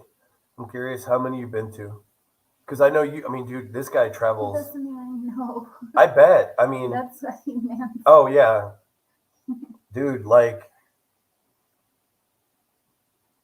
oh no, no. I was just making a comment that we have a mutual friend because we both know her because she worked there, but she was also from the same town that she's from. So um, that's how you know there's so many people from Koto here because I mean, what are the odds that we just started talking a little bit, and then my ex girlfriend's all from the same place. So you know, When I met him, mm-hmm, um, the guy that he was trying to bring me from Maracaibo mm-hmm, to my car, yeah, that's here. yeah, He came to pass me through the border. mm-hmm, When I got back to Maracaibo, um, he asked why. I mean, he said Coro is a small city, yet there are people coming out yep, all the time, and he wonders how. I mean, how many for us are there? That was his question. yeah. Where are you getting out of? Like why? Where? Like how many people are coming? Why are there so Yeah, many people from Koto? from Yeah, a small city. because yeah, Koto's not very big, but people know it because it's right off the coast and it's right across from Curacao. Literally, you can see Koto from Curacao on certain days, like if it's really clear, because it's only like 36 miles, like nautical miles. It's very close. So you can actually see the coastline of Venezuela, and that coastline is Koto. So, and that's where she's from. But I've also met like so many people here from Falcon and Coro, and Falcon's right there, right? Yeah. That's what I'm saying. So the guy asked her, the guy that helped her come over, like, hey, why are there so many? Like, how many of them? I didn't think there were even that many people from Koro. Like, how? He keep coming and I don't know how. Yeah, he's Yes, it is. a coyote. But yeah, I mean, so Brian, he said maybe 50 countries, not sure. So yeah, I mean, dude, it's crazy. Like, yeah, we were. I wasn't trying to get you to say the girl on the on. We're not bringing up that girl on the air. We're not. I'm not going to put personal stuff out. But no, like, um, it was more about the countries because I know you travel, man. You travel a lot, a lot, a lot. Like, if you had to say what's the favorite country out of all the countries you've been to for work or pleasure, what is your favorite country to visit? Not named Canada and not named El Salvador, because I know you're from El Salvador, but you grew up in Canada.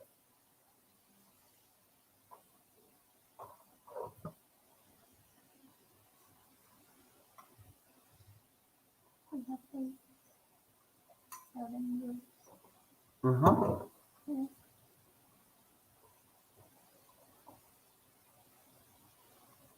Yeah, it's me. Mm-hmm.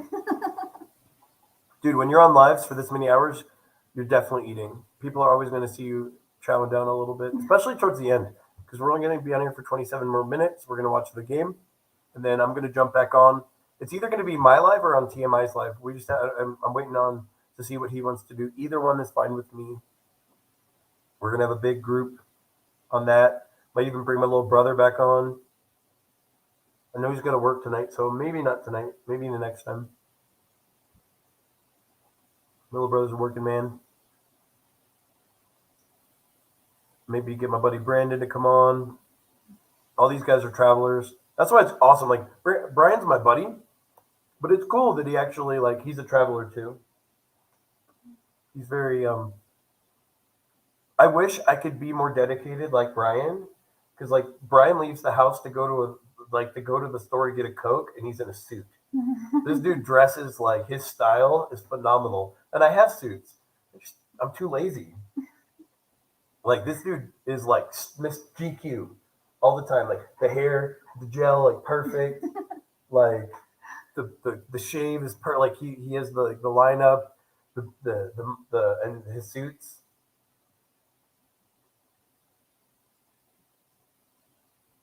Emirates. Yeah, he works a lot though. I mean, they send him out his job, like they send him out a lot. So Brian just made the comment. He's like, for business, man, basically not much tourism, but yeah, like for the Emirates. Yeah, I've heard that's great. I want to go to Singapore. I went through on a flight. Everyone's like, you should stay. Like, the Singapore is amazing, but I just didn't get a chance to go. Or Indonesia, but yeah, that whole area, like all those Muslim countries, but like, even though those are all the way down in the islands, right down, but which is way far away from the Middle East. But yeah, Emirates, the United Arab Emirates are supposed to be really awesome. So yeah, Brian's a good dude. I'm gonna have to get some. I'm gonna find out who your tailor is here in Bogota, man, and maybe if I get some more well fitted, like, I think the problem is all my suits from America are like have the high shoulder, and I need something that's more relaxed. I feel stiff and uptight in my suits, and I think if I had some more relaxed suits that were more form fitting, I think I would be more will. I'd probably wear them more. I need to get some That's, fashion tips from Brian. that's I'm why. definitely not fashion tip today, right? I'm wearing Ohio State shirt and Ohio State shorts. I'm bumming it today, but I'm getting over a cold, so that's my excuse, and I'm sticking to it. You're a sport guy.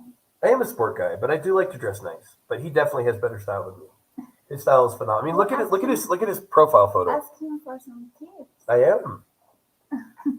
I will say that about Latin men. Latin men know how to dress. Like, I think no, not everyone, but like there's a certain segment of Latin men that are very well. Like, okay, The gay ones. but he's not gay. He's definitely not gay. But I mean, gay men everywhere usually have style. Yeah. Okay, but of the straight guys, I would say that a majority of Latin men put more time and effort into their appearance. Yeah. I mean, I know you've been here and in Venezuela, but you know, from what you've seen, I think you would agree with that, right? That I like how they dress here. I yeah, think it's because of the the cold. cold. Yeah. Like I couldn't wear I, all li- that. I love winter too. You do? Yeah, it's nice. I liked that shirt on you until mom got on the live. Once mom got on the live, I'm not liking it anymore. I don't think you can have it. I don't think you can keep that. I don't like to do that. Huh? I don't like kids like this either. I know, but she's not on the live, so I think you're okay.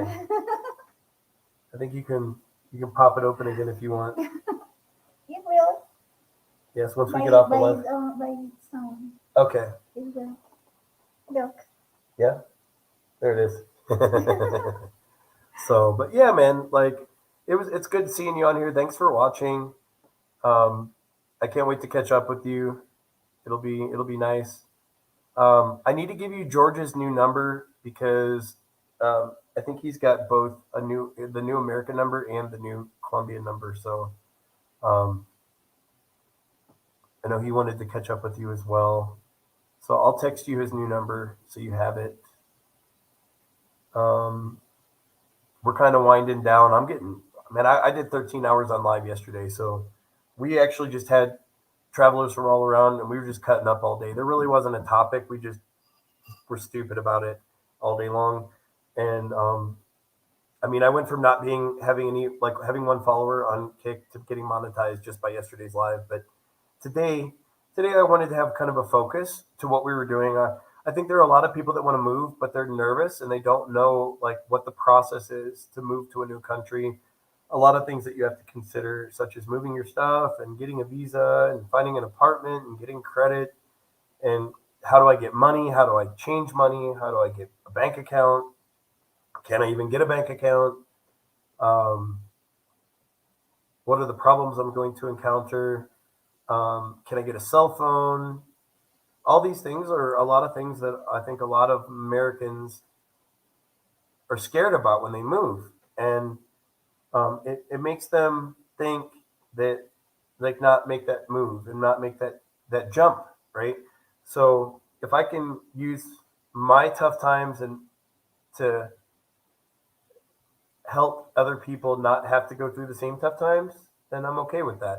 Obviously, every situation is different, and you might be doing a different visa. You might encounter different people that either help you in a different way or jack you up in a different way. We talked about scams. We talked about some of the cultural stuff that you're going to have to get used to here with vendedors and paying for Ubers and transportation for girls and dates. Um, I know a lot of guys come here and they don't realize like there are simple things in dating that you're going to have to pay for that are not a big deal, but guys don't understand it. I mean, like it would be like if you were in America and you had your own car, you'd be picking the girl up for the date. So why would you send her an Uber, right? So be a gentleman. Open doors for her. I honestly think that's a big thing too.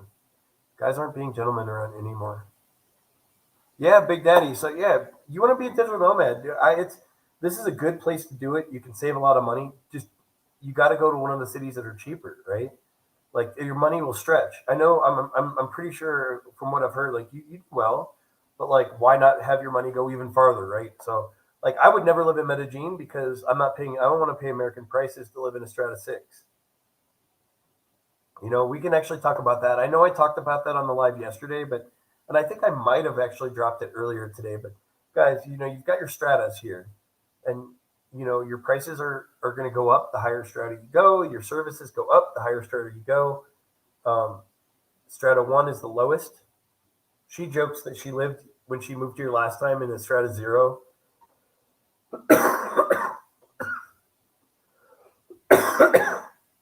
If you want to see like where she lived, watch my video on the Columbia channel. Crazy Loco Gringo goes to Ciudad Boulevard.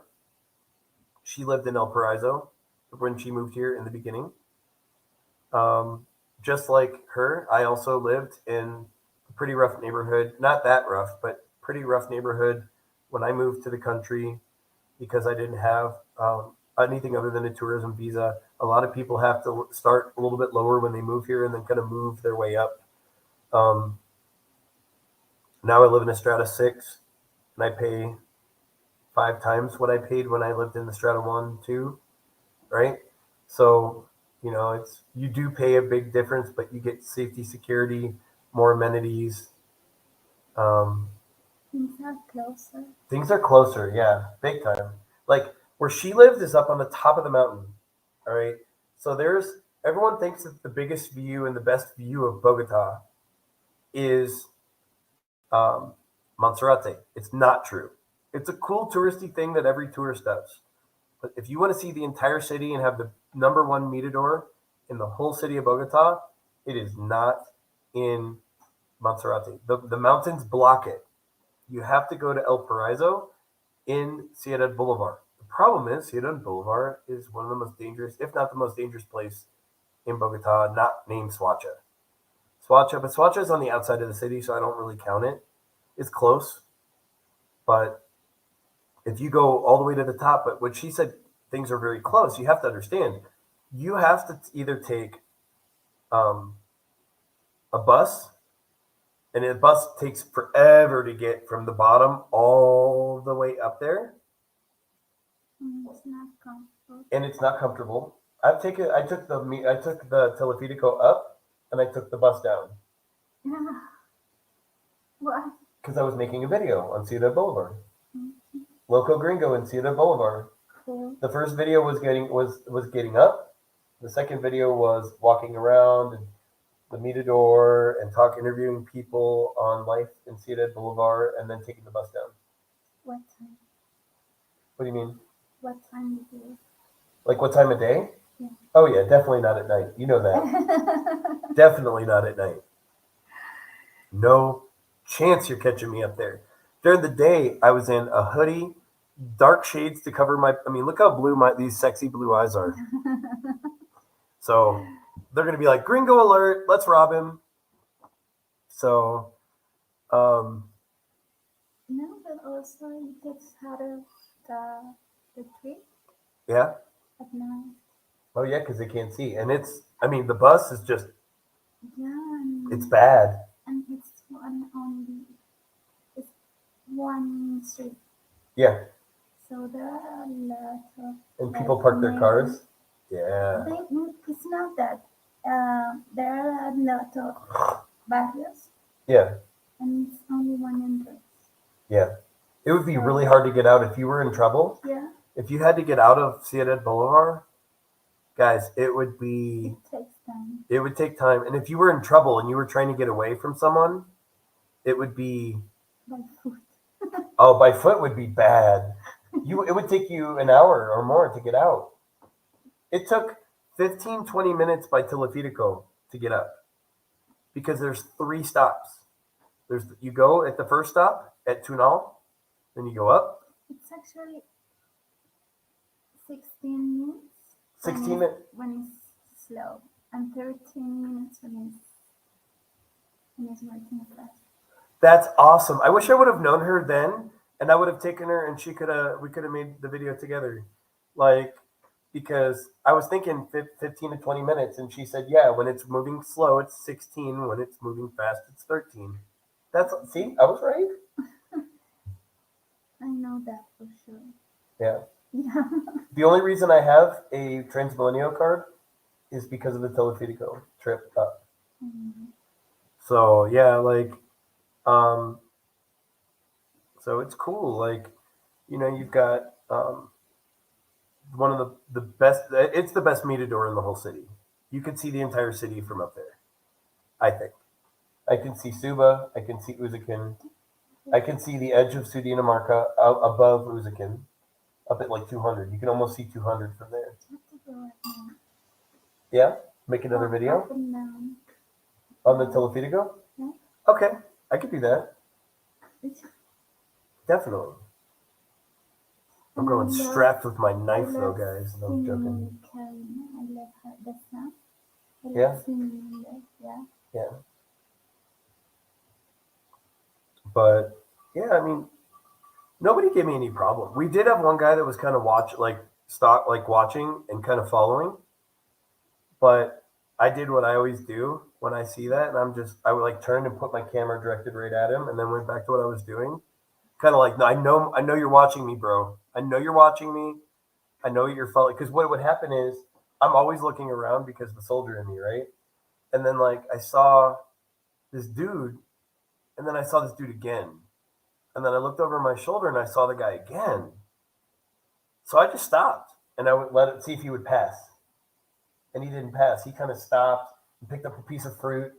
It was looking like he was going to buy it, and then set it back down. And I was like, Douglas, that dude's stuck. That dude's like trailing us. And he's like, really? And I said, yeah, I've seen him 3 times. And like, I was like, that's why I said, Douglas, stop. Give it a moment. And he's like, why? And I was like, just give me a second. I want to see if I'm right. See if the dude passes or not. And the dude did not pass. He stopped and randomly picked something up and looked at it real quick. Like the hell you can't see a piece of fruit. Why are you going to pick it up and look at it, right? So, yeah, I mean, it was, but I'm always aware, because you have to be here and you have to just kind of be aware of your surroundings. And because the one time, look, guys, Colombia is very dangerous, but if you do things the right way, you can live here relatively safe. The second you let your guard down one time, it's over. Like, you're going to get robbed. The second you just don't think about it and you're on your phone and you're near the road, some motorcycle is going to come by, just take your phone and you're gone, right? Or the second you walk down a dead street and don't pay attention, and if nobody's on the street, why would you go down it, right? But if you do and you don't think about it, like, okay, I could shortcut the street real quick and the taxi thing's right there. No, don't do it, because nobody else is on that street for a reason. Why would you go that way, right? So, just don't do stupid stuff. They call it no dar papaya. Don't give papaya. Like, don't make yourself a target. Do the smart things. Don't have your phone out. Don't wear flashy stuff. Don't count money in public. If you have money, if you get money out the ATM, don't count it outside. Just throw it in your bag, count it later. Usually the ATMs aren't going to short you anyways. At least not Davienda ones. So, um, just don't make yourself a target and things will be fine. The one time I let my guard down is when I got robbed, and it never happened again. And I'm not saying it couldn't, because it still could. Some guys could just jump off a moto and get you, right? But for the most part, if you do things the right way and you're keeping and paying attention to what you're doing, and you're not being flashy, and you don't throw signs that like, hey, I've got money and I'm wearing a nice watch, and I have nice watches, but I'm never going to wear them. I wear them, but I wear them when I go out to a nice place. I take an Uber there and Uber back. If I'm going to go back out to a club, I drop my watch off, drop my credit card off, take the little cash that I want to take for the night, and then I go back out. You just got to be smart, because the second you let your guard down is when things will happen. And I think that's what people don't understand. People think that Colombia is like what you see in the TV show. That was 20, 30 years ago. Are those type of people still around? Yes. Is there still that type of industry here? Yes. Is it like what you see on the TV show? Not at all. Not in the cities, at least. I mean, certain places in the country, maybe. But guys, like what you see on a TV show, you need to come down and experience Colombia for yourself. Give it a chance. And as long as you're not stupid and doing dumb stuff, like when it comes to dating, same thing. Don't. If a girl is on Tinder trying to get you to come over, or trying to get herself to come over to your place before you've even taken her out for a meal, she's probably going to rob you. This is still a conservative country. Are there girls that will want to hook up? Yes. Are there girls that will maybe sleep with you on the first night? Yes.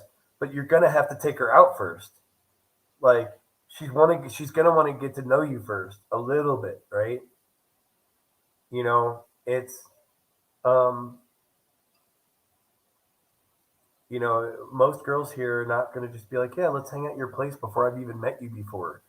It's not going to happen, right? Would you agree?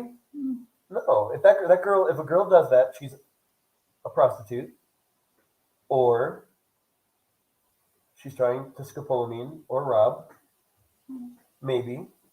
I think there might be exceptions, like very, very small amount of It doesn't girls. work that works. Huh? It doesn't work that way. It's not worth the risk. Yes. Exactly. Exactly. Um, growing Simba, I don't, man, yes, I got hit in the head. My problem is I fought and two of us got hurt. So it was, if I'd just given him my stuff, I probably wouldn't have got hit. I don't know. He did come at me kind of quick with the bottle, but I did fight back and I did some damage to one of them. But it's not a secret.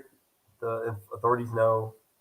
So I mean, but they also know that I was defending myself, and three guys jumped me. So but the smart move, what Colombians will tell you, do not fight back. Just give them your crap.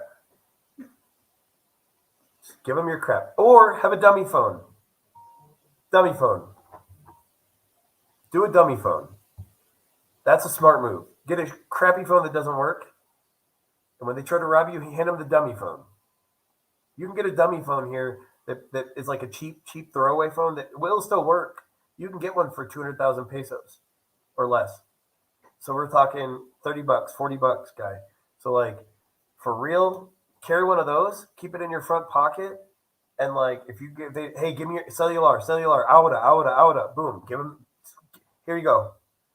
You know, I learned a lot of valuable lesson that night, guys. Like I learned a valuable lesson that night. Look, I didn't deserve what happened to me, but there were mistakes that I made that I could have done differently. And being a brand new person in Colombia, only here a month, I was stupid and I could have done things differently. It's my fault. It's not my fault, but it is my fault. If I'd done things differently, it definitely would not have happened. And there are things that I noticed after the fact that I should have paid attention to. One of those guys was actually outside the restaurant. I was sitting near the window, not right at the window, but at the restaurant. I was sitting like two tables in, and and I'm always looking to see if people are scoping. And I saw him. I saw him, and I should have like, like guys, you know how it is. Most of us, like the ones of y'all from New York, you guys know because there's so many people and so much potential for violence. You know, Simba, you're from London. London's got some rough places too. You know, um, 215's from Philly. Philly's rough. Like Philly's grimy. Some of Philly's grimy. Like I'm from Cleveland, grimy. San Antonio's not grimy. When I was living in San Antonio for all those years, like San Antonio's not grimy. But you know, you just got like a lot of places where a lot of us have had to learn to have two sets of eyes, one looking forward and one looking behind. And if you don't, things will happen. And we just need to be smart and keep our looks around and you know. But I will tell you one thing. One thing I will say about that situation. I had two choices: jump on a plane and come back to Bogota with my tail tucked between my legs, or not let them run my time, put a ball cap on to cover the stitches, and go to the beach and have a good time. And I met up with a nice lady, a costeña, and enjoyed time on the beach and did not let them ruin my trip. The only difference is I never made that Santa Marta video. I need to go back and get a little more content, and I need to put out a Santa Marta video because Santa Marta is awesome, guys. It's just there's a lot of violence up there. Um, oh, thanks, man. Thanks again. So, man, you're awesome. That was you too. Okay, cool. Dude, guys, shout out to Growing Simba. Growing Simba gave me my first donation ever on the channel yesterday and then another one today. So, you know, look, and trust me, I tried to draw it last night because like we were talking about how hard it is being a YouTuber, right? And you put in all this work and you do all this travel and you're making all this content and you have to promote your content, which is really difficult when you're not hiring people to do it the wrong way, right? And like, there's so many times where you just like, I love what I do, and I want to quit because it doesn't feel like you're being appreciated. And it's not that about money. It's like I feel like nobody's watching my stuff and nobody knows what I'm doing. And then you get the little things, right? Like you go to the airport and girls will say, "Hey, can I get a photo with you because I've seen your stuff or I follow your Instagram?" And then you're like, "Okay, wow, people are actually watching my stuff. That's cool." Or when I was at the Kurt Kaz thing and some guy was like, "Man, I watched your video on Costa Rica," and it was like, "Wow, people actually watch me. That's pretty nice." Like I know my friends watch, but like I'm starting to, my content is getting out there, and I'm starting to get where people are watching it. You can ask Brian. My stuff sucked in the beginning.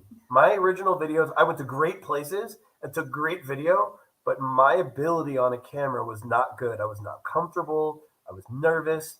I didn't tell a story. I didn't narrate anything. I'm like, hey guys, we're in Machu Picchu. Boom.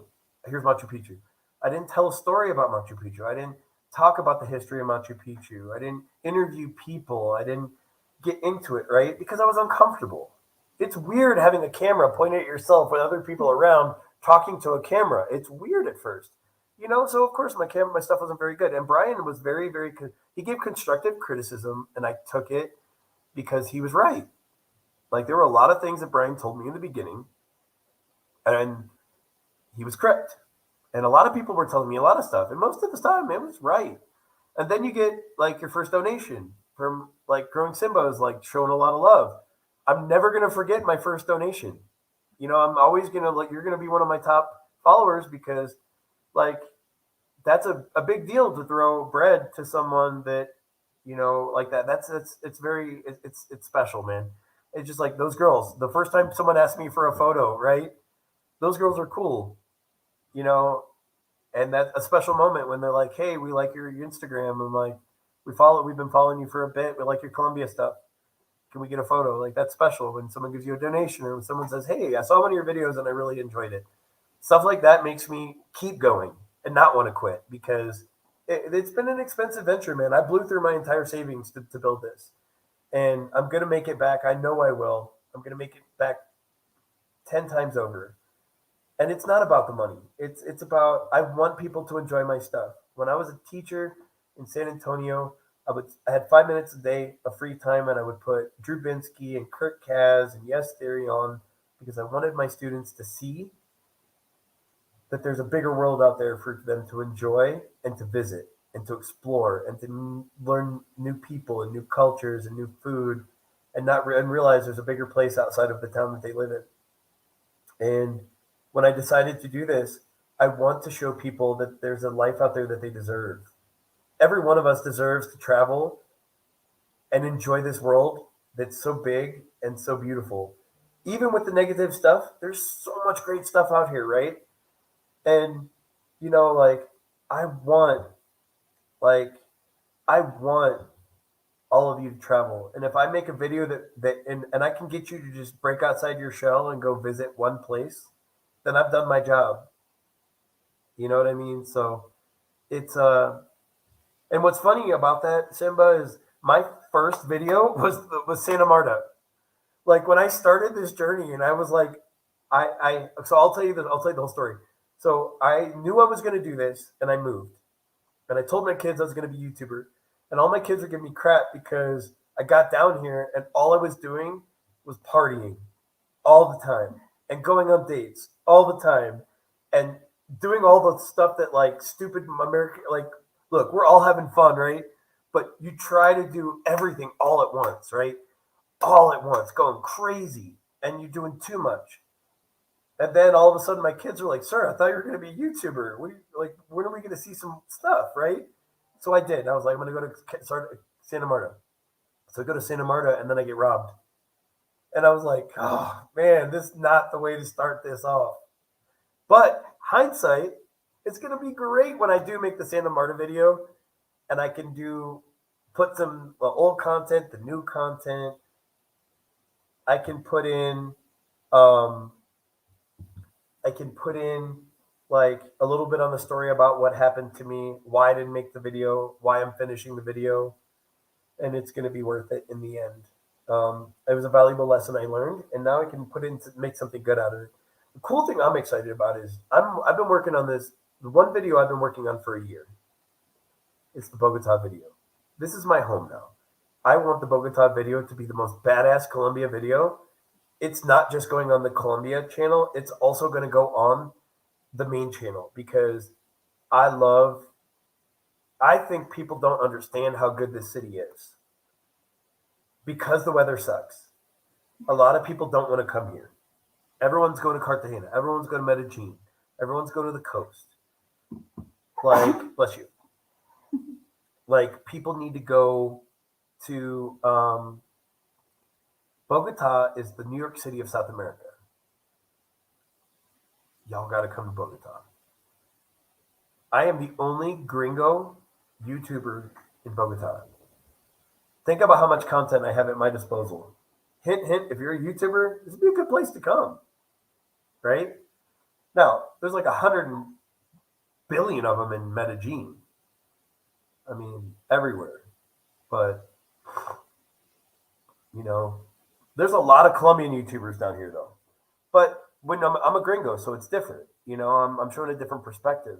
But I am going to collaborate with a lot of these guys. So I'm trying to reach out. There's these two guys that are friends, and they have two huge channels here. And I really want them to show me their experience. So I'm going to try to do some videos with them too. Do a collab. So should be fun. But yeah, man, like that's just kind of how it all happened. So I became doing it, started to do what I'm doing.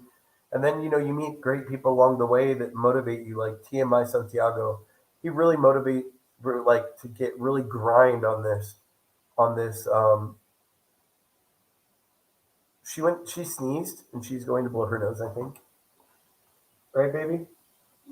Yeah. So, but yeah, I mean, TMI motivated me to do this live thing. I didn't even think about lives.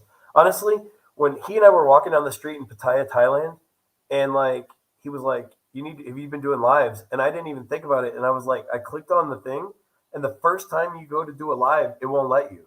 You have to like you like go to do one, and it says, okay, in 24 hours you'll be allowed to do a live. I hadn't even set it up yet, man. So I did one the next day, but yeah, like, you know, if it wasn't for TMI, I wouldn't be doing it. Now I'm grinding. I'm gonna do this like as much as I can. Um, so look, she's like, do I have a booger on my nose? It popped open on its own. Yes, that's a great way to end the video. That's so great. Here, would you do me a favor? Can you do like the Marilyn Monroe thing for us? Do what? The Marilyn Monroe thing where you kind of lean over and go like this. Oh, now I see it. Look at the bounce. Let's go. I'm joking. I love it because you do. She's like, black people don't blush. And I'm like, you do. You get a little different color right here. People are people, baby. It makes me feel Free? Yeah. Yeah, everyone loves it. I know I do. Everyone's loving it. What do you think? Do you like it, TMI? Do you like this look here? Okay, so TMI, this is what I told everyone. I'm logging off actually in a moment. I'm gonna watch. We're at 4 hours and 38 minutes. Actually, you know what? I'll go to 5. I'll go to 5. I will in a moment. I'm gonna go to 5 hours. Of course we can. I figured, yeah. Um, I'm gonna go to 5, and I'm gonna log off and watch a little bit, like a half of the football game, because the national team's playing tonight. Go Colombia, vamos, vamos! And then I'm gonna log right back in. And that's why I was asking you earlier. Do you want to do it on mine, or do you want to do it on yours? Either one is fine with me. If you're gonna do a live, I'll jump on yours. If you want me to, I'll run it, and then you can jump on. I'll let you take the ball on that one.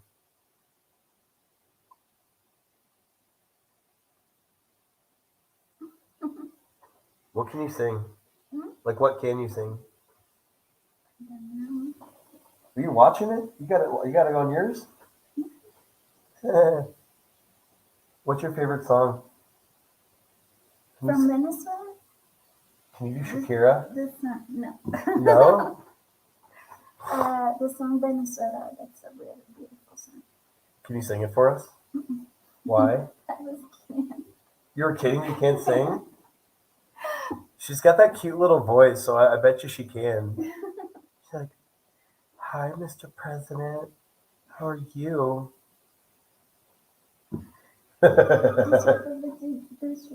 You should hear that song.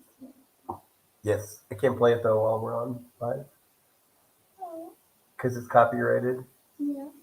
and that'll get the video banned and non-monetized, so that'd be bad.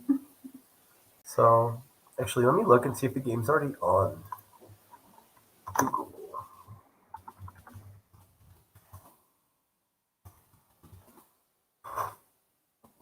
Oh, cool. We're good anyways. It doesn't start till 7:30. Cool. Awesome. Let's roll. We can stay on here.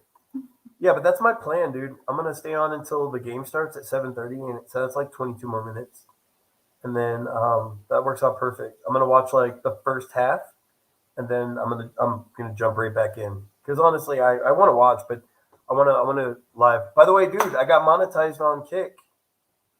Like it's fast like that. We need to get you started. I need to help you with your get the code crossed over.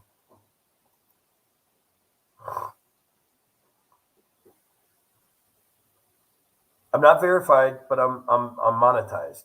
I still have a ways to go on verification, but I have the I did get the monetization going. That's the first step. But we are, by the way, it's going to be another 11 hour. I'm going to do 5 and then I'm going to do 6 more tonight. And then tomorrow I'm only going to do a little bit because I do have to pack and I have to do my itinerary for the Jamaica trip because I leave the next morning.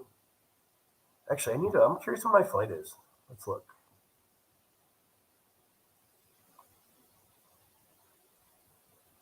Guys, we're going to be on, by the way, if you're, oh, wow, there's only one person watching. It's bet you it's TMI. I'm going to put it on here so people can see. And actually, I'm just going to put it on a banner. Um, Sunday mornings, football talk on TMI Santiago channel. Tune in. I'm going to be dropping in. Um, I'm going to be dropping in on on the talk from Kingston, Jamaica, Sunday morning to talk smack to someone. Um, Make sure you guys like and subscribe to his channels, TMI Santiago and TMI Sosua. Make sure that you guys do the football talk on Sunday mornings because he started it this weekend. It was fun. All of us were in our jerseys. I'm taking my jersey to Jamaica, and I'm gonna find a nice little spot to tune it so I can do a live, jump on that live. Who's that? That's me. Oh, that's you. I didn't even know your last name. Mhm. No, you never told me. Okay. That's my last name.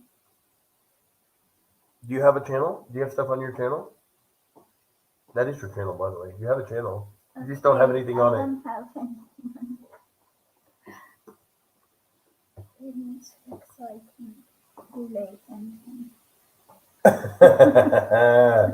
Yeah, I just remembered What? when I was in high Tucano? school. When I was in high school, yeah. What is it? I want to see. No, remember it. Why? What's it about? It was a lesson. Oh, I get to see your schoolwork and see what kind of a student you are? No. Yes. How do I relate this? How do I will show you. Go to. You want to channel.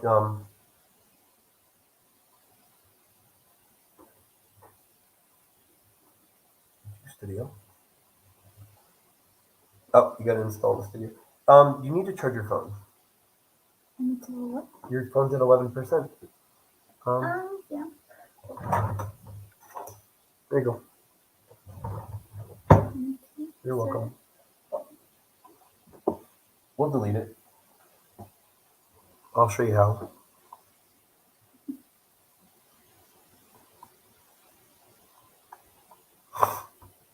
But yeah,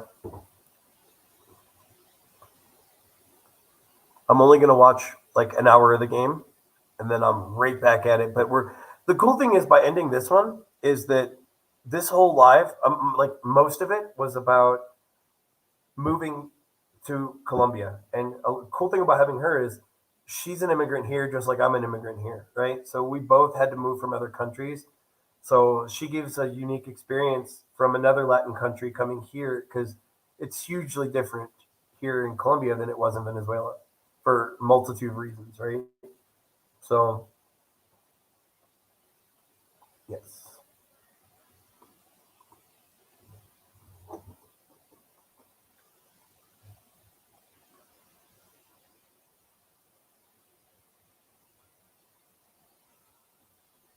You have to teach me how to do that. Do what? My next set. Okay, I can do that. So I can teach you. Okay, I can do that too. You're gonna have to attach your bank account because he's a minor. Nope. Go to content view. Okay. And then you're gonna go here. You want to delete them both? Or just one? The bottom one? Okay, so you go here. Hey. And then delete. Yep. One. That's it. Cool. Are you worried about anyone seeing it? Is it Where bad? is it? Was it you talking in class? Yeah. Awesome. So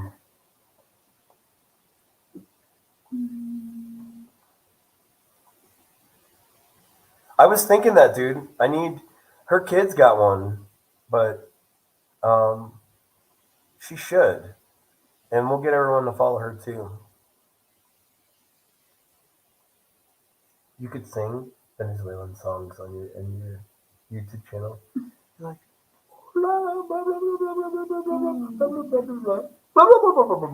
look at that smile. Damn it. Ah.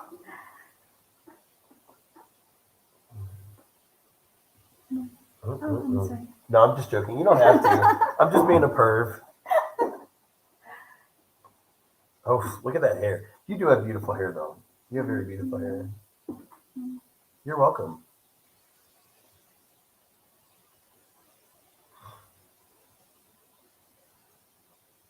Yeah, if she wants to start one, man, I'll show her how to make videos and stuff. Honestly, that would be a cool angle. Like, there's not a lot of Venezuelan YouTubers here. Um, it would be cool to see videos on Colombia from a Venezuelan perspective. And she could safely, give or take, go to Venezuela without having a problem. So, she could do videos out there. There are YouTubers going, but it's just, um, Drew has such a following and so much money that he can get in and out without having a problem. He's got armed security. He's got people that go with him. He never has a problem when he goes to Venezuela, but he's so big and has so much money, like, and Chris is Latino, so it's easier for him. He speaks Spanish. He knows the language. He's not Venezuelan, but he goes there a lot because his girlfriend's from there, and it works. I need to get Chris Travels, the other Chris. I was supposed to meet up with him down there in Pattaya or in Thailand in general, or somewhere in Asia. But he was all over the place, and we never got to make it happen. He's actually from Cedritos. Like Cedritos is, you're in Cedritos, right?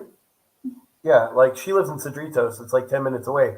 Chris Travels is from Cedritos, so but everybody knows him for all his like videos down in Asia because he lives down there.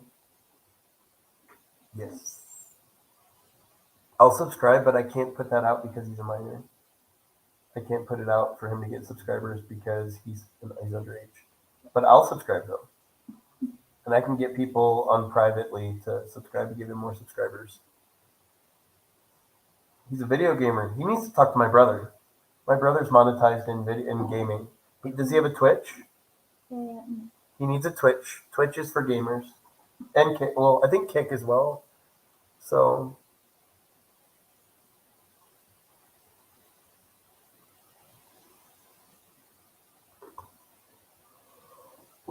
Ever since he was 8, really. he's been gaming. He's been gaming since he was 3 years. Nice. Yeah, he used to play this game, and he was good when he was 3. Minecraft? No,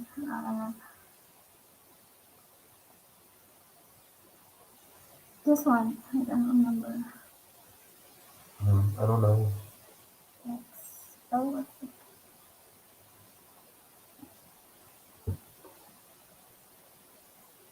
no, yeah, Geometridas. Oh, he's so cute. Geometridas. That's a game. Okay.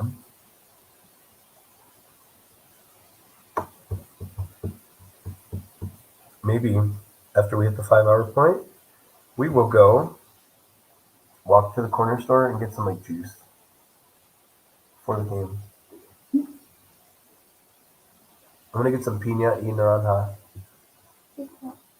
Hit? I have hit? No. What do I? Yeah. No. Oh, I do. Yes. We were gonna grill that actually and put canela on it.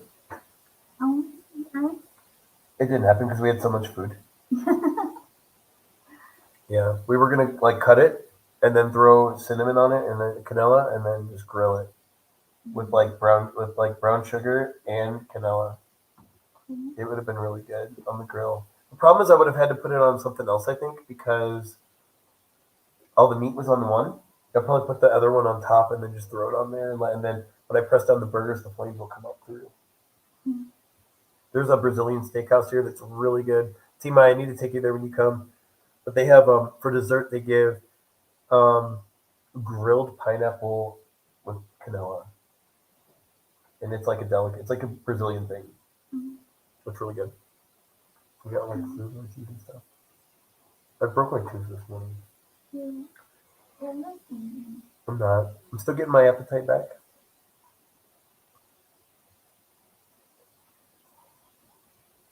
That's why I offered you, like, before I dug into it, I was going to give you a bunch more. I shouldn't have. That's why I gave you a small amount, because I knew you were, like, trying to. I...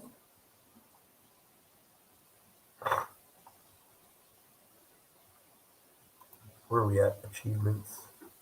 We're doing good.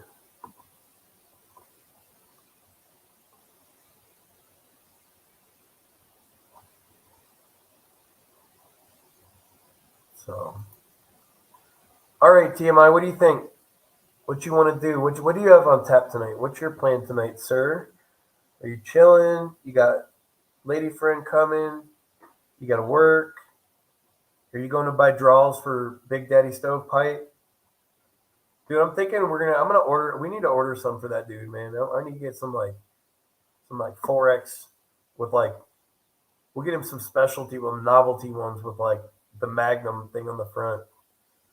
So when he actually does wear them for the first time, because I think he said he was born and came out that way, so he doesn't want to wear draws. So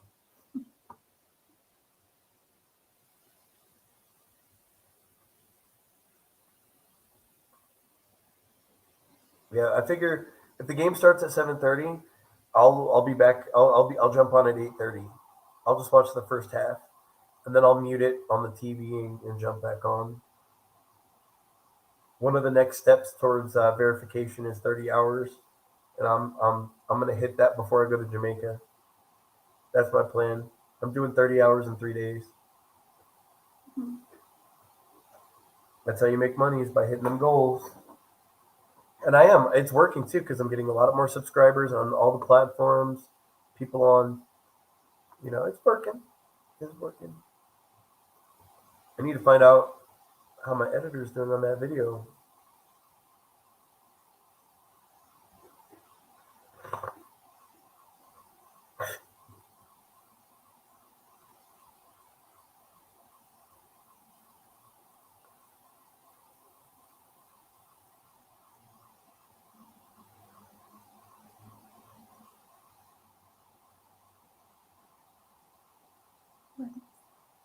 But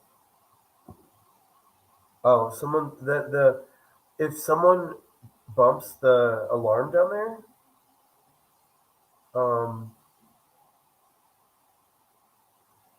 then or like there's the building next door. If they bump the door, the alarm goes off. So it happens like all the time. What's up, guys? We got 3 watchers. We're about to wrap it up. We're gonna go 4 more minutes, and then I'm gonna watch the game. Digital draws, yes, digital draws, man. Dude, I'm telling you, we were enjoying each other's company, and then we were watching a movie, and like freaking like I hear this discussion about underwears. Did you hear it too? They were talking about underwear over here. You know,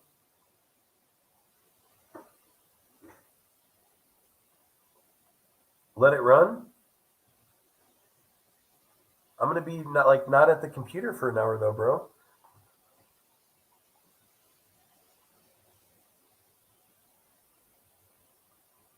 Free balls, no draws. Let's go. Hashtag no draws gang. Dude, I'm telling you, you need to get that shirt made, man. Just get it printed up, make one. Like the girls are gonna be like, I think the girls would find it funny in Sosua.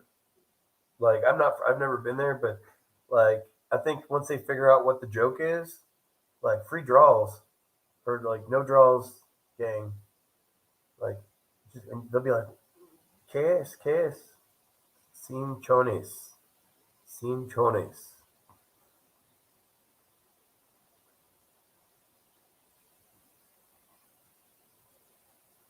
What is the thing? Um,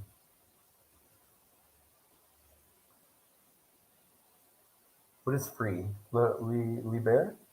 What? Free. Liber? Creative? Libre, libre, um, mi bolas. Free me bolas. Yeah, hashtag no condom gang. Let's go. Forgot the That's hashtag. not safe. Don't do that, guys. That's not safe.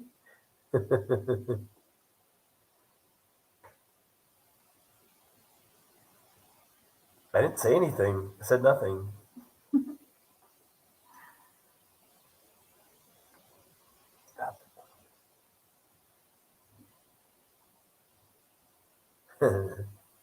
Free balls, no draws. I mean, let's be honest, man. Nobody likes rubbers. Nobody likes rubbers. Come on now. No way. No way. Go back and forth.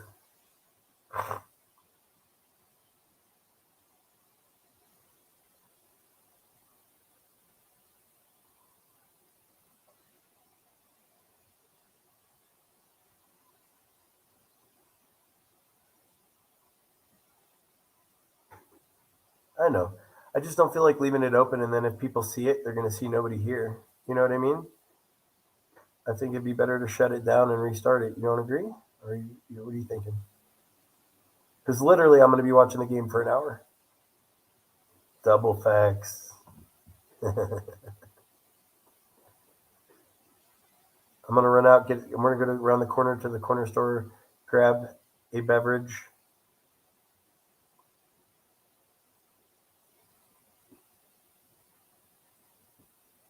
Was she on her phone?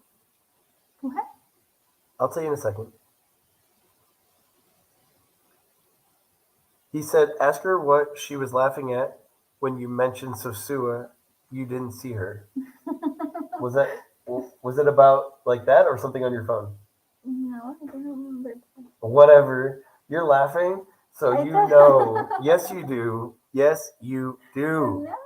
No, it was so. Whatever. You're a bad liar. Mentirosa.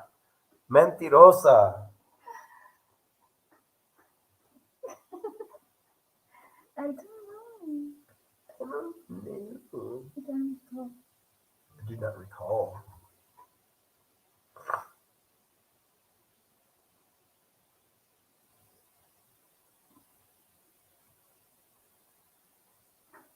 I can stay. I can teach them Spanish. Yeah. No, I wasn't kicking you out. I just want to watch the game for a little bit. I mean, so you want to disconnect. I know.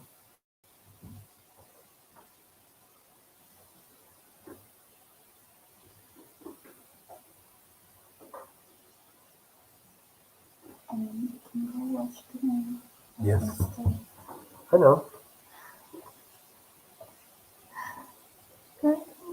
I figured the part of the reason too is this live is supposed to. I want this live to be separate from because of all the different. It's different content. Like what we're doing with this is different. That's why I was gonna just kind of shut it down and then restart it. Watch the game from where you at.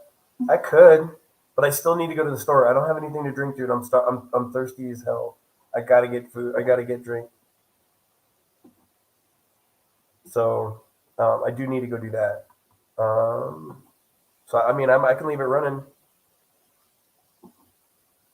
I do. I mean, I really want to shut this one off and start a new one. Then can I do that?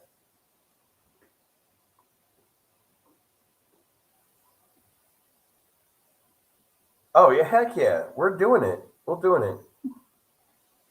No mucho agua. Maybe mucho agua for her.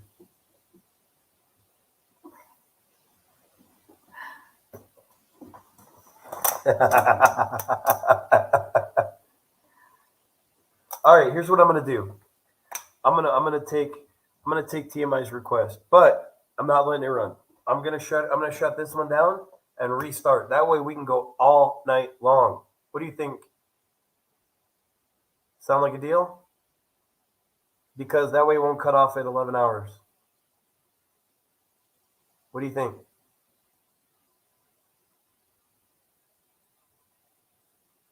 I'm gonna do it. All right, I'm gonna shut this one and we're gonna restart.